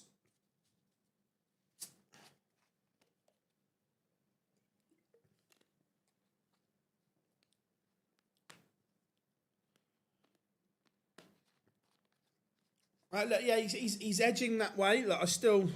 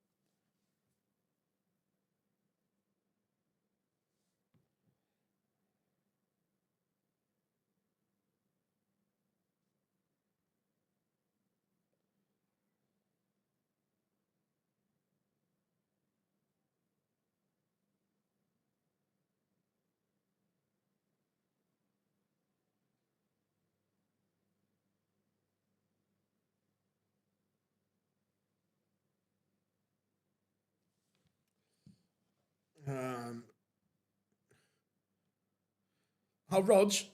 Oh, Rog.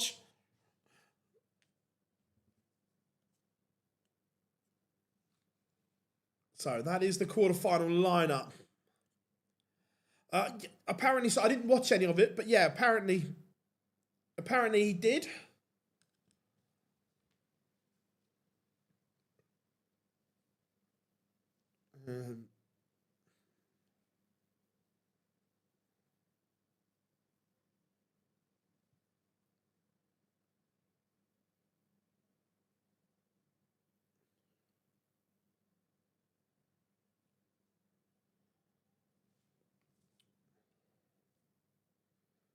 Any questions? Fire them in.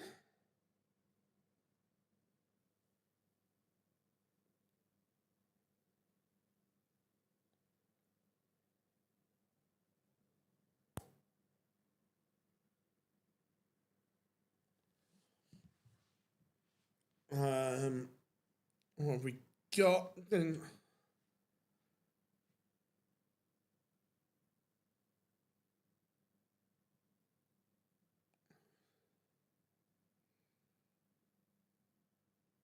Yeah, could be another surprise winner. If we had Venstra, Bolton, or Coates winning, it would be a surprise. Who's the dark horse for the Football World Cup? Oh, I don't know, to be fair.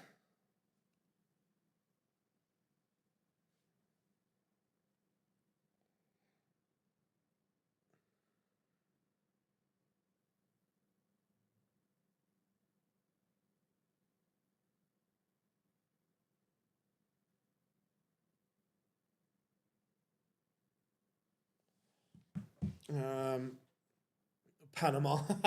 Haiti.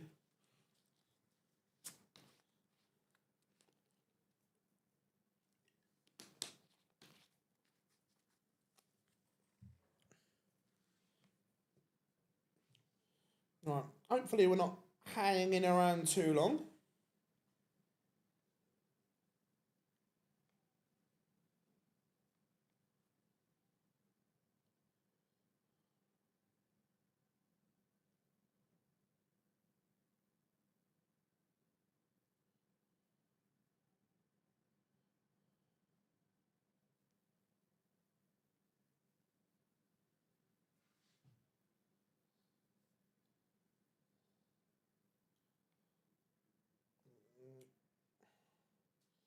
Either Turkey, Switzerland, Czech Republic win their groups.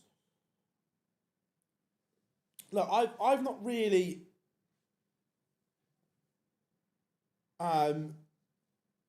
looked at the World Cup group, or sorry, pyramid in a lot of detail, but I saw something it might have been yesterday or the other day, that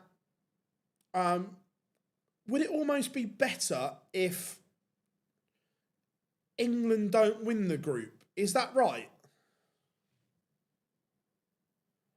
That England would almost be better off not winning the group?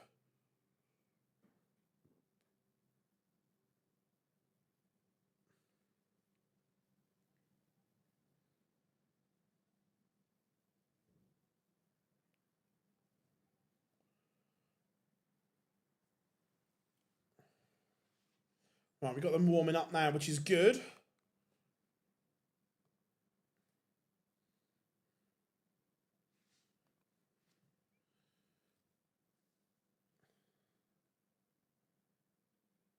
No, because we avoid Spain, France, Argentina, and I think, again, I haven't watched it, but they were saying that if we don't win the group, then we avoid going to Mexico.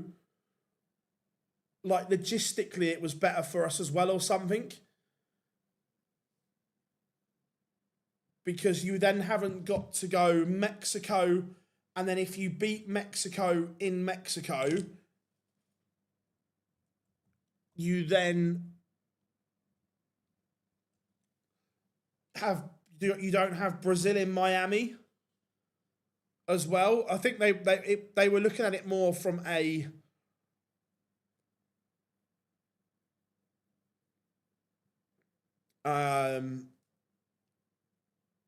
weather and climate and everything point of view as well. I've backed Holland. You've heard it there. If Holland had a goal scorer, they'd be all right.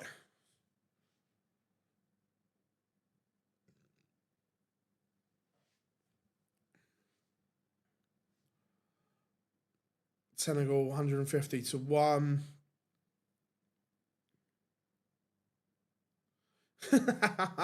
Yeah, good point, Danny. Good point.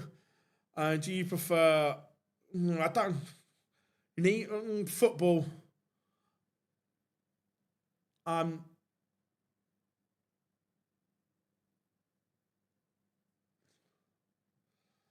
not a massive fan of the Darts World Cup, especially this year as well.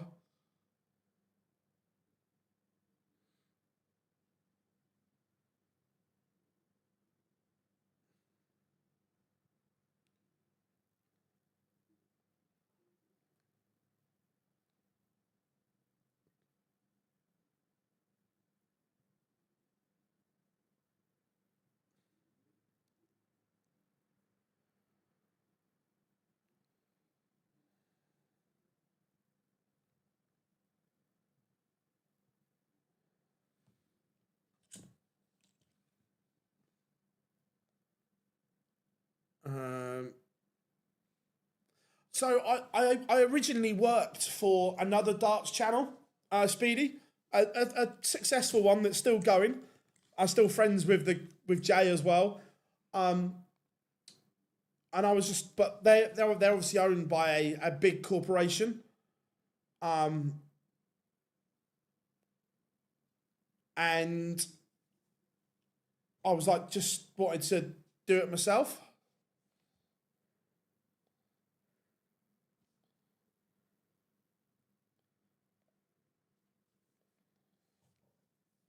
You want to say it?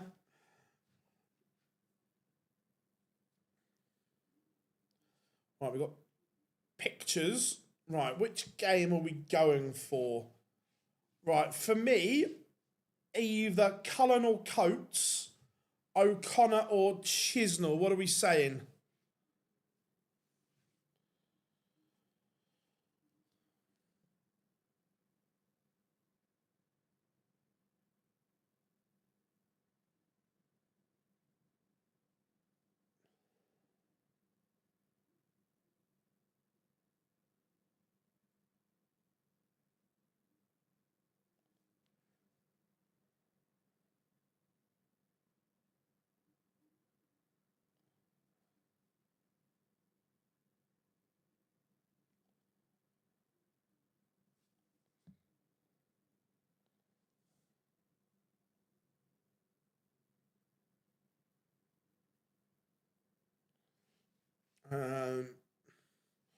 Chizzy, yeah.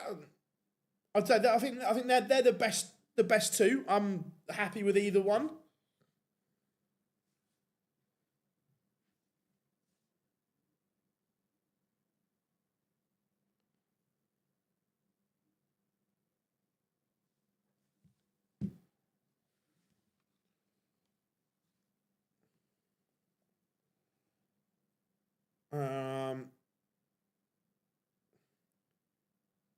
Yeah, they did, yeah.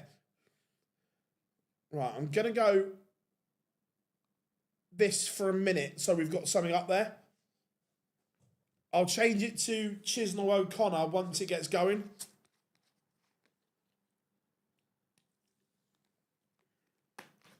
But it is quarter-final time.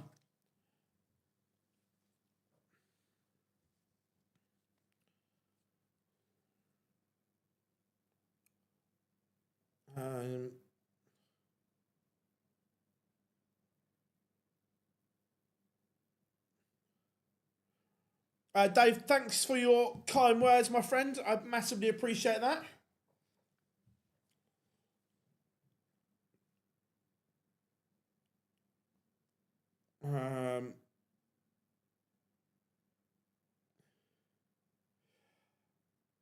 Yeah, we do. OnlineDarts.com is there.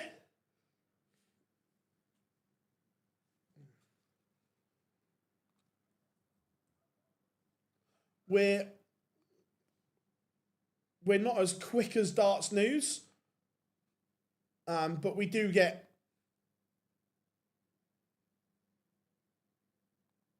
everything up. Ratajski takes the opener against Venstra. Cullen 1-0 up as well.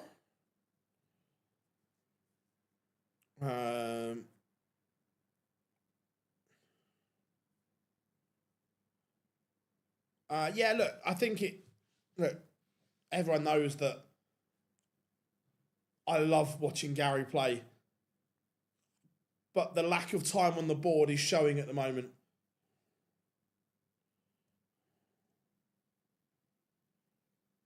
And you watched a few weeks ago and didn't know you needed to. No worries, mate. Cheers, Darryl. Thank you very much. Cullen 2-0 to the good. Right, let's go to Chizzy O'Connor. I think that's the bigger game. O'Connor playing himself into some form. Nathan got to the last 32.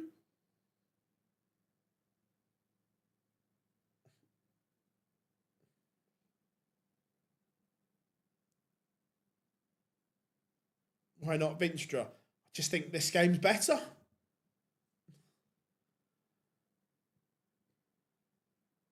Runner-up path is basically very similar when you're in the group. Cool, Rob. Yeah, like I say, I haven't followed it. I'm just going off bits that you see on info, and I can't remember the person that said it was like Mexico to Miami or wherever it is in Florida, I think it is two of the worst switches in terms of everything going. Henry Coates has a leg on the board. Richard Venstra levels things up as well with Christopher Tysky. Good leg from the rascal that is Dave Chisnell here.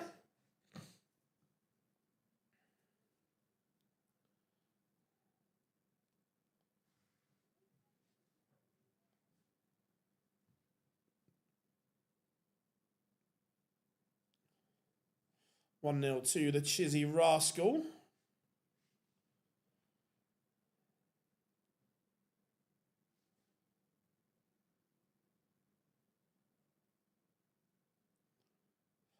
Yeah, I think it was more altitude and humidity and things like that, Rob.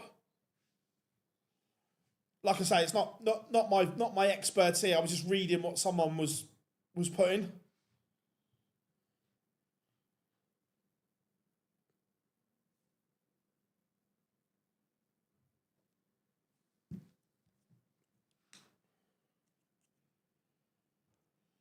If Chisnell wins this match, is he in the match play? I don't think so.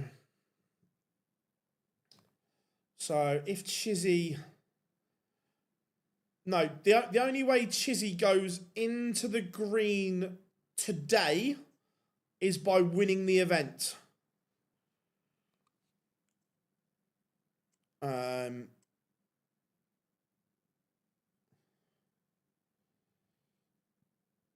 Why are the squads already there? To acclimatise and get ready, and they'll have booked training camps and bases out there to get ready. I think, aren't England based in Kansas City? Joe Cullen been pulled back to 2-2.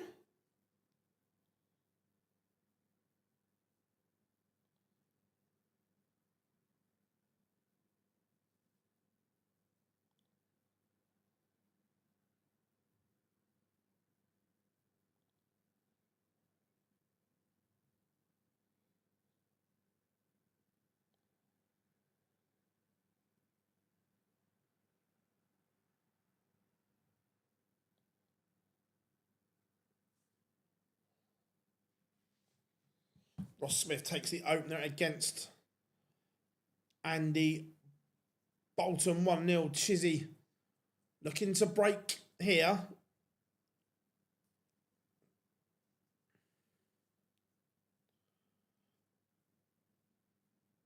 Yeah, it's not as if they're like heavy training or anything like that.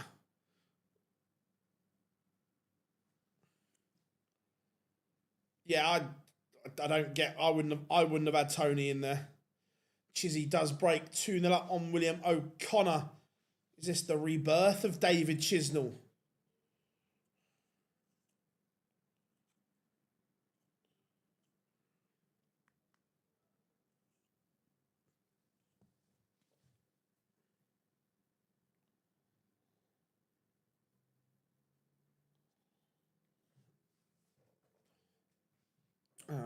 Venstra levels with Ratajski 2-2.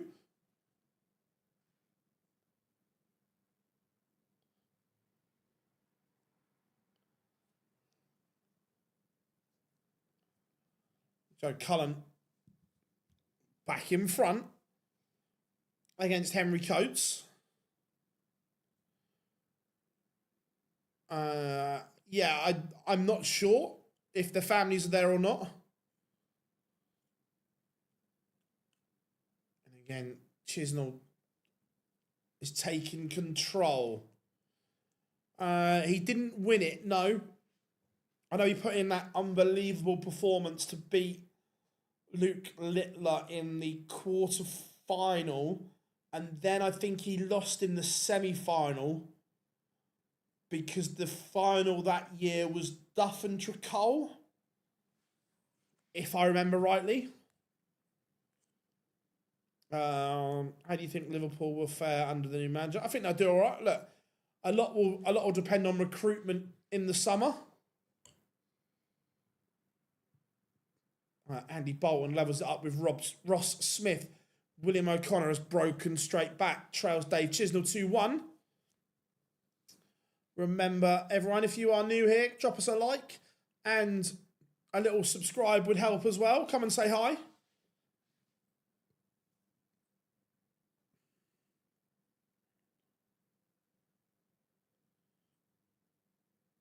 Again, Cullen solid here. Henry Coates playing some good stuff as well. Cullen has the break and is going to get first look.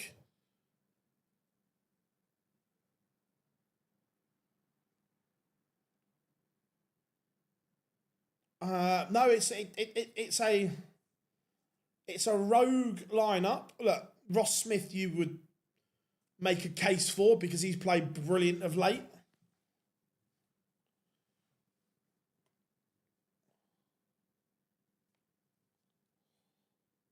Venstra has broken Ratajski. Getting scared.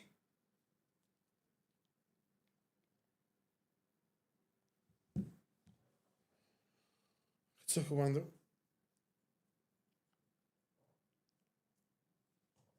Again, O'Connor has just upped the levels here. Got better. Dave Chisnell's playing amazing, but O'Connor has upped his levels when he's needed it to here. He was slow out the blocks.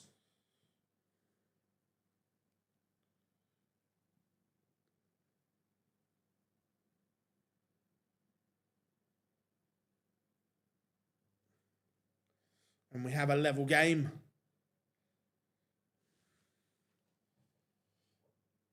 Ratajski fires back. 3-3 with Veenstra. Henry Coates holds.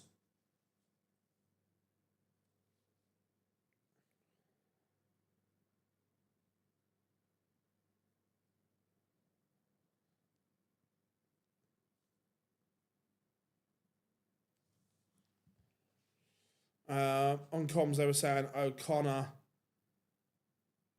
was a hard man. He won. Allegedly, they're the stories, yeah. Yeah, allegedly they're the stories. Andy Bolton 2-1 up on Ross Smith. Back-to-back legs for X Factor.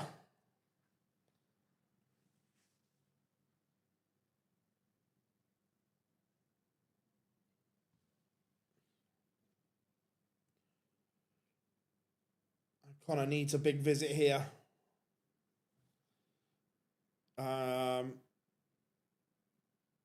Who is your favourite could do it outside chance for the World Cup? Favourites, England, by a long way. Could do it. Scotland or the Netherlands. Outside chance, there's 3. Would be Poland, Hong Kong, and USA.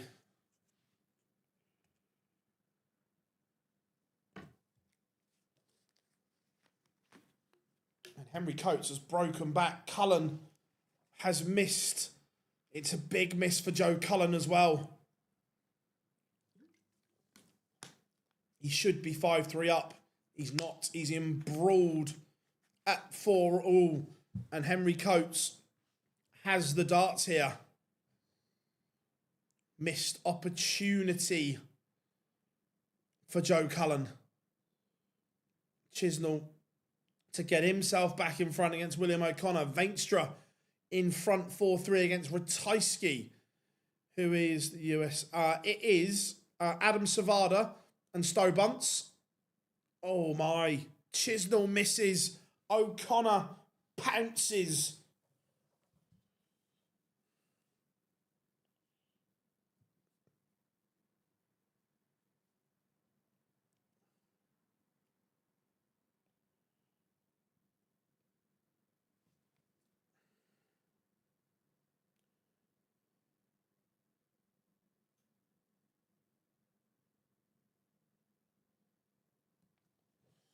Ross Smith levels things up.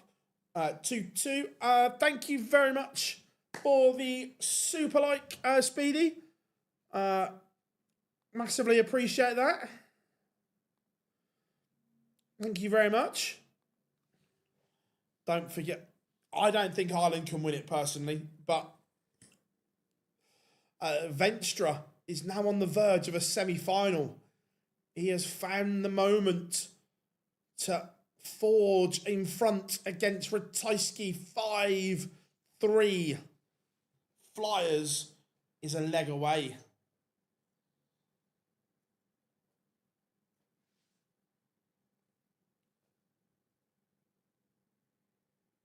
Cheers, buddy. Thank you. Henry Coates is now a leg away from beating Joseph Cullen.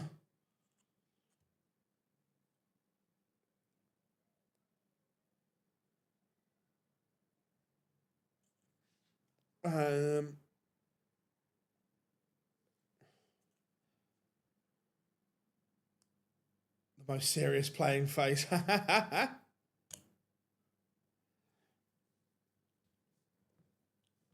Again, William O'Connor, double 18 for a 4-2 lead over Chizzy.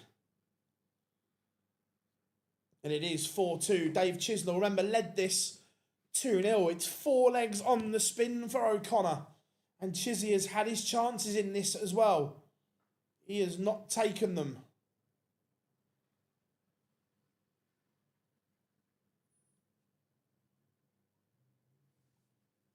Venstra has beaten Ratajski 6 legs to 3.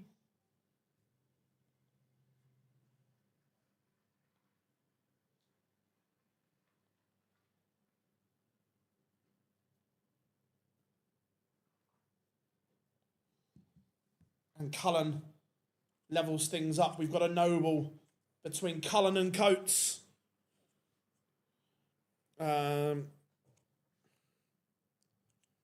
Fairs.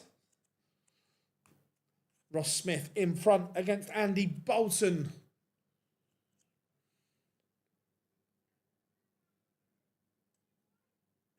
Right. Has Henry Coates got it when he needs it in this decider? Tell you what, he has. He has.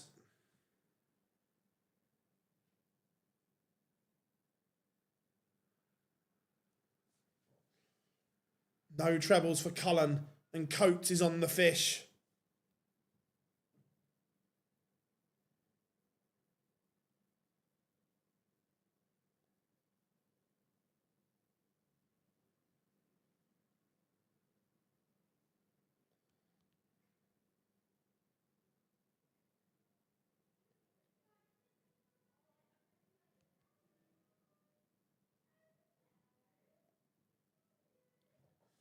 And it looks like it is all done and dusted.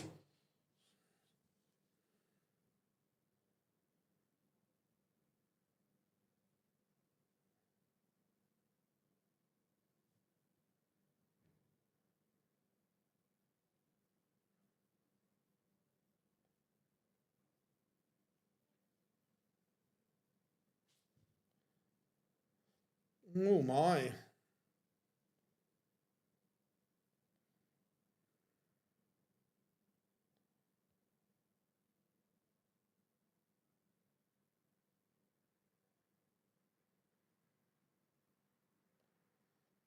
Second chance for Coates.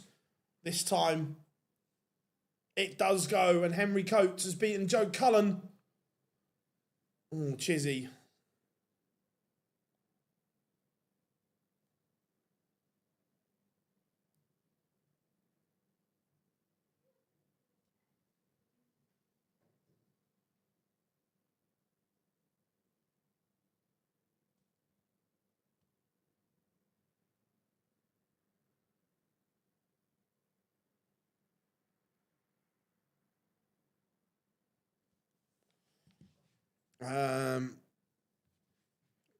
The issue is we won't ever see a, well, as it stands we won't, and I'll tell you for why in a second.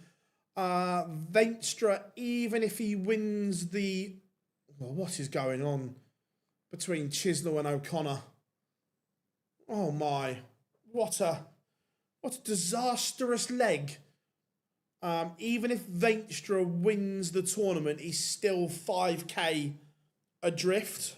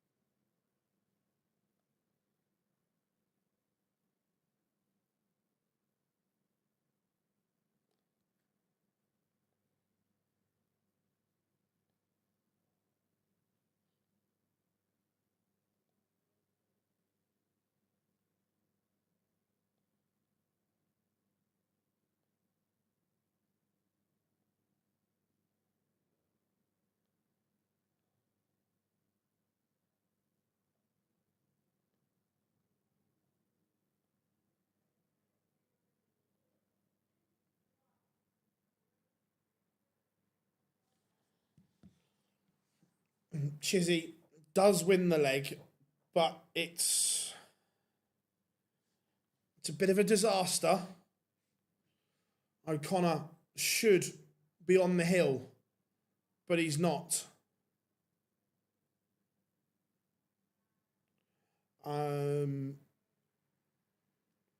No. Venstre will play the winner of this.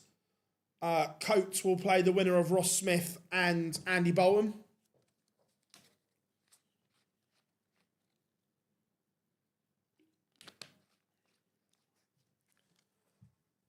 And this is the wobble that Dave Chisnell is having at the moment. Ross Smith is one away from beating Andy Bolton.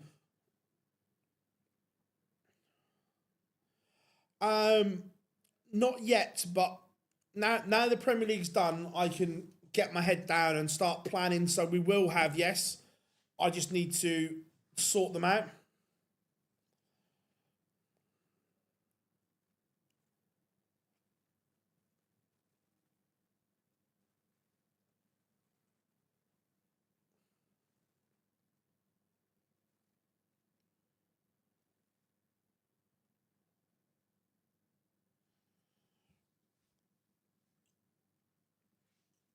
Again, O'Connor, he's just gifting a lifeline for Chisnell here.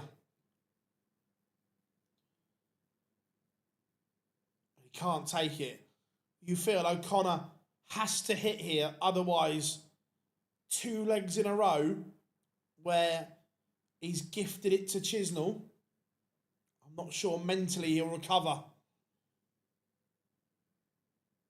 Chisnell will hit here, and he goes favourite.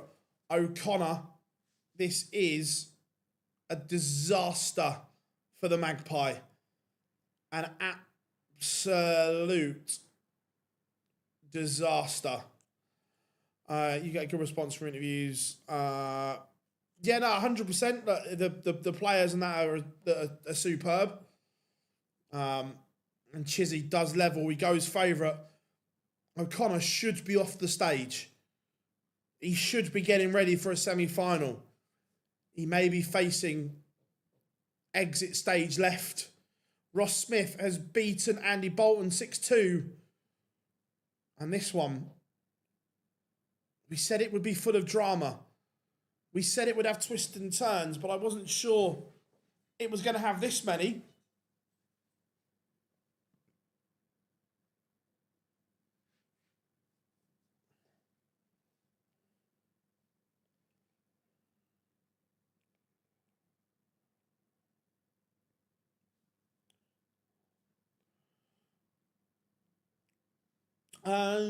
Probably yes. Yeah, I would. But look, in terms of numbers, he's not produced the big numbers yet. But in terms of experience and knowing how to win, absolutely.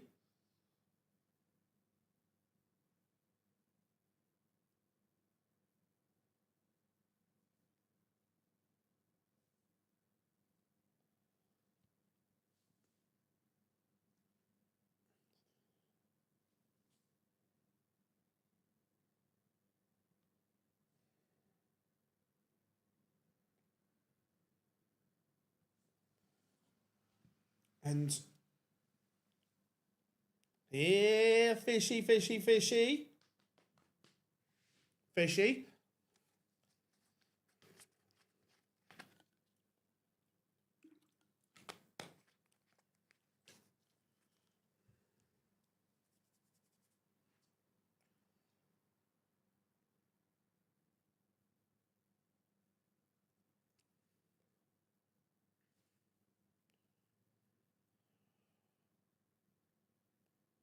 And unless this 109 goes, but after missing all those darts at a double the last 2 legs, O'Connor's head, wow, where has he pulled that from?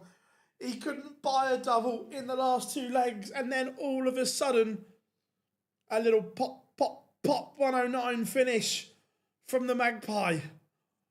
Oh, where's he pulled that from? Where has he pulled that from?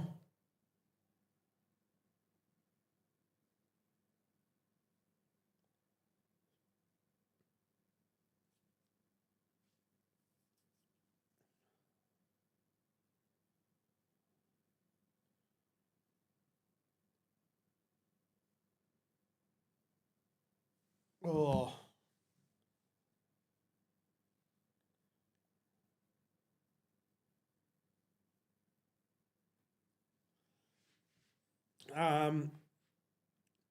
Do you have any way to show who has the darts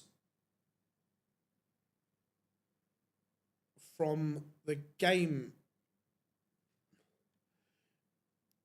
Do you have any way to show who has the darts from the game list? I'm not sure what you mean, Dave. What, in terms of every game?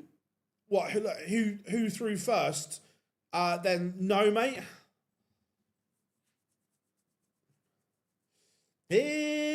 Fishy, fishy, fishy. So you mean like who threw first in every quarterfinal, every last 16 game?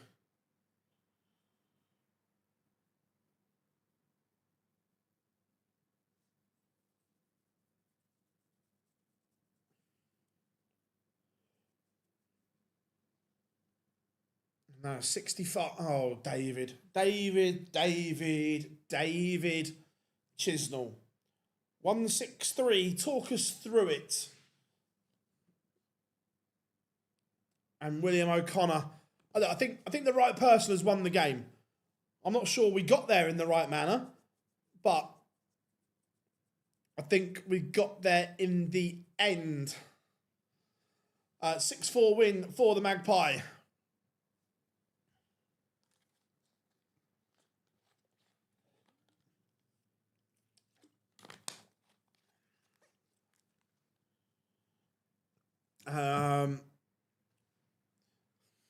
Bit harsh.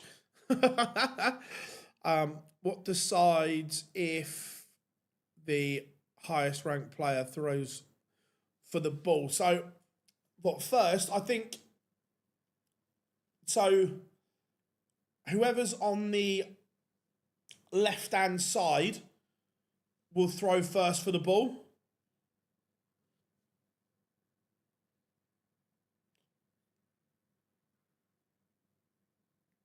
It's a massive chance. Look, other than Ross Smith, who is a serial winner, the rest, it's a huge chance for them all. Look, no one has set the world alight today or yesterday. Look, let's be honest. It's not been two of the best Pro Tours in terms of standard numbers hit and so on. However, because of that, it's produced stories and it's produced unlikely outcomes. When the top players play to their peak and their best, do they normally win? Yes. But when they're off and when they're not firing on all cylinders, we get moments like this.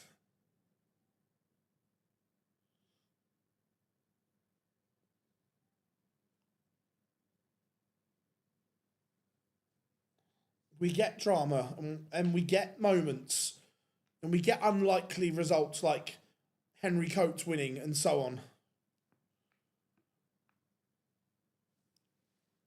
on. O'Connor, yes. I'm sure he has. I'm going to double check, but my first reaction is yes, he has.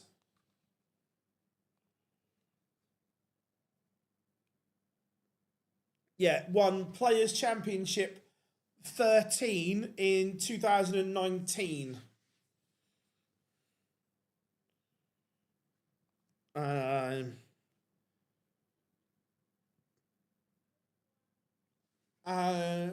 Littler would be the youngest to win a Pro Tour.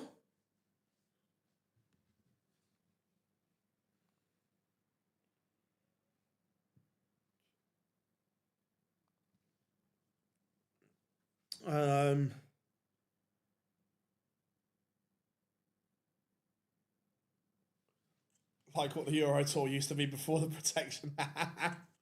I was waiting for someone to bring it up, Rob.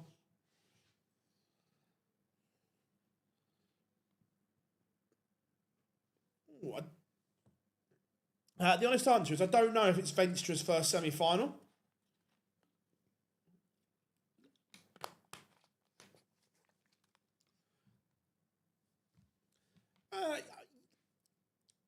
Yes, but as I said, if the Euro Tour didn't exist, Rob, and they came up with the concept now, and they were like, right, we're going to bring in a European Tour, this is the qualifying structure for it, I think most people would say, yeah, I think that's fair. I think they've got that right. But it's because we have the old one first. But if they come up with if it didn't exist and this was the first time we'd seen the qualifying criteria, I actually don't dislike it. I get the stories and so on. I get that, but I actually don't mind the European Tour qualifying criteria now.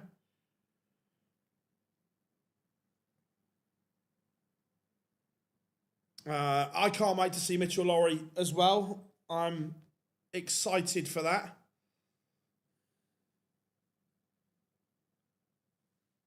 The Euro Tour should be on. Look, if someone's willing to pay the money, that they can buy the broadcast rights. When we spoke to Matt at the UK Open, he said, "Look, we've had no offers for it."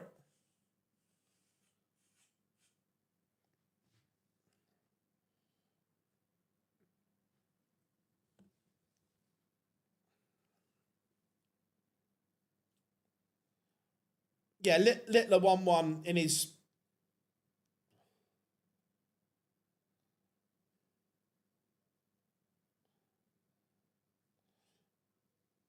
first couple of weeks.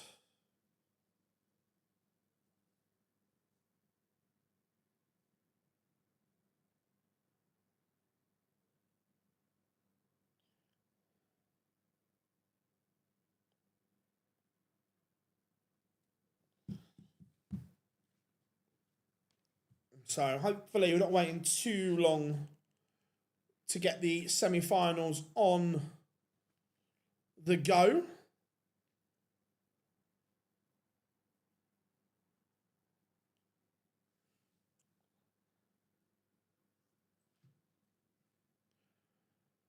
The Pro Tour is such a step down from the majors. You can win top 90 average. You can, but then we also see big performances as well, and you think these are long days that most of the players would have been in the venue for 9:30, 10 o'clock, playing game after game after game. Where the majors, you're just getting ready for one game a day or one game a session until the final session and so on. So they're easier to prepare for.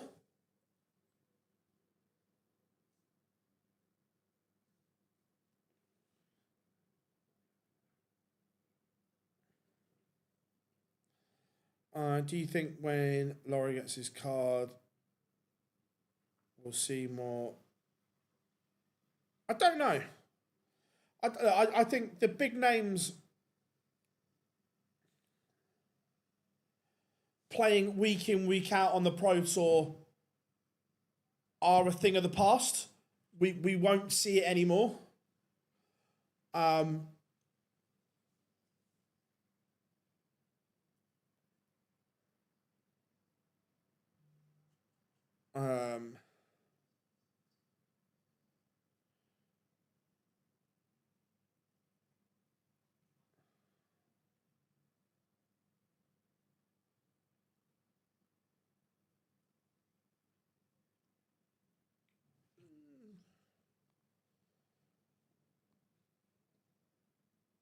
it is, but again, even if Venstra wins this, do I have any faith in him backing it up? Not at the moment.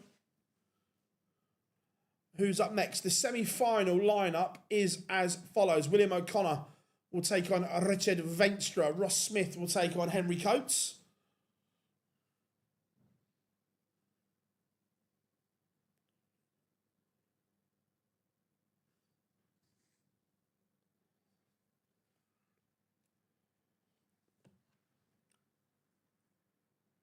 I think he'd be second favourite. Ross Smith would be favourite. Willie second. Venstra third. Henry Coates fourth.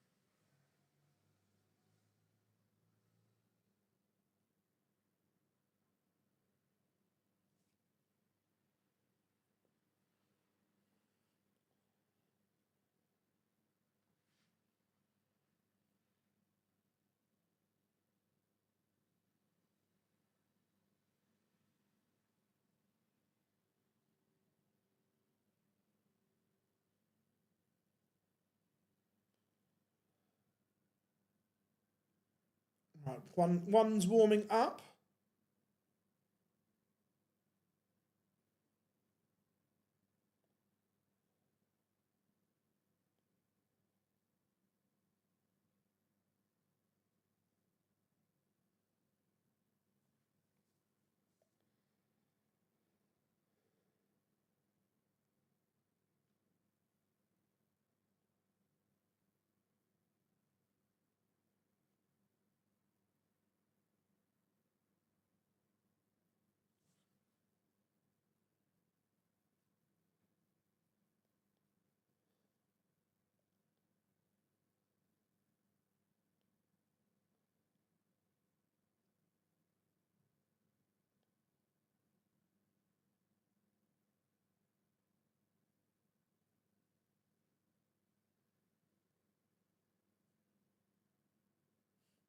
Right, both are now warming up, which is good.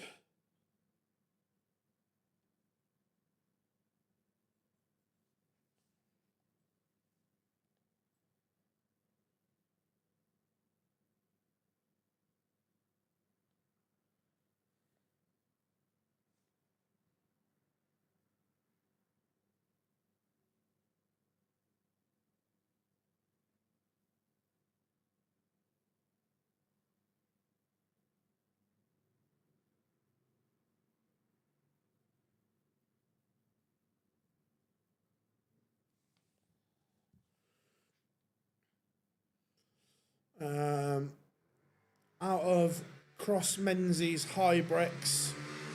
All right. Białecki, Venstra, Chizzy. Who are in the next Euro Tour? Oh, good question. Let me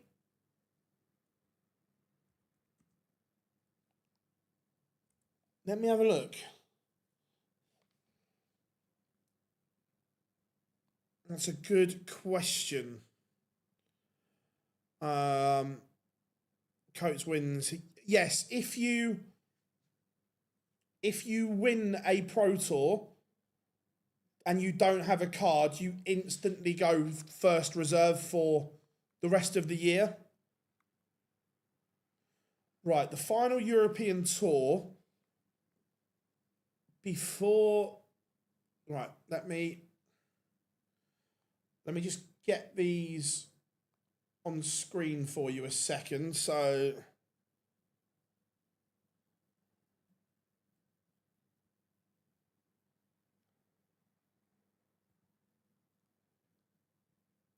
that one goes there, which is fine. And once, right, there we go. Right, now I can. Now let me answer. So out of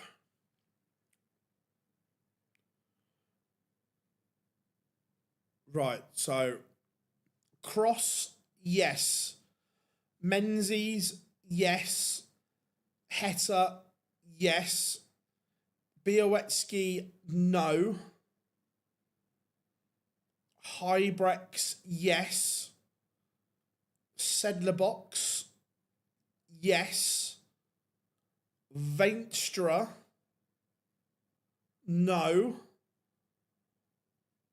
And Chizzy,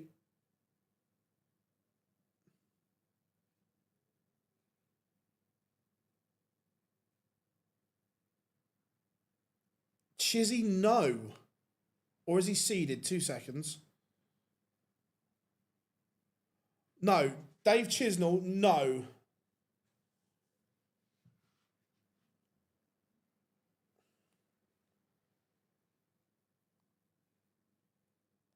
So, both semi-finals underway.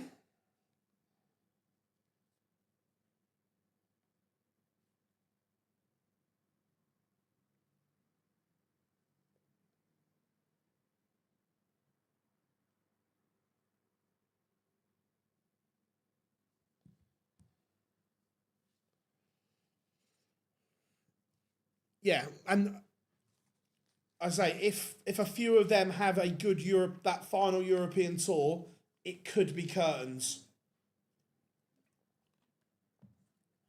because of the money they'd have to make up. Ross Smith 1-0 up on Henry Coates. Let's open that one.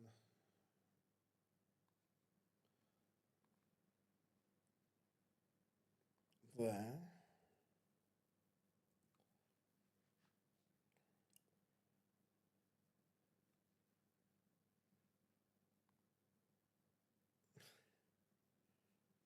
I did Connor over. So 1-0 to William O'Connor, and it is a break of throw against Richard Venstra. Remember, first to 7 now in the semi-finals.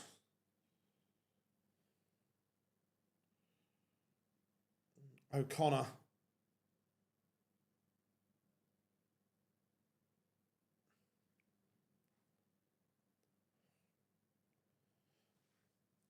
Starting to move here.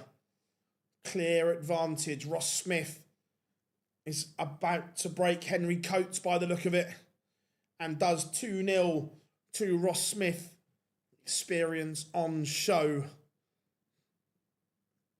To be fair, a William O'Connor Ross Smith final would be decent.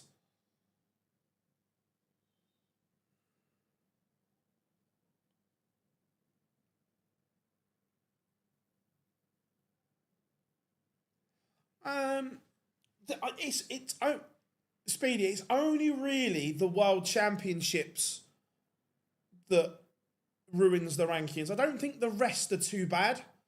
Like, for me, there is a clear distinction. Pro Tour is the bottom. Euro Tour is next one up. And I don't think the money is too out of proportion considering those tournaments. I don't think anyway. Chat room, what do you think? I don't think the prize money between the Euro Tour and the Pro Tour is too bad.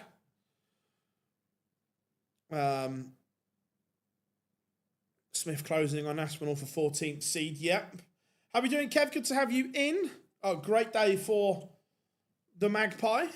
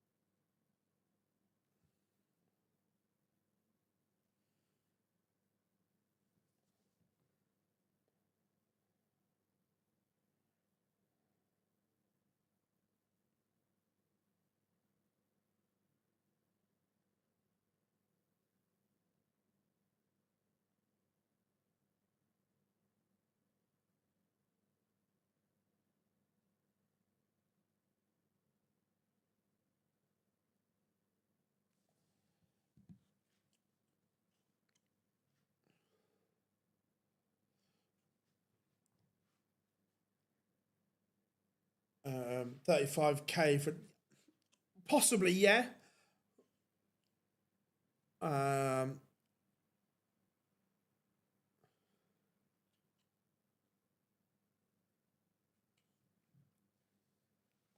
it is 3-0 to Ross Smith.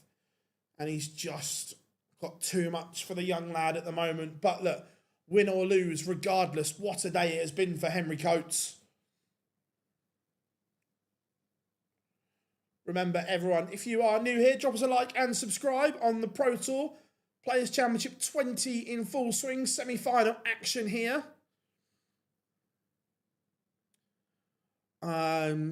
Yeah, so, no, Henry doesn't have a tour card. He is a top-up from the Challenge Tour. But if he were to, or not just him, but if anyone that doesn't have a tour card were to win a Pro Tour, they would instantly become the #1 top-up for the rest of the year. So instead of going to #1 on the Challenge Tour, it would be the winner of the Pro Tour and then down the Challenge Tour. You have to win. You have to work hard to win 7 Pro Tours. Make a final. Could earn a bit more. Yeah, possibly.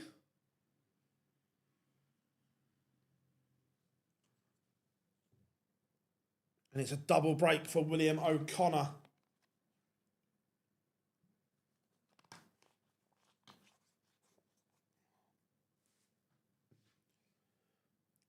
Ross Smith, 3-1 up. Henry Coates now has something to build on. He's got a leg on the board.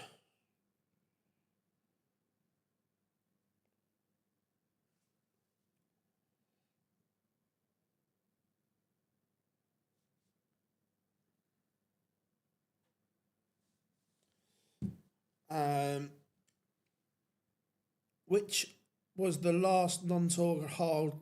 I think, off the top of my head, the last non-tour card holder to win a tour card was Wesley Placier, I think. So, Placier, Williams, Ratajski, Mernon. Those 4 definitely have.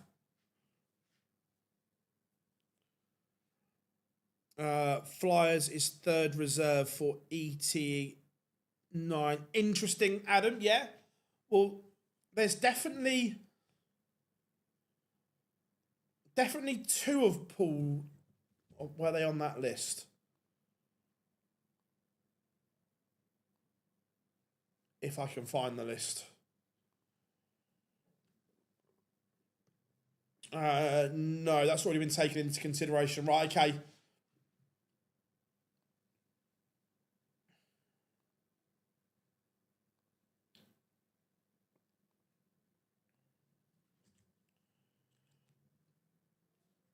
And a little pop visit from Henry Coates here. Give him a chance. Henry Coates is building back into this game. The Ross Smith's levels have just dropped here, and it's offering Coates a chance. So a ton for a break and put this one back on throw.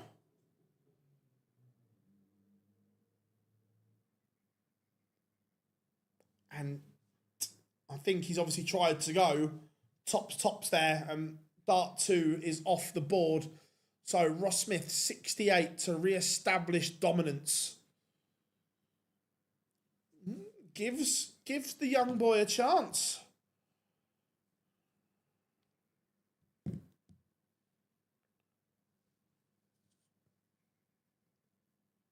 Lev on throw. So how do they decide the reserve list for the Euro Tour? So the reserve list is done, Ducky. The European Tour qualifier, the losers of those 10 games become the reserve list, and that is done on your ranking. So the highest ranked loser from the qualifier will be #1. the second highest ranked number 2, and so on. That's how that's done. Yeah, he's again just a lack of time on the board. Doubling was awful. Yeah, Gary's, you can see that he's not played. And unless he puts some time in, it's going to be a tough watch. But we all know Gary is unbelievable.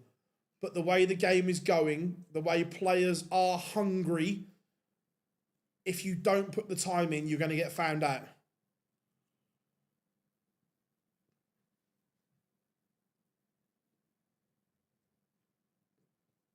I'm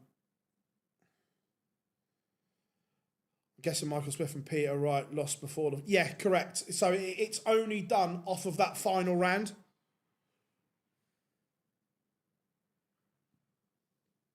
It's been a good response here from Ross Smith. His levels had just dipped a little and given Henry Coates a way back into this semi-final.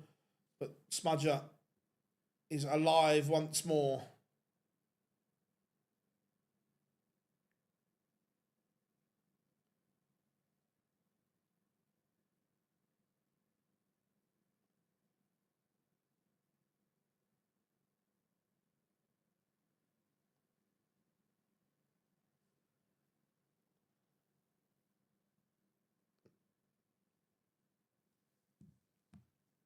And 4-2, Ross Smith leads. 5-1, William O'Connor leads. O'Connor running away with it here.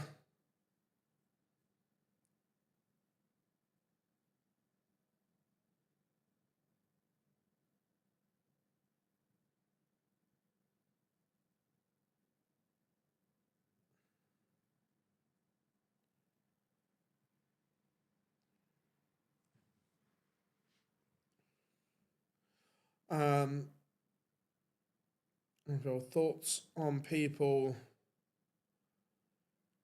getting angry at... Look, is it ideal? No. Is he doing anything wrong? No. Look, it's frustrating, but it is what it is.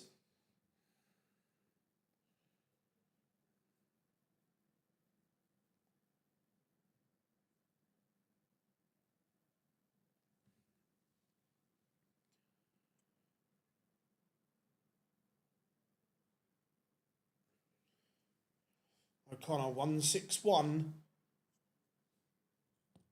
This would be a little bit good. And Ross Smith looking at 72.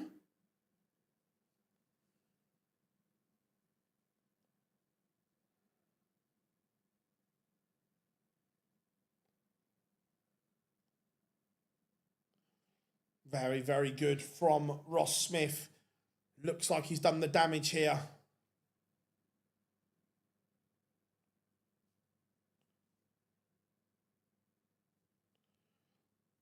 Right, Veenstra to get himself back in here.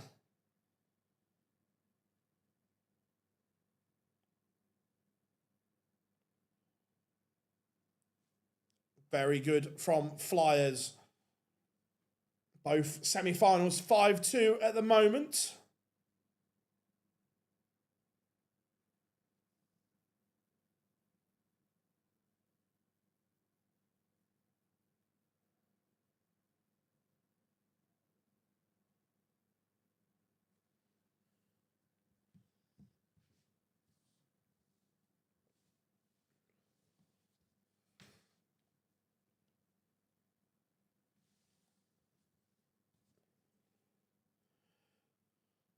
Would I take Darwin Núñez at Tottenham? Absolutely not.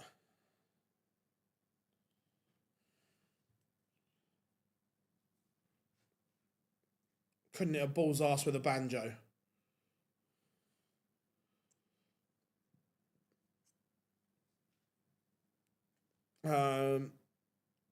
Is there anyone in the top 16 in danger, or as in the main order of merit? Let me have a look.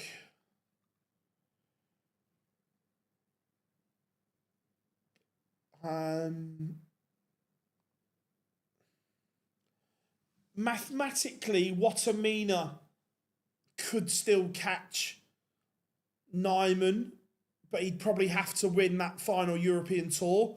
So unlikely, but even if that happened, Wessel Nyman is so far clear at the top of the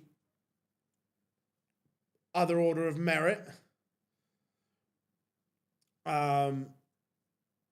So realistically, no.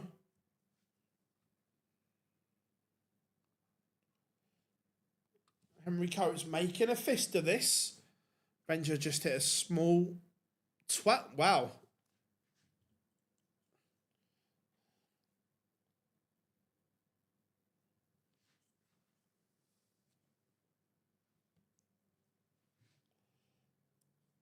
O'Connor is one away from the final.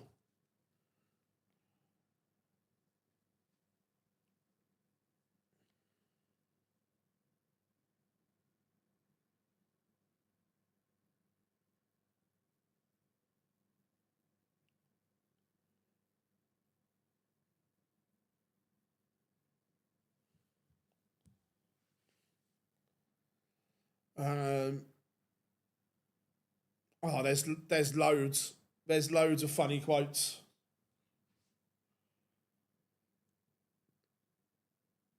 Venstra. Just need to set this up. Just think about, yeah, that'll do. That'll do, Richard.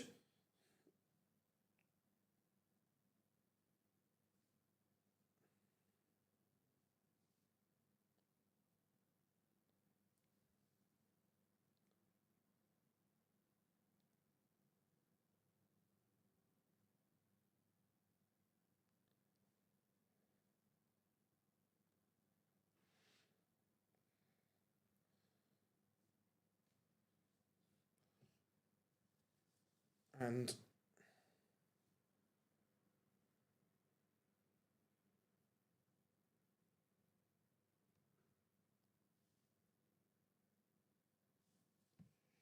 Henry Coates misses. So Ross Smith and O'Connor is in the final. A 7-2 win for the Magpie over Flyers. Ross Smith is a leg away.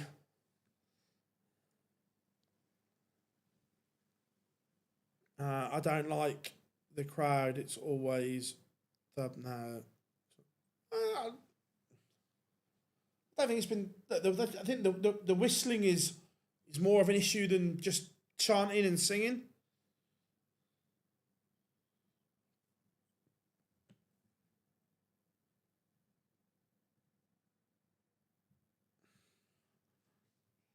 So, can Henry Coates win 4 on the spin? Unlikely. However, regardless, what a day it's been for the young man. William O'Connor awaits in the final. But who will he play? Who is up next?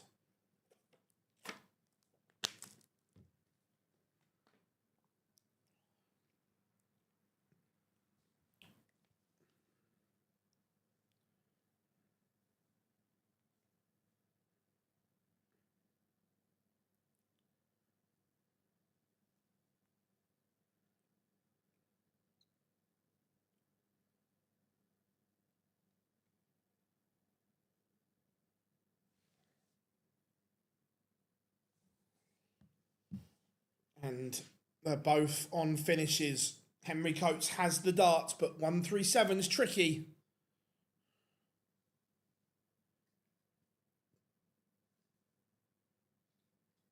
Leaves tops. Ross Smith, 114.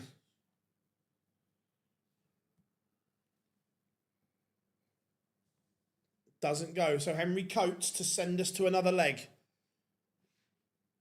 Remember, Ross Smith will have the darts in the next one. But to keep this one alive, misses. That could be the mistake that finally ends this semi-final. 16 for tops for Smudger. Misses. We go on. Double 5.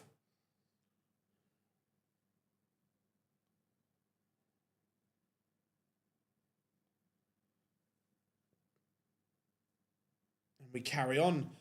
Phil, why is Dirk so inconsistent? He still hasn't recovered fully from the injury. He's still recovering. He may not ever recover fully from it. Do you think some non-dart players reporters sometimes ridicule dart players for their nicknames? Not that I've seen. I've got to admit though, some players' nicknames are shit and deserve ridiculing. Like, if you've got a good nickname, fine. But don't just have one for the sake of having one. Do you know what I mean? Like, if you've got a decent one, then yeah. But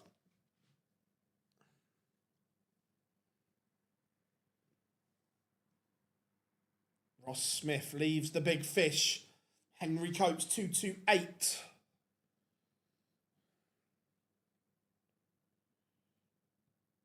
Big fish apiece. Let's get in the...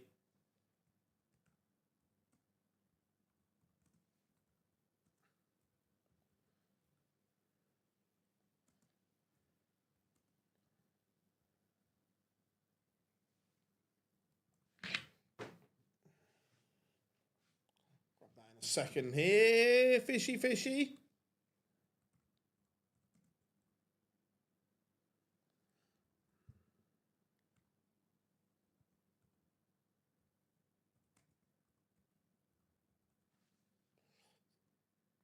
More match darts missed. Henry Coates. This is a break as well. This is a break. Oh, hello. Henry Coates now has the darts for 3 legs on the spin and to send us to a noble.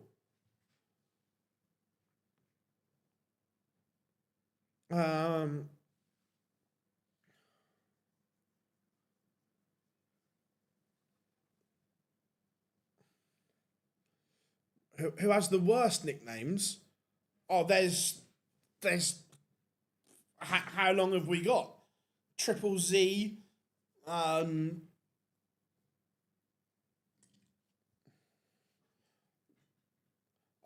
don't like Daryl Gurney's. I preferred the dude, and I'm not saying that's any better. Woody's nickname's pretty shit. I love Luke Woodhouse.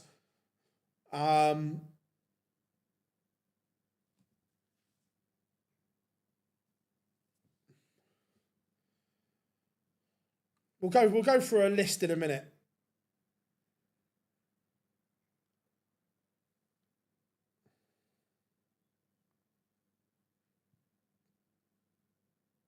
Should be called The Shed. Yeah, I don't mind that.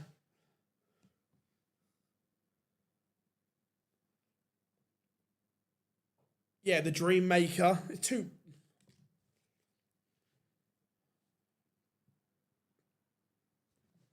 Tell you what. Who would you rather be in this deciding leg if it goes that far? It's going that far. Who would you rather be? Ross Smith, who has the darts, or Henry Coates, that has the confidence after winning 3 legs on the spin? Who would you rather be?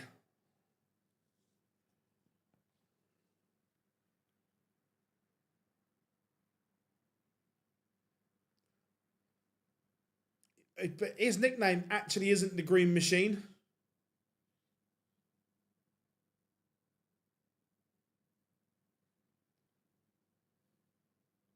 Ton for Ross Smith. You feel that this has to be 2 trebles from Coates. And it is. It is game on here. It is game on.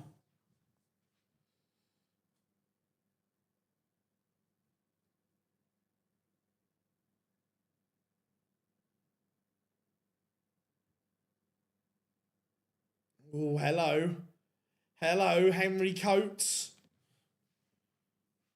If this is good, oh, he would have liked a little bit more.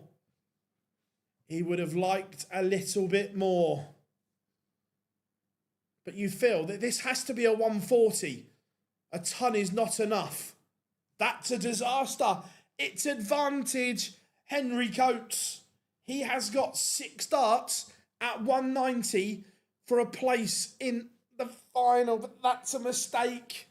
Oh, the pressure's getting to them both. The pressure is getting there.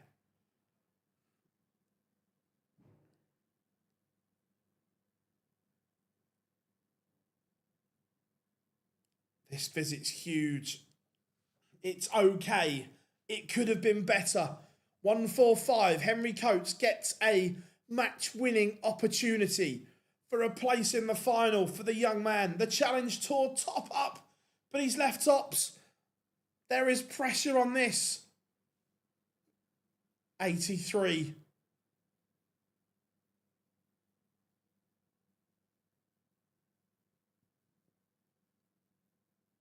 Missed.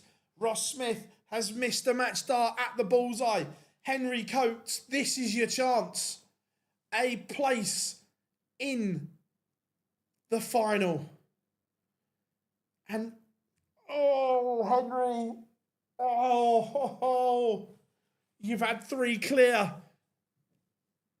And you've missed 9 for double 8 for Ross Smith. Drama. Oh, Ross Smith plays the bad guy. And Henry Coates bows out after missing 3 at tops.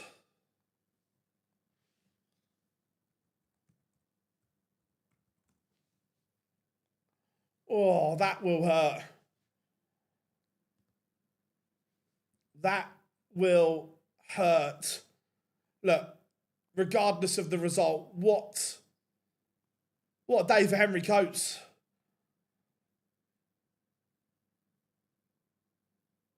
Oh,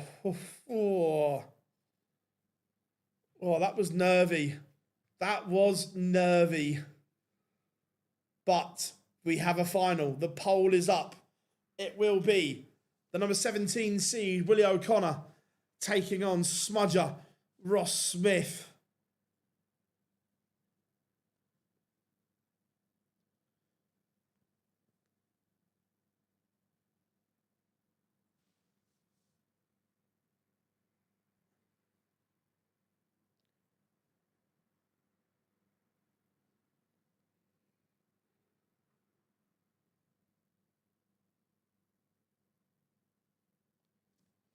Oh, that will hurt. That will sting a little.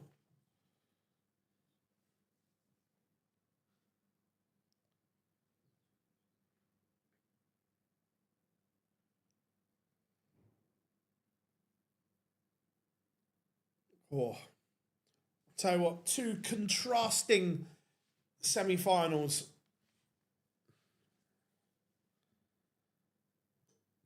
Oh, 100%. There's been some really good stories today, full of drama, full of excitement.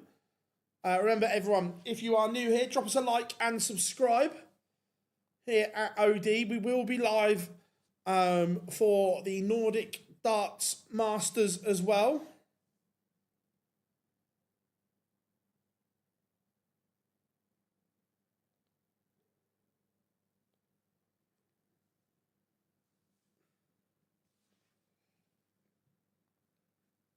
Live from 6 on Friday and Saturday.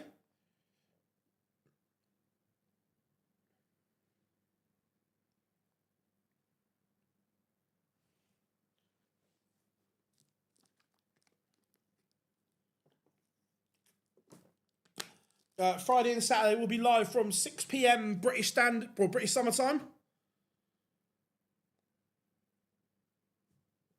Thoughts on Hoyland? Good young striker, but still learning his trade. Am I right in thinking that if William O'Connor wins, he will be in the Grand Slam more than likely, yes. There are people that follow this better than I do in the chat room, but it is expected that a Pro Tour win will more than likely get you in the slam, yes.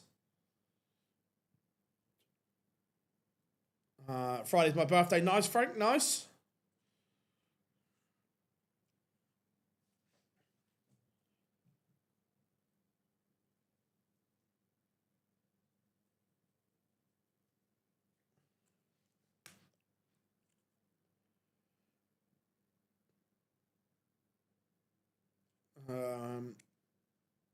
Yeah, he would, yeah. With the top lads not here, gives other players a chance to make a name for themselves. Yeah, agreed, it does. It's more, not guaranteed, but more than likely, yes, he will be.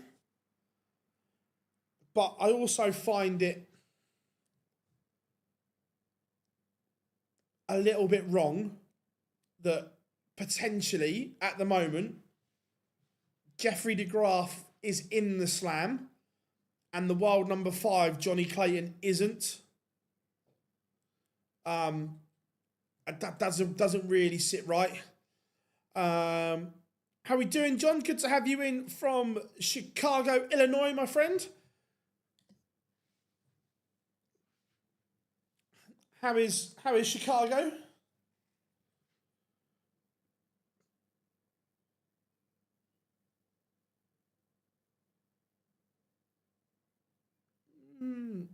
Pass.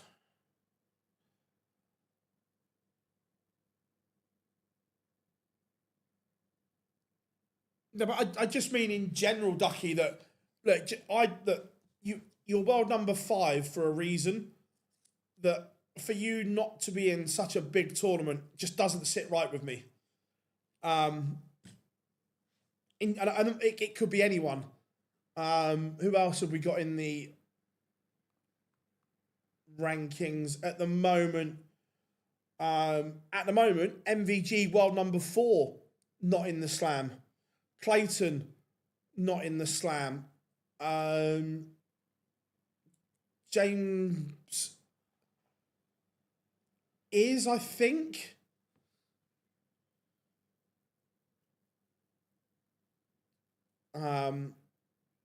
Josh Rock, world number 8 at the moment. I know he won a Euro Tour, so he'll be in. Look, I just think that you've earned the right, being that high rank, to be in. It's just the qualifying criteria, Darren, for the slam. It's a mess, to be fair.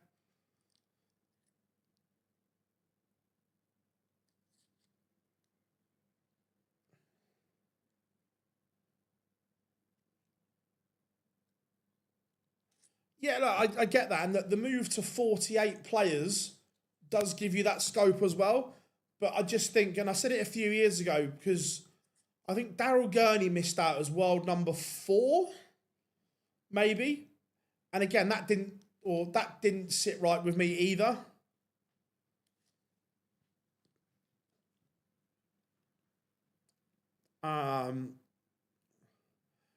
So what would happen with Bo's Pro Tour win? That's a good point.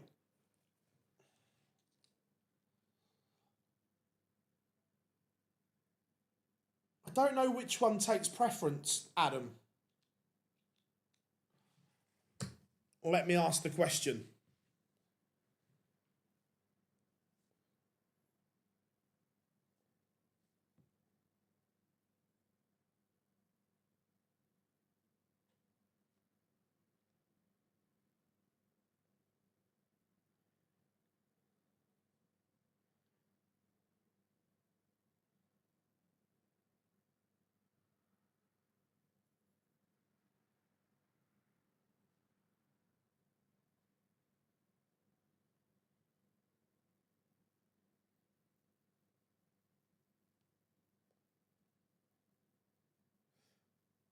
I'm just asking someone now. 2 seconds on, everyone.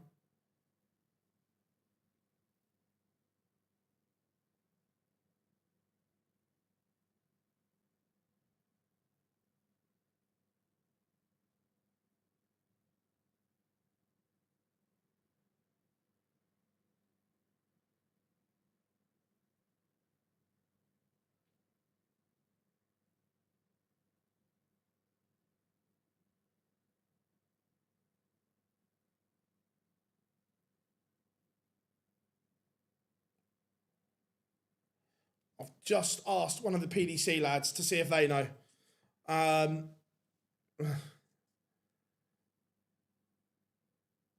How would MVG be before he's not in the... I don't think it matters where he is next year. The year after may be a different one.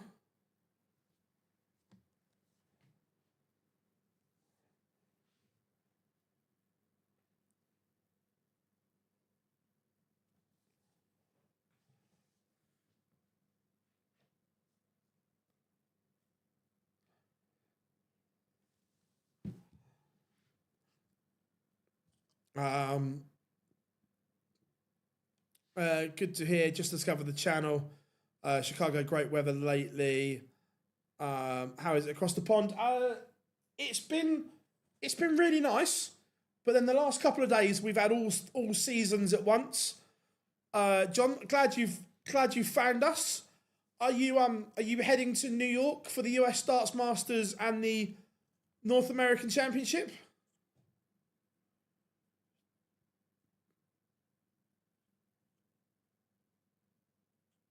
Do you think Woodhouse could get a Premier League spot? Not at the moment. I think he's a way off of that yet.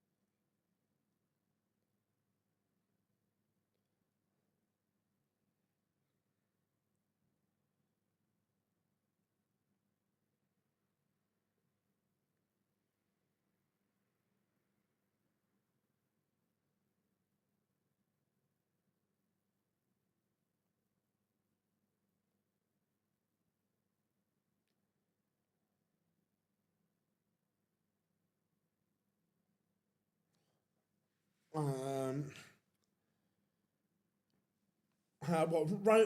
Pavlyuchenko?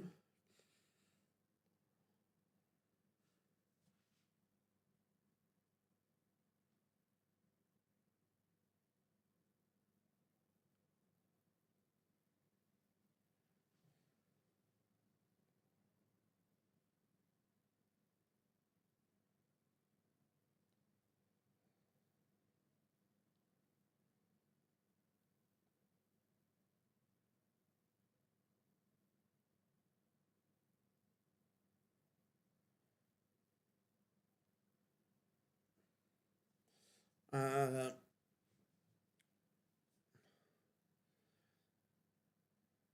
just want to give Wade an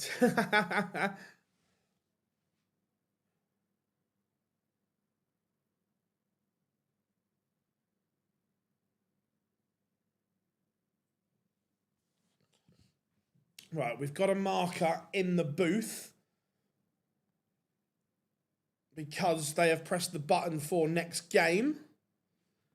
I think Wessel has got a massive chance of being in the conversation. I wouldn't say he's done enough to get in yet, but on the provisional rankings, he's up to world number 10. So, as it stands currently, if it goes to 10 players, I don't see how James Wade is not in the Premier League next year. He's currently provisionally world number 6. So I don't think there's a way for him not to be. Has Wessel done more than Noppert? On the board, no. Off of the board, probably. And that's what it comes to, that balancing act of picking the Premier League and so on. That on the board, has he done more than Noppert? Absolutely not. Off of it, probably yes. And we have pictures. It will be the Magpie against Smudger.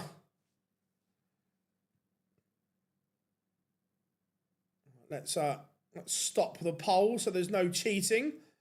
But 66% of you have gone with Big Willie.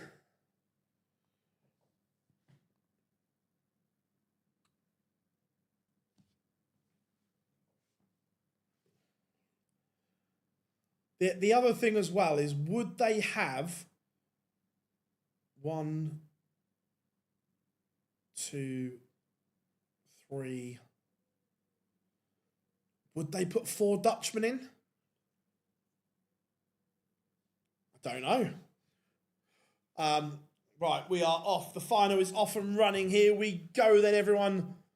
Someone will be champion of Players' Championship 20. Ross Smith, multiple winner. William O'Connor looking for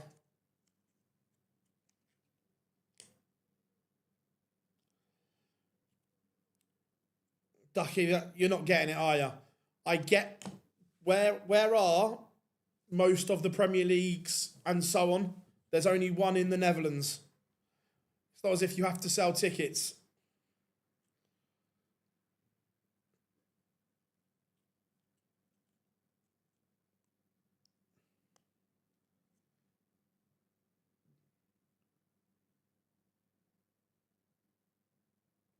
And Ross Smith is pressuring the O'Connor throw early here. Yeah, but they're on the proviso that you're going to see the biggest names. That if you buy a ticket, you're expecting to see Littler, Humphreys. Are you expecting to see Noppert and Wessel? I don't think they've got big enough fan bases to say that. When you buy a ticket, you're looking to see the best. You want your Littlers, your Humphreys, your Price, your Claytons, and so on. That the fan and the audience haven't connected with them yet.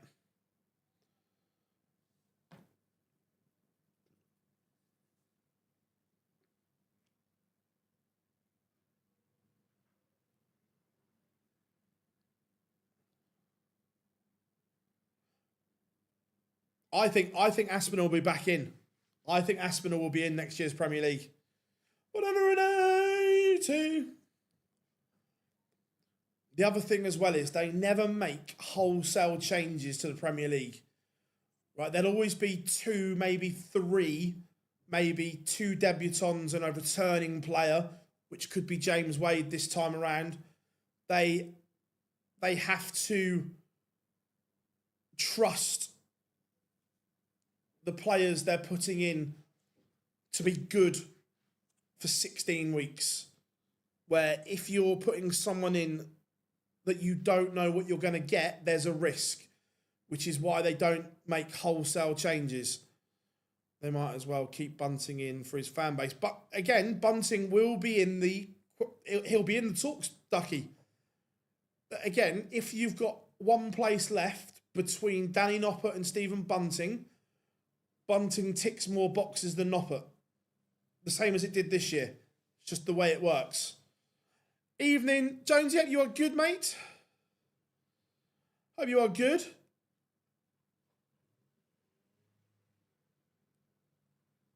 And William O'Connor does level and break straight back.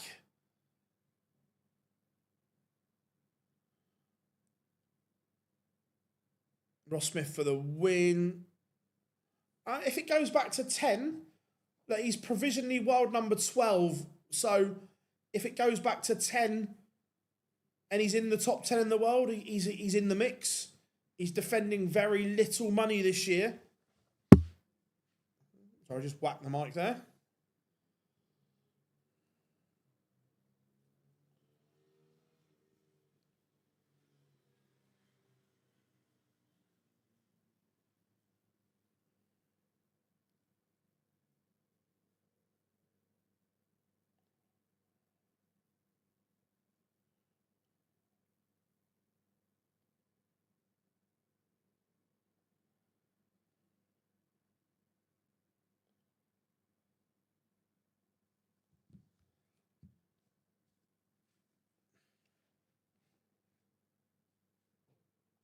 And this is good from O'Connor. He's up the levels here.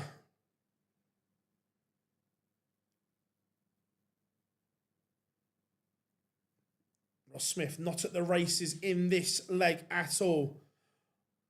Yeah, the Asper's a huge fan base. Even though he wasn't in this year's Premier League, the amount of Aspinall shirts that you'd see on a nightly basis was huge.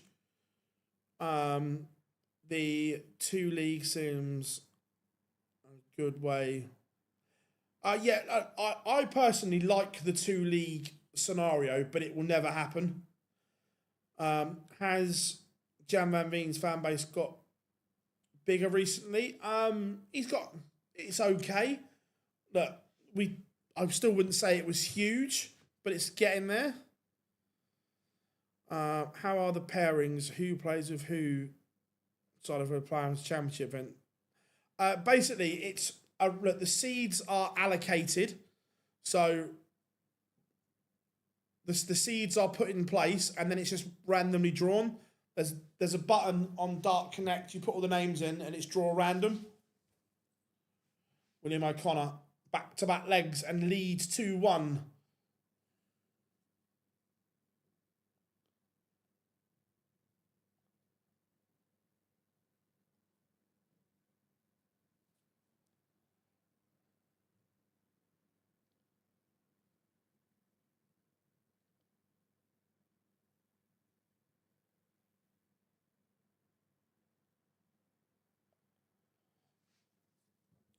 Better response here from William O'Connor.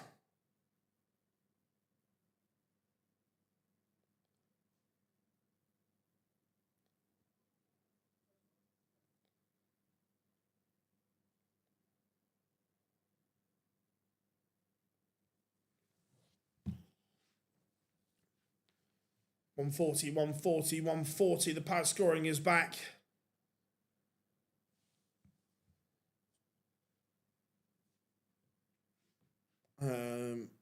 Hopefully Willie wins.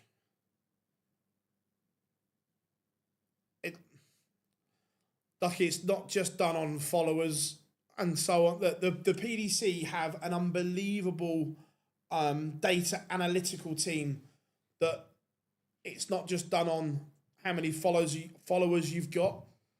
Like some of that would be you'd then break down that 100K and how many of those followers are in the Netherlands, how many are in the UK, how many are, and so on. So you could go and run an ad and target South America and get a load of followers from there. So followers are only a part of it. You then have to then go and break down the individual things.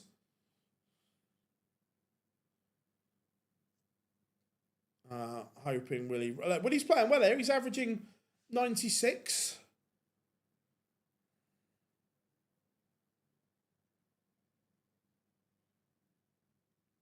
Is Clayton, is he marketable? No, I don't think he is particularly.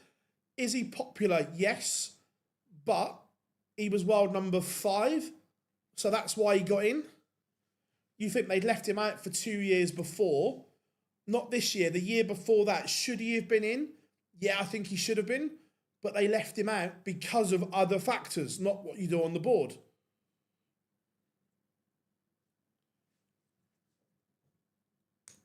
Ross Smith is asking questions here. That 41 was a bit of a disaster. What, the 180? Yeah, he was left out as world number 5 because of the other factors that we go on about. There is a list of boxes that you have to tick. Being good on the dartboard is only one of them, and most of them tick that box.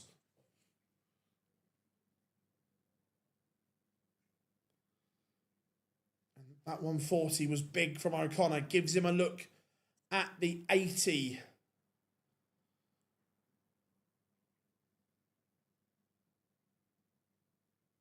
There's pressure on this. And he misses.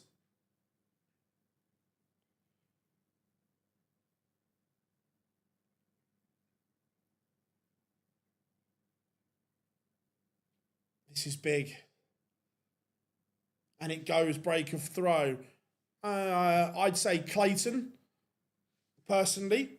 And then you've got to say, like, who would they trust to do medium or? We all know the answer to that. 180.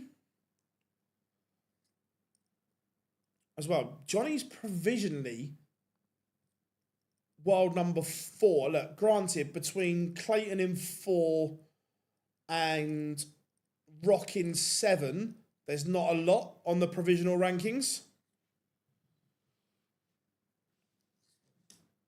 I'll tell you what, he broke, and then he is finding an unbelievable leg. Ross Smith. Well, thank you very much. Ross Smith is looking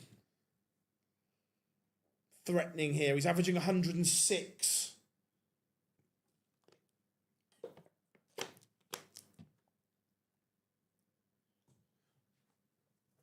No, and again, the Worlds is a factor. One, because of doing it on the biggest stage of them all. The Worlds has the most exposure on it, and the prize money's huge. So 136, Ross Smith.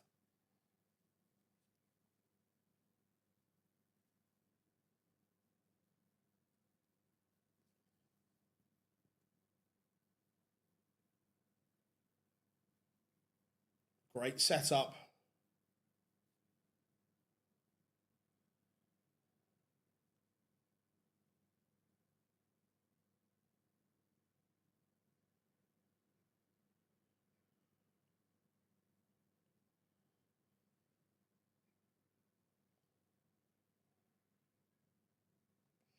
And Ross Smith has daylight. It's 4-2. There is a cushion between himself and William O'Connor.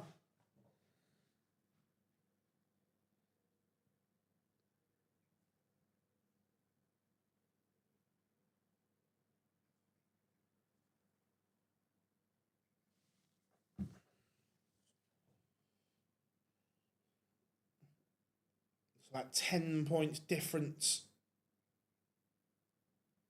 in the averages. O'Connor's going to have to up it here.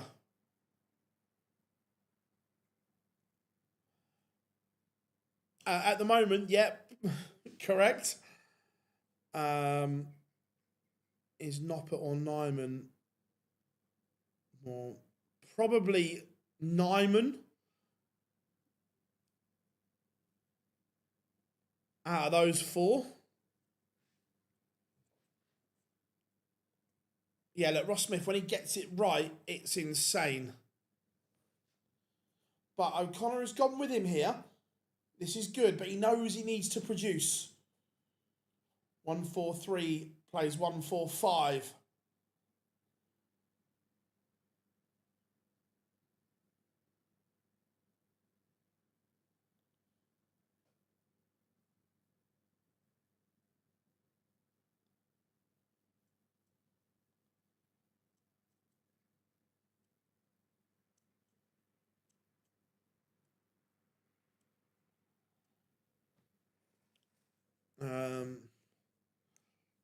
Yeah, look, again, I think Dobie's got a decent chance of being in the mix.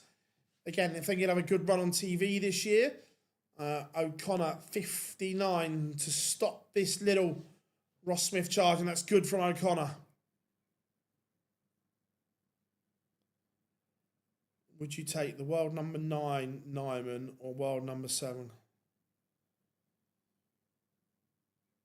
Clayton? Yeah, I'm not a fan of the Hollywood walk-on either. We all have a good online dart stream, more interesting than the darts. Cheers, Nico. Thank you very much. Remember, we will be live Friday and Saturday for the Nordic Darts Masters, so make sure you are tuned in for that. We are. We certainly will be.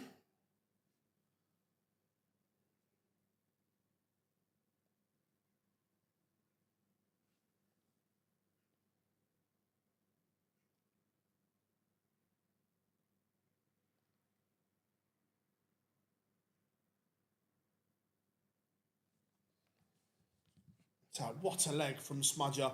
140, 180, 140. Power scoring at its absolute best. He is absolutely rocking it at the moment, Smudger.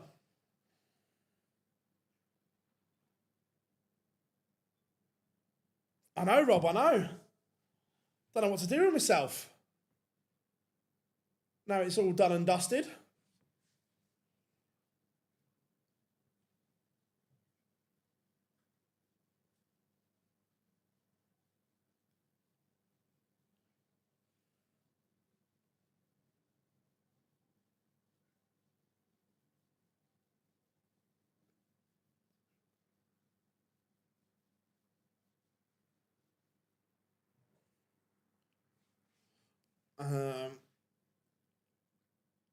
It's a love-hate replacement. Yeah, 100%. Look, William O'Connor.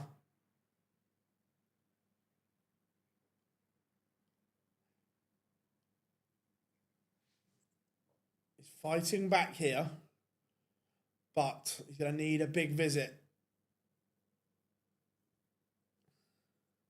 Who were Holland playing tonight?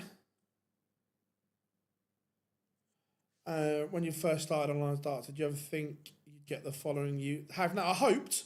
I've always believed in the concept and believed in the idea that the streaming side of it, I'm not going to lie, wasn't on the radar to start with. It was an idea that morphed and changed and almost changed the way we do stuff.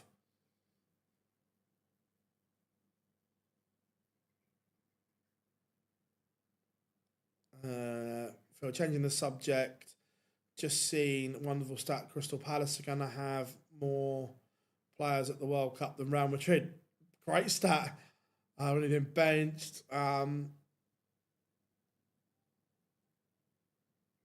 you think O'Connor will make a comeback? Look, he could, but it's going to be tough. If Ross Smith carries on averaging 106, it's going to be a big ask. But William O'Connor is giving himself every opportunity to do so.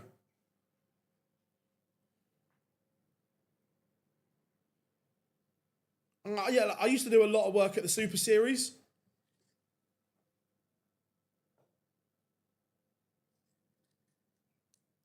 Better than the... Cheers, buddy. Look, do we push our headlines sometimes? Yes, but nowhere near as much as others. What is my 9-dart average? I haven't got a clue. Look, I'm not very good. Look, well, hello. Nothing to see here. Nothing to see here, Ross.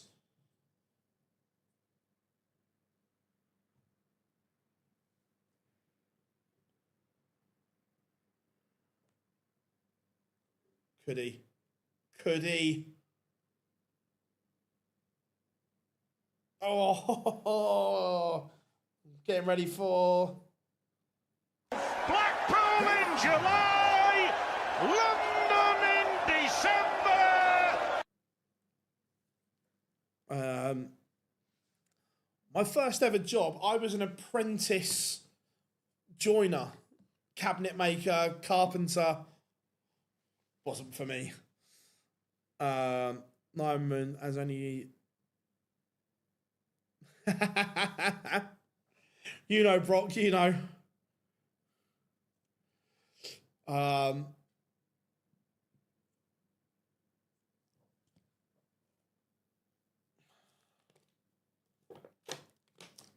again, Ross Smith has done all the right things when it matters. Or as MVG once said,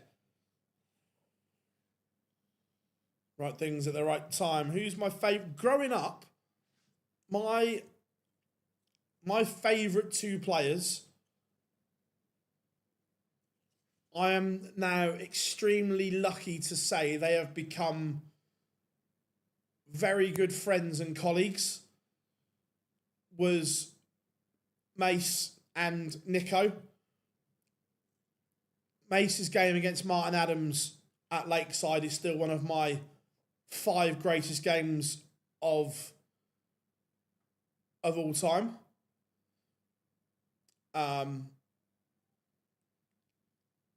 And Nico, I loved what he brought to the stage, the storytelling, the character, being that person. Could have been Jim Williams' apprentice. No, look, Willie O'Connor's averaging 99. He's doing nothing wrong. To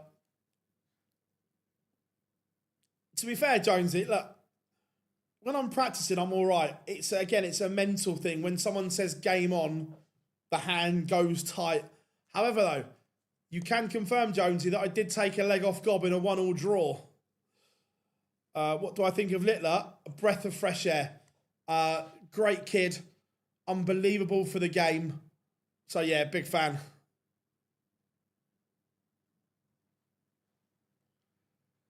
And again, O'Connor holds. He's forcing Ross Smith to serve this out. I don't know the exact, but it was last year when, was it 24 legs in a row?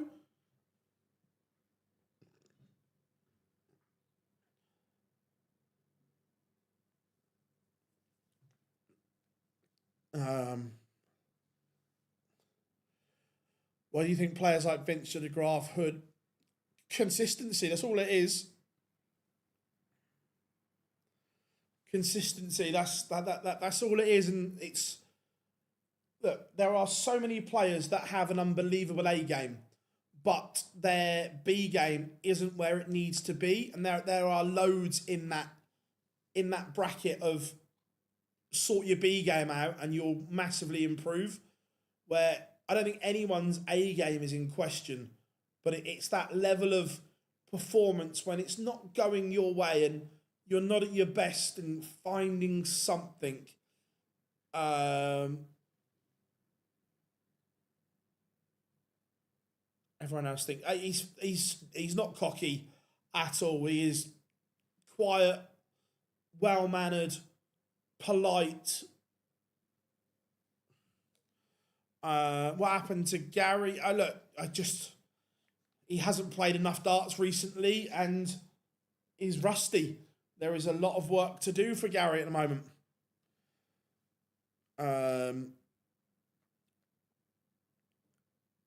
First to 18, can I nick a leg off Littler? If he let me, but no. I did, and by the way, I played every trick under the sun as well, didn't I, Jonesy? I went through the full repertoire of dark arts. Do you think Nyman should have won tonight? No, because he lost. Oh, the next Pro Tours are after the World Cup, if I remember rightly, 16th and 17th. I like Connor. He's a good kid.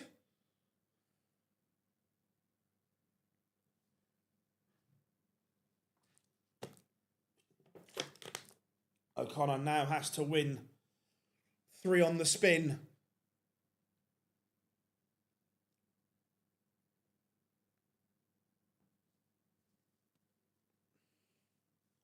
Yeah, look, Ross Smith is averaging 106 right now. This is very, very good from Smudger. O'Connor, it's looking like the race is run. Jonesy, you know, I went through the whole repertoire against him. With younger players, who the PDC need to safeguard Not little, a little, yes, and look, the PDC do to a degree, but they also have no control over any headlines written or anything done from events outside theirs. So, or if a publication isn't at the event, isn't officially credited, they can't force them to change it or anything. 84 for Ross Smith to seal victory. And again, on fire. And Ross Smith, take a bow. That is very, very good from Smudger. I've been to them all and go to them all. We get a media accreditation.